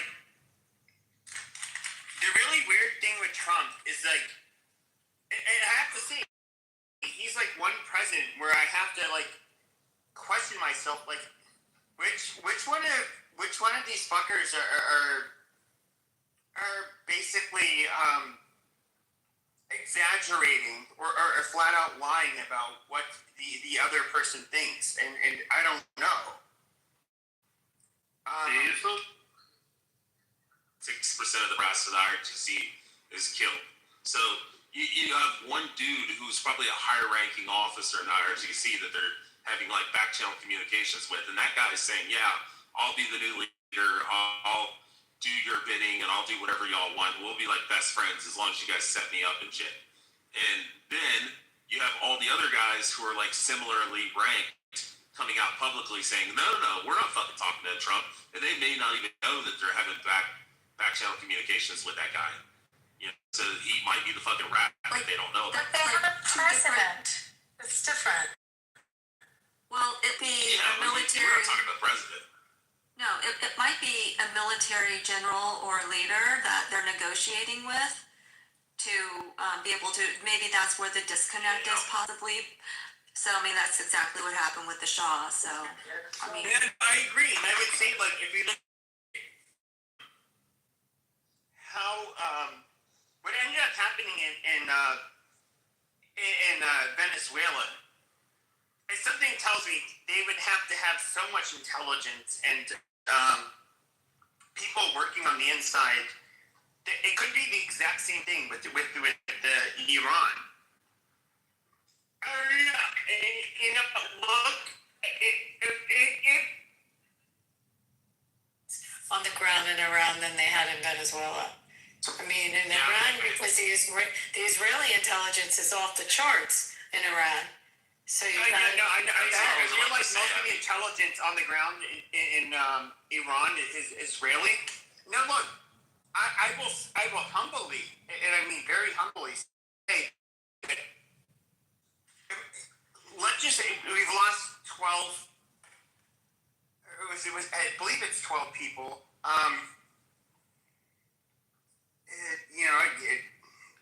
It's sad, but moving past that point, what if he ends up, let's just say, completely changing Iran? The IRGC is no longer in power. They become a much better place. The Middle East is a much more. People start getting along a lot more. At the end of the day, it's a success. I'm not going to, I'll say like, okay, I was extremely pessimistic, overly paranoid about his op-ed. I'll admit it. But if he can come out of this, basically changing what happens going forward with Iran, I mean, so they're no longer a threat. Which I think, in order for them to no longer be a threat, it means he says his goal was not regime change, but if he got rid of the regime, I mean, realistically, I think that the plural majority of Iran, the only way they would be free. So, like, in a way, like we're freeing the people, but then they're not going to be really hostile towards us. Is that you have to get rid of the fucking leadership.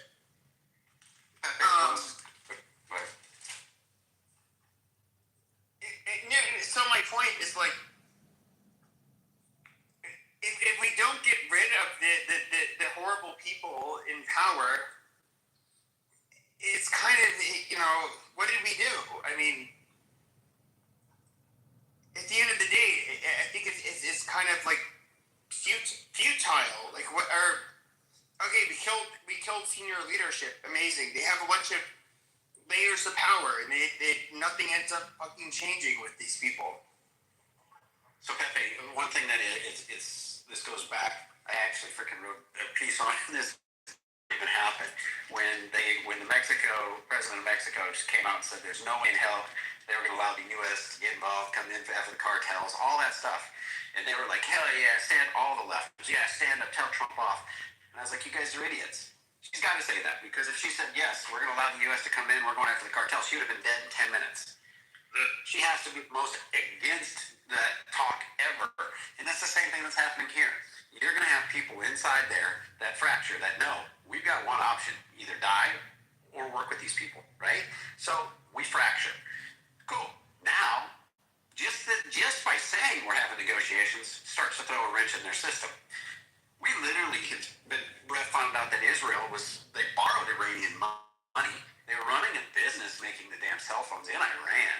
Stuff like this. This is how deep Israel gets. Israel is so embedded in Iran that their intelligence has been off the charts. Does that mean they get everything right? No. But they've been pretty damn right. The whole pager thing, brilliant. The whole text message to tell all their leadership to go meet here so we can bomb them. I mean, and then people want to say, well, we don't trust their intelligence. Well, globally, most people will tell you they have probably they're one of the best at intelligence. And that says a lot for a country like that.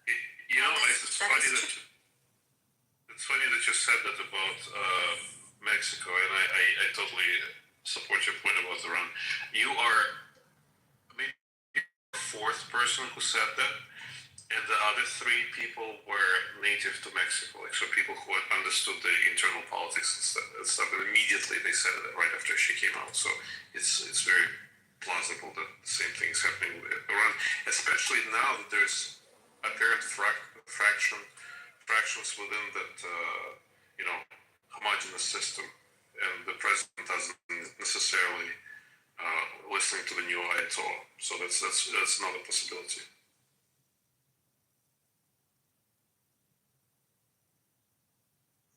Assets on the ground are, I mean, significant in terms of what they've had over the years spying there. And also, what people don't realize, can you hear me okay? In a weird place. What people don't realize is that in Israel, culturally, there's so many Persians. I mean, there's just a huge population there, and it wasn't a difficult country to penetrate strategically and to spy on. Not just like a few spies. These are like thousands of people embedded within that society, enough to build a drone factory. I mean, I keep telling people, go watch the TV series Tehran, because it's spot on and it predicted a lot of this. Oh my God! It's obsessed with it. It's amazing. Yes, I started watching that. Hold on, just a second, Ice. Let me just be weird for a second. Yes, and the last season, the guy that was like responsible and changed the scheduling of when they were going to take the bomb, and they moved it a day earlier, but it was already set to detonate. Sorry, spoiler alert. The guy was Lajarani. The guy that was just killed. Yes. It's crazy, isn't it? I go, oh my God, Lajarani. I was like, oh fuck, that's him. They used his name. Crazy. Yeah, it's weird. Same thing happened with Homeland the last season, with predicting the Taliban would come back in. It's sometimes crazy that a TV series can do that, but they really give you a flavor, just a sense of the Israeli espionage in Iran, and people don't understand that. I'm trying to think, like, if the U.S. sent a bunch of CIA, where would be a natural place that they could blend in and spy easily? Think about maybe Canada. I don't know, a country we could easily do that, and that was a very, it's culturally became something that they could operate. The weird thing about, and I think maybe that's part of what helps them Assad is that you get people that come from every region of the world, whether America, Europe, Asia, Africa, and you have people that speak the native languages that are like, they can fit in. Now we do, in the U.S., we obviously have immigrants from all of these areas of the world, but when it comes to working for one of our intelligence agencies, you have to generally, at the very least, I believe, you have to be a naturalized citizen. But it's citizenship is a barrier. So it's it's weird. I can picture why. I mean, I would say like maybe Japan, Samoa. There's places where Jews are not going to be able to fit in as a native. But other than that, I mean, I do think they have a. But they don't operate where they can fit in most places. They mostly operate in Europe. There's an understanding they don't operate in the United States. I have no idea they operate in Canada, but they definitely have an agreement with the United States not to. But there's Persians that live there, and a lot of people that speak Farsi. So the intelligence gathering is just not difficult. So, which makes sense that they were able to infiltrate the way they've infiltrated. Well, I mean, can I ask you a question? I'm sure you've been to a shopping mall and Shopping mall? Okay, I know where this is going. so like, okay, so you know what? A lot of the kiosks. I mean, I'm trying to think of the shit. There are many Israelis. There are many Israelis. Yes, they work at the kiosks. Do you want to? Okay, so now I'll tell you that before they were working at kiosks, in the old days, in the Walkman days, they used to have a lot of the electronic stores in different cities. So often when, after military service, they'd come to the U.S. for a year and have some relative in some city and work, find a job and work for a family member. So in the old days, it was electronic stores. If you were from New York or from, the East Coast, there were some pretty famous ones. And you'd go into any of the stores in the downtown and you'd find Israelis. Now you find more Indian people working in them. Now kiosks were...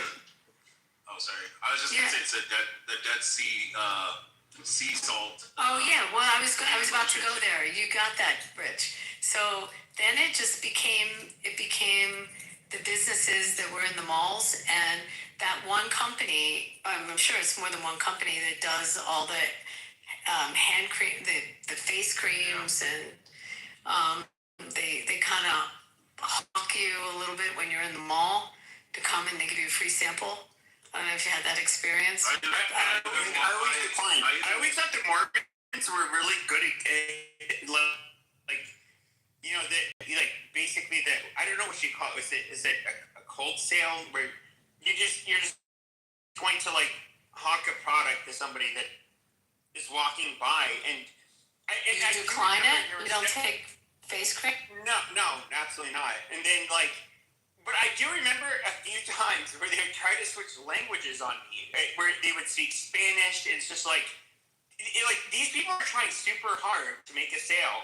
The reason they speak Spanish in Arizona is just, first of all, you have a lot of wealthy Mexicans that end up coming here to shop. There's no real nice places to shop in the state of Sonora. And before any of you, because I know you guys are going to say it, oh, you look like a Mexican. No, it's just because, literally the rich people in Sonora are white looking. But anyways, no, it would, I would see this all the time. And I worked at a mall when I was younger. And I would say at malls that's where I met probably 99% of the Israelis that I've encountered in my life. It's just I've talked to them and stuff.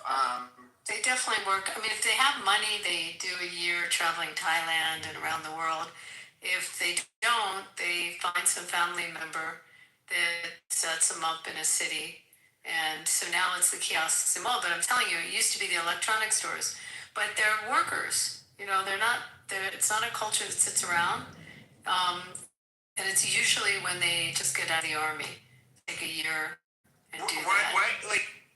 This is off-putting. I'm just gonna say, I'm not a good salesman. When somebody tries to when I see somebody who's trying to influence me for their own gain, that's just, I'm hardwired in a way. I just. Okay, would you want to buy anything? KK, Probably not. Would you buy something from Pepe? Horrible salesman. No, but that's also part of the culture. You're supposed to, haggle. And if you don't do that, Bingo. They look like you're dumb or, Pepe, have you traveled? Pepe, hold on. Have you traveled in the Middle East or even Turkey? So if you've ever been, Turkey is probably the best example of it. But I mean, the culture are markets, shouks. The word is shouk, and it's from Turkey to all throughout the Middle East. There are these markets, and that's the lifestyle of the markets. It's the culture there, and it's Yeah, and I'm not haggling trying to is say. I'm not exactly. trying to. It's American not. Jews. This is not a Jewish thing. This is No, a Middle Eastern thing. That's what I'm saying, though, is that American Jews didn't interact. I would say, like, I don't recall American Jews ever. I never noticed a pattern with them, like being similar to the Israelis. But I always looked at them at the times. It's like, oh, these people are foreign. These people are not from our country. So they have a different way of interacting. I mean, I can look at it with every other group that's foreign. They have ways that are, in at least in some way, different than ours. And so I just chalked it up to them being foreign. I didn't hold it against them. But, I'm somebody who obviously I don't, if I feel like somebody's trying to influence me for their own gain, I'm just not going to really, humor them. Yeah, it's understandable, but that's what I'm saying. It's like a different approach. Like you and most of the, Western world, that's how we see somebody, because we see it as some sort of attempt to cheat you, right, out of the money or whatever. In the Asia Minor and Middle East, it's actual a good skill to have. Like the way they approach it is like, well, that person is obviously a go-getter. Like he can provide for his family because nothing will stop him. He'll get the deal that he needs. He's like relentless about. So in other words, you'll be compelled to buy from him, because of how dedicated he is. Yes. Absolutely. Okay. So this you need a trip, Pepe. You need a road trip. You need a trip to see that culture, like in any of those countries. I probably do, because this is foreign to me. It almost sounds like I'm merciful. You're mercifully buying from the person. The ultimate, the king of all of it is Istanbul. I mean, that's the biggest. There's nothing that can compare to that. Yeah, but they're super foreign to us too, Abby. I mean. Well, yeah, but I'm just saying but what Andre's saying, it's cultural. It's just how that region is. I 100% agree. It's cultural. I don't see these were Israelis that were in these kiosks, not all of them. Jews. Not all of them. There's also, I've gone to the kiosks. It's a lot of Middle Eastern. There's also a lot of Indian that work in them. It's a mix, but that's just how business is over there. And Israel's one little sliver of the rest of the Middle East, but it's a cultural style of doing business there. But I would say this was the weird thing. It's like I could watch them switch languages, which I always thought was, I think Israel's one of the countries, at least in the Middle East. How many Middle Easterners speak more than one language? Probably very few. Many. Really? Oh my God! In Israel, they speak Arabic. No. Middle East. In Middle East. Oh, yeah, Moroccans. From Israel, Moroccans speak French. No, I get that. And English. You speak foreign languages. My point was Chinese or something. My point is what percent outside of Israel? What percentage of the a lot of English is probably the language that most people try to learn and most people try to speak. Aside from that, I would say I can't think of any other country in the Middle East that would have more polyglots or bilingual people than perhaps Israel. Well, it's a country where you have a diaspora that was all over the fucking place. Coming to Israel. Lebanon has a lot of French and Arabic. Because the French. French and Arabic, but you guys speak. But in Israel, you guys. But I'm just saying, you just look at the nations. Arabic, you speak all kinds of fucking languages. Well, look at the nations and who has occupied them or spent time in them. So the French were in Lebanon, and you have an influence there. Middle Easterners, in my opinion. They are beautiful people there. But I don't know the answer to it. But I find when I travel in the Middle East, people speak English, Arabic, and French seems to be the other language that I hear a lot. Well, yeah, I mean, it's like, what is it? Tunisia, Morocco, Algeria, they, to varying degrees, they have exposure to French. I think Tunisia probably has I would guess it's Tunisia that still has the most, still uses French the most, at least in Africa. It wasn't only Lebanon, North it was Africa. Lebanon and Syria that was occupied by the French. You have in the Gulf, most countries that are on the Persian Gulf or Arabic Gulf, whatever you call it, a lot of people there speak both Farsi and Urdu. Here in Saudi Arabia, specifically in Mecca, with all the pilgrims, we have lots of polyglots in here. A lot of them just speak Urdu, speak like whatever it is needed. I found when I was in Saudi, they spoke English very well, and obviously their native tongue is Arabic, but they not Spanish. Many spoke French also for some reason in Saudi. I don't know why, but there's actually pretty multilingual. Influence the vocabulary that we use. A lot of words, especially for modern technology, not very modern, but like post-industrial era, they're derived from French. It's the same way, the same reason why Reza's father was obsessed with France. I mean, many of them go and study there. Yeah, I mean, I know, like, we can look at the history of the Middle East and France and North Africa and France, but my question is, like, I would have to say that the country that would probably speak the most, where you would have a population that spoke far more languages on average than any other country would have to be Israel. I mean, this is, at the end of the day, a diaspora population that kind of like went all over the fucking globe. Yeah, but that's it. Like the street signs in Israel are, I mean, all over the country. You see Hebrew, English, and Arabic, and you see some Russian, because of the huge Russian. Were they the most problematic group for you guys? I mean, I'm not an Israeli, so I can tell you. I'm sorry. But imagine by proportion, if based on our population in America, imagine that all of a sudden America picked up 50 million people. Like, think about the percentage to the population. So when the Soviets, Andre can tell you the numbers on this, when the Soviet Union finally let everyone emigrate out, the percentage of absorption would have been equal to if we absorbed 50 million new residents. So there's a lot of Russian, but street signs everywhere. Street signs are always in the three languages, in Hebrew, Arabic, and English, and some places Russian.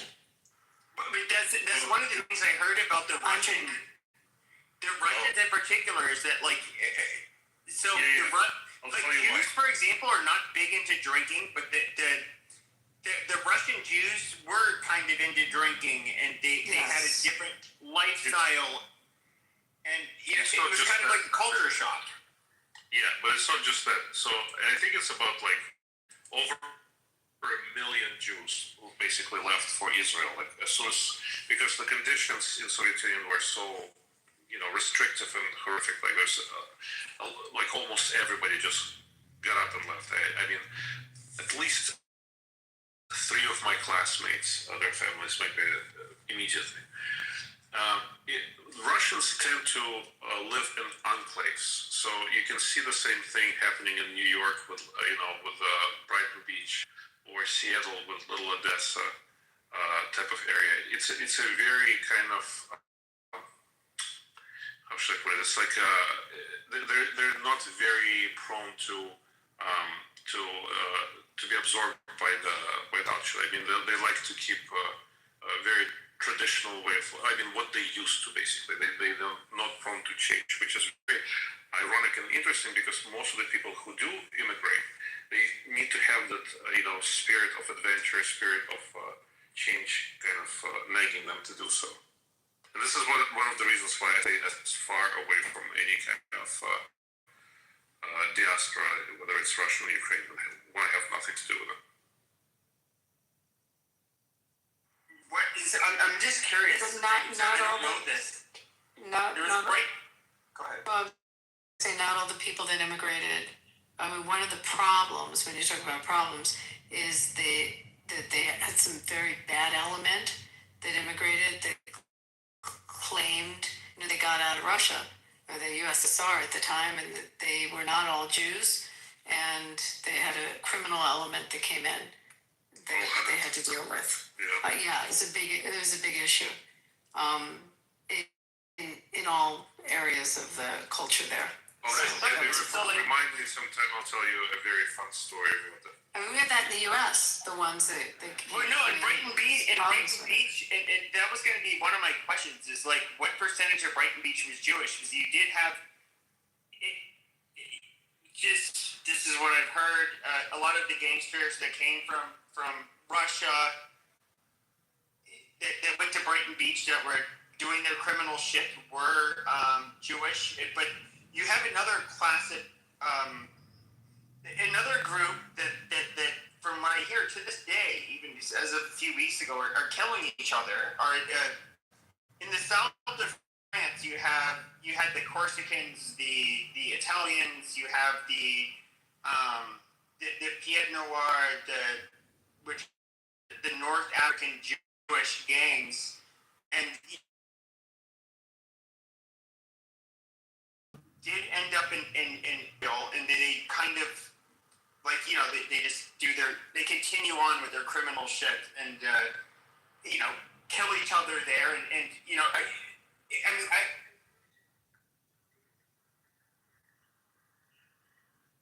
and there was, people that kind of realized this mass immigration, they could join in on it. It's a funny story because they also, I just know this side note that a lot of hookers came in, that were saw that there was business that would be a place that they could escape. These were just these were like Gentile hookers. Yes. Okay. Entirely. Anyway, I just wanted to jump back on the speech of KK. I didn't mean to change this, but just if she was able to find out what was the viewing audience. No, I haven't been able to find a good number. The speech was only 50 minutes or 20 minutes. That's it for him? It's really short. It was a short speech. He just looked at the harshest 2 to 3 weeks, or not harshest, but what was it? I don't want to misquote him, but he basically I believe it was heaviest fighting is going to be occurring within the next 2 to 3 weeks. That's basically what he was saying, and that they've largely met their military objectives, and that he's going to finish the job. Well, I think also knowing militarily wise what they were able to accomplish in the past couple of days is kind of a big deal. When they went in before with the B-2 bombers, it was under night, certain moon. It was very specific, right? This time, they're bombing just south of Tehran, just not having any issues at all. And they wouldn't send that big of a plane in. You didn't feel it. Oh my God, that mushroom cloud after it was crazy. So if they did that, and he says we're coming to a conclusion, And we already know they're already on the beach perimeter, or the beach side, the coastal. I keep reading the reports of bombing here and here, and I'm following it along, and I immediately go to the map to get an idea of where they're bombing, and it's like, okay, you can kind of just see their strategy going in, but the fact that they were able to go into right just south of Toronto, not very far at all. It's kind of shows you that, like, okay, if we were able to do that then this exterior last minute stuff is basically just to ensure, they're not missing anything. You know, it's like they're just sweeping the land just to make sure nothing else has popped up.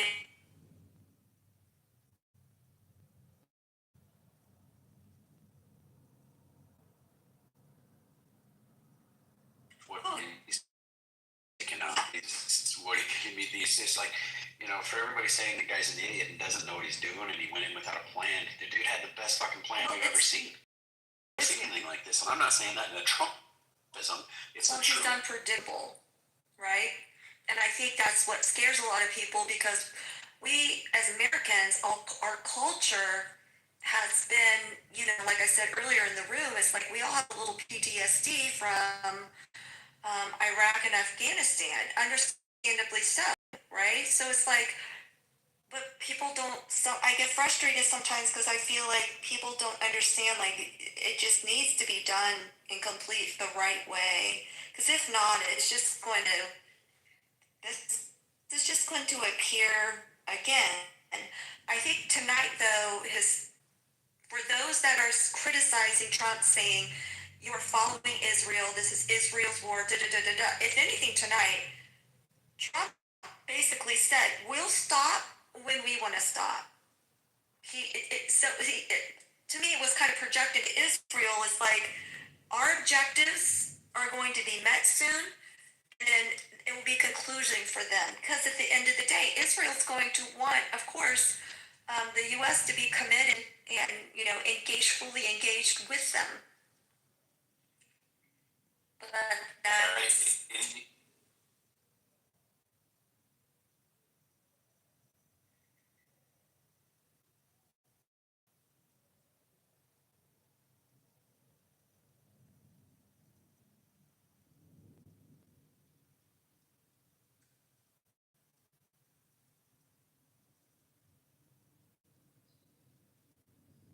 Exactly.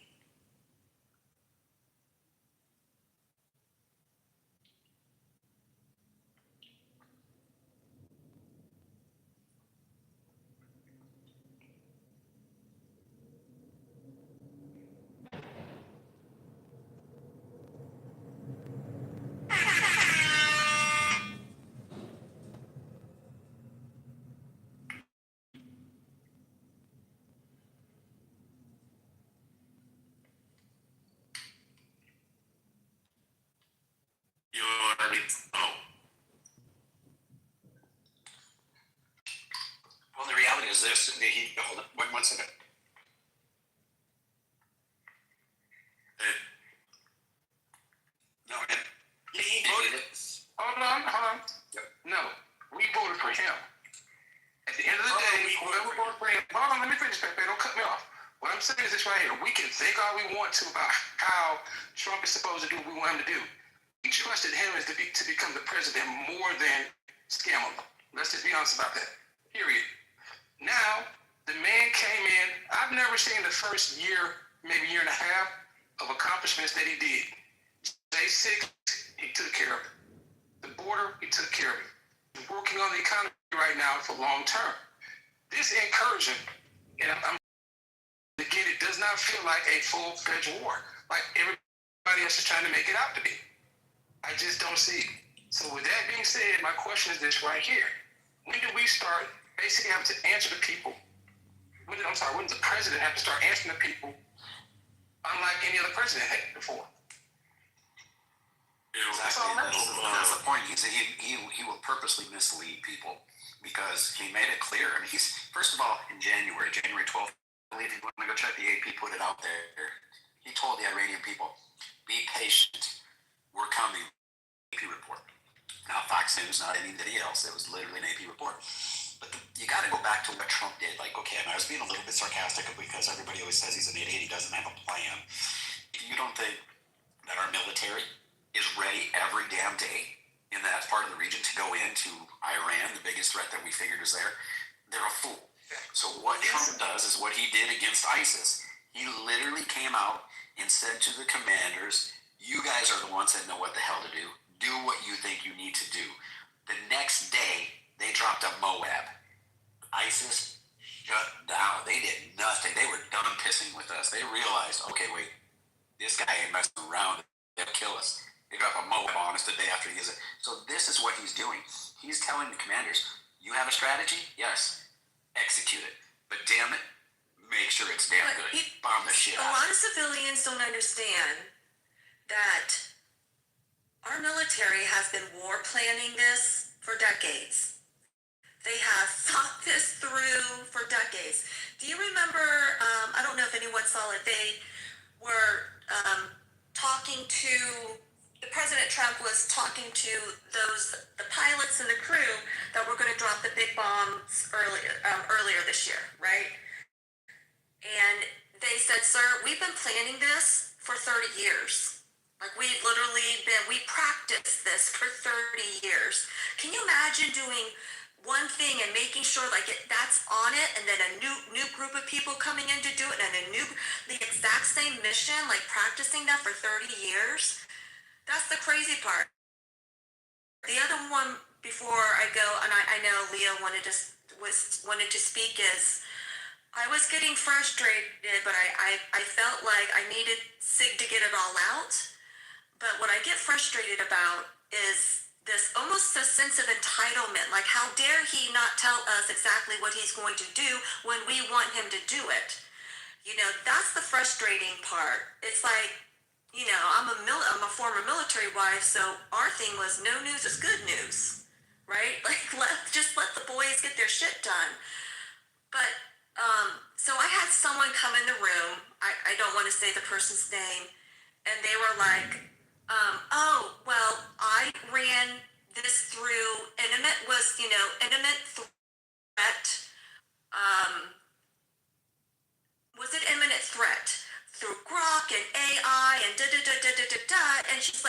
she's like, oh, well, I passed it and I could not find a single thing, like none of the AI engines where it was the imminent threat. And then she says all these things, and I was like, and I got off mic. I said, well, Bima, your whole premise is wrong, because there's intelligence that you're not going to find on AI. You literally are not. They purposely don't make sure that stuff does not get out. What are you talking? She's like, oh, she didn't even think about it, but she still took such ownership of it, and I'm like, how do you not even think that? Because that's how my brain thinks. That's my understanding of the military, but a lot of civilians don't have that understanding of the military. And like, I have that patience with it, but she really thought that she was going to be able to validate and prove her point that Trump was wrong and this was not imminent threat, because she ran it through 5 different AI models.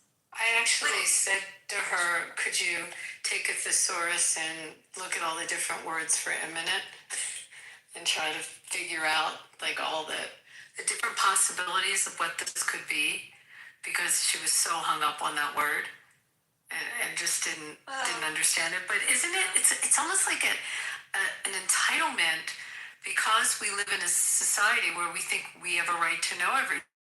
Well, it's information constantly.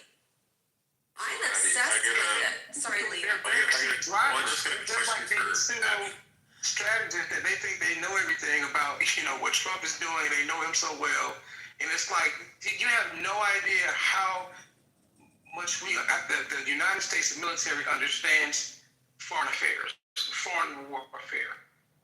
And these people are saying that, you know, and again, these are Democrats saying this more so than anything. These lefticals, these different types of idiots that have been elected by other idiots. That's the best way to put it, like this. And they want us to trust them. They don't even know what a woman is. And they want to trust them with the military prowess of the United States Armed Forces, and that again they should be in charge.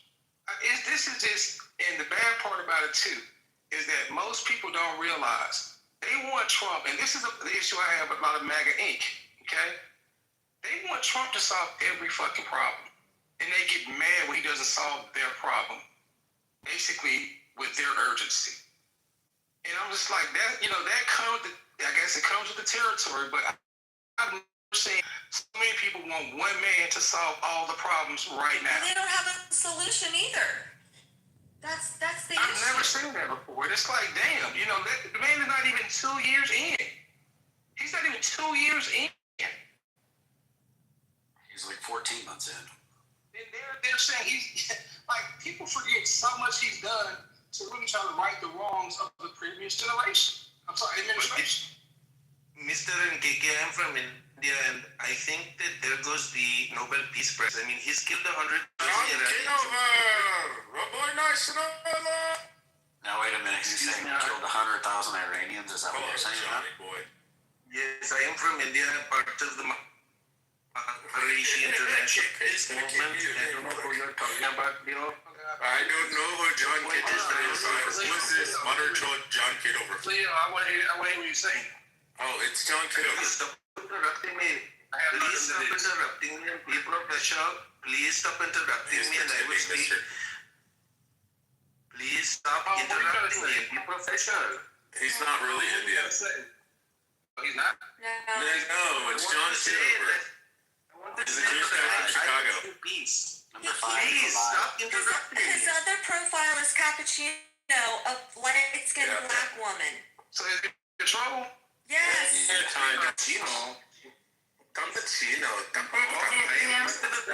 interesting part is that you'll probably agree with a lot of what he says. But well, he got some connection just then, so he can enjoy it. So, Abby, what I was going to ask you is this like a modern phenomenon with Israeli men and being like super metro?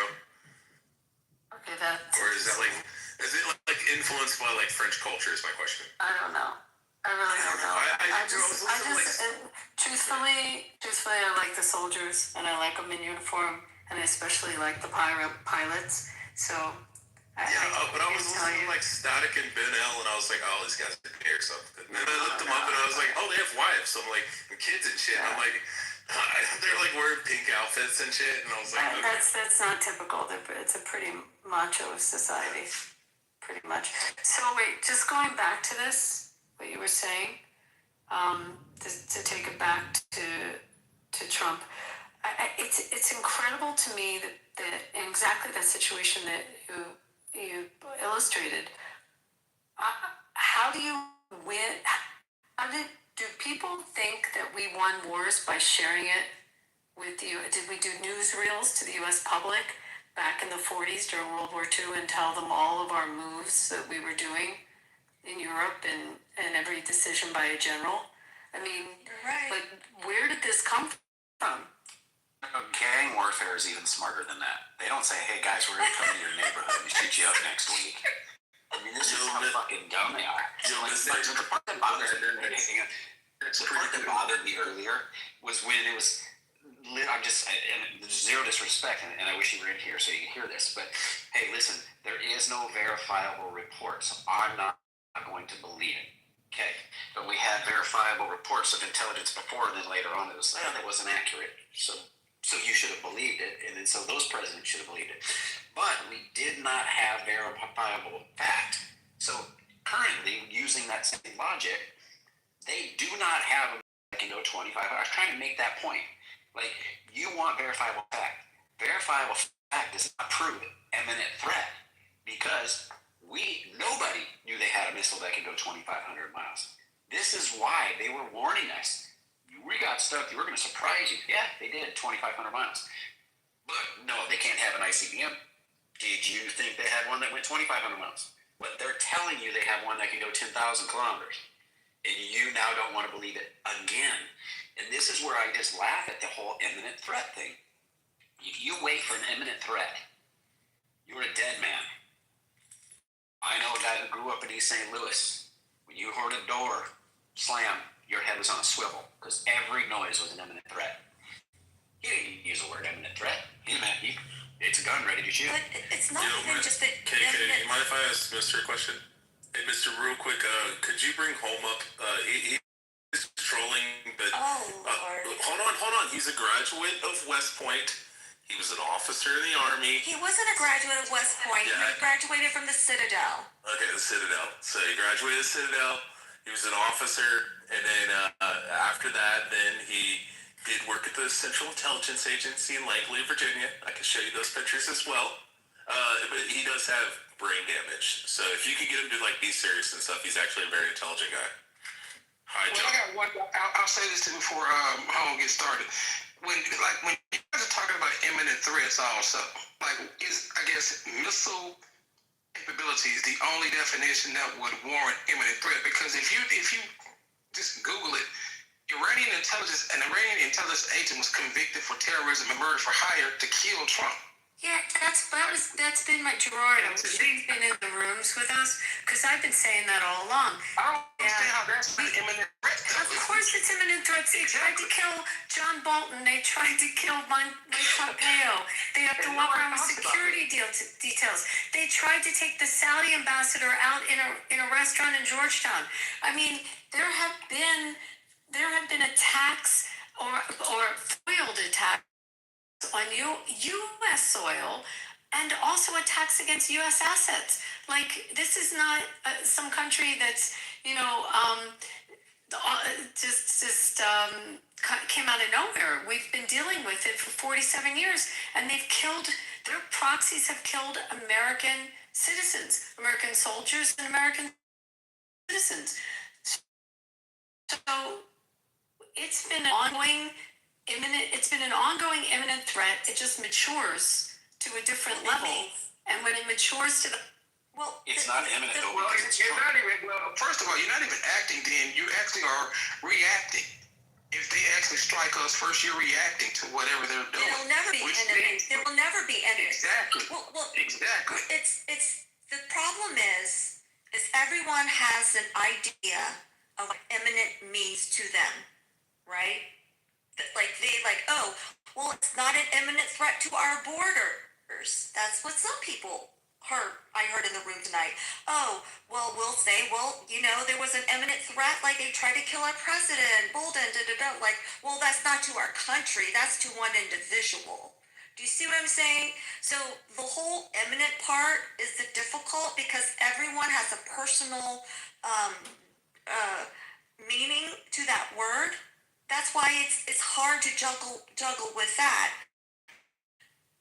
One more thing before leaving fun here is what our military and our three-letter agencies don't tell us is a lot.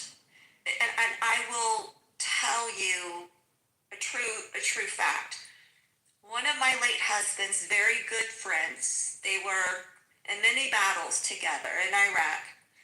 When he left the unit, we stayed with the unit. He left. We thought he got a desk job somewhere in D.C. We kept in touch, but it's hard to keep track of everyone in the military. But then I was like, he's doing some operations. He got picked. They picked one Marine officer to join different three-letter agency for operations or whatever. He got picked to be one. He ended up being. He was doing they called it a combined exercise, a combined interagency exercise. He got killed in Baghdad, and it wasn't allowed to be revealed that he was actually working with the CIA. It was sealed. Like, the wife did not even know. The wife did not even know, was not allowed to know until 10 years after the fact. Actually, ma'am, your husband was working with us with the CIA. That is the reason why. He has a star on their wall. Like, they're not going to tell us everything, and everything's not going to come out until later on down the road too. That's what I mean, a lot of people don't understand that part. Go ahead, Leo. Have your Go ahead, John.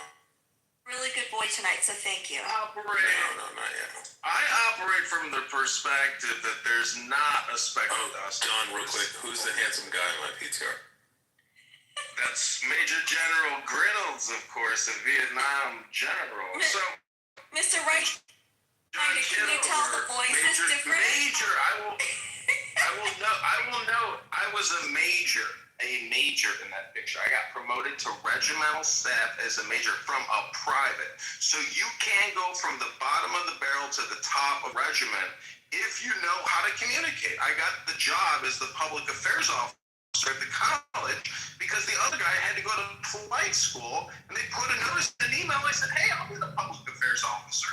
But I made a joke about the women at the college. I said, if we tried to auction you off in a date auction, we wouldn't raise enough to buy a Snickers bar. So the point is, there's not a speck of dust place out of place in the whole universe. But what I'm trying to think is, the Palestinian leadership and the Iranian leadership and the Hezbollah leadership, and also Bashar Assad, those are four major regime changes. What were they not thinking? What were they not seeing? What the fuck were they predicting? Because obviously they didn't predict their demise. So how the fuck did they not reverse engineer their defeats? That's what is, to me, is like the interesting aspect of warfare is, why didn't, in my opinion, it's because Trump is the master of mercurial hypnosis. We are so conditioned to Donald Trump with his red tie, his golden hair, his mannerisms, what he says. We are all mesmerized by this great magnetized. So all I'm trying to say is, communication moves mountains. And if you've never seen a mountain move, well, apparently you're just not listening to our great president. And it's destiny. This man, as somebody said earlier, for 30, 40 years he's been talking about Iran. This is nothing new for him. He's been thinking about all these world affair issues, and he's been living through them, and he's rectifying a lot of wrongs and rights. But now that he's taken out Iran and cleaned up after Barack Hussein Obama, the trans lover, maybe it's time we arrest Barack Hussein Obama. Maybe it's time we arrest his wife or husband, Michelle Obama, CIA agents who on their own Wikipedia page, their first job out of college was working for business intelligence information, a CIA economics think tank. These people were born and bred in the same way that Trump was born and bred for destiny. I go back to my original point, and I'll finish. There is not a speck of dust out of place in the entire universe.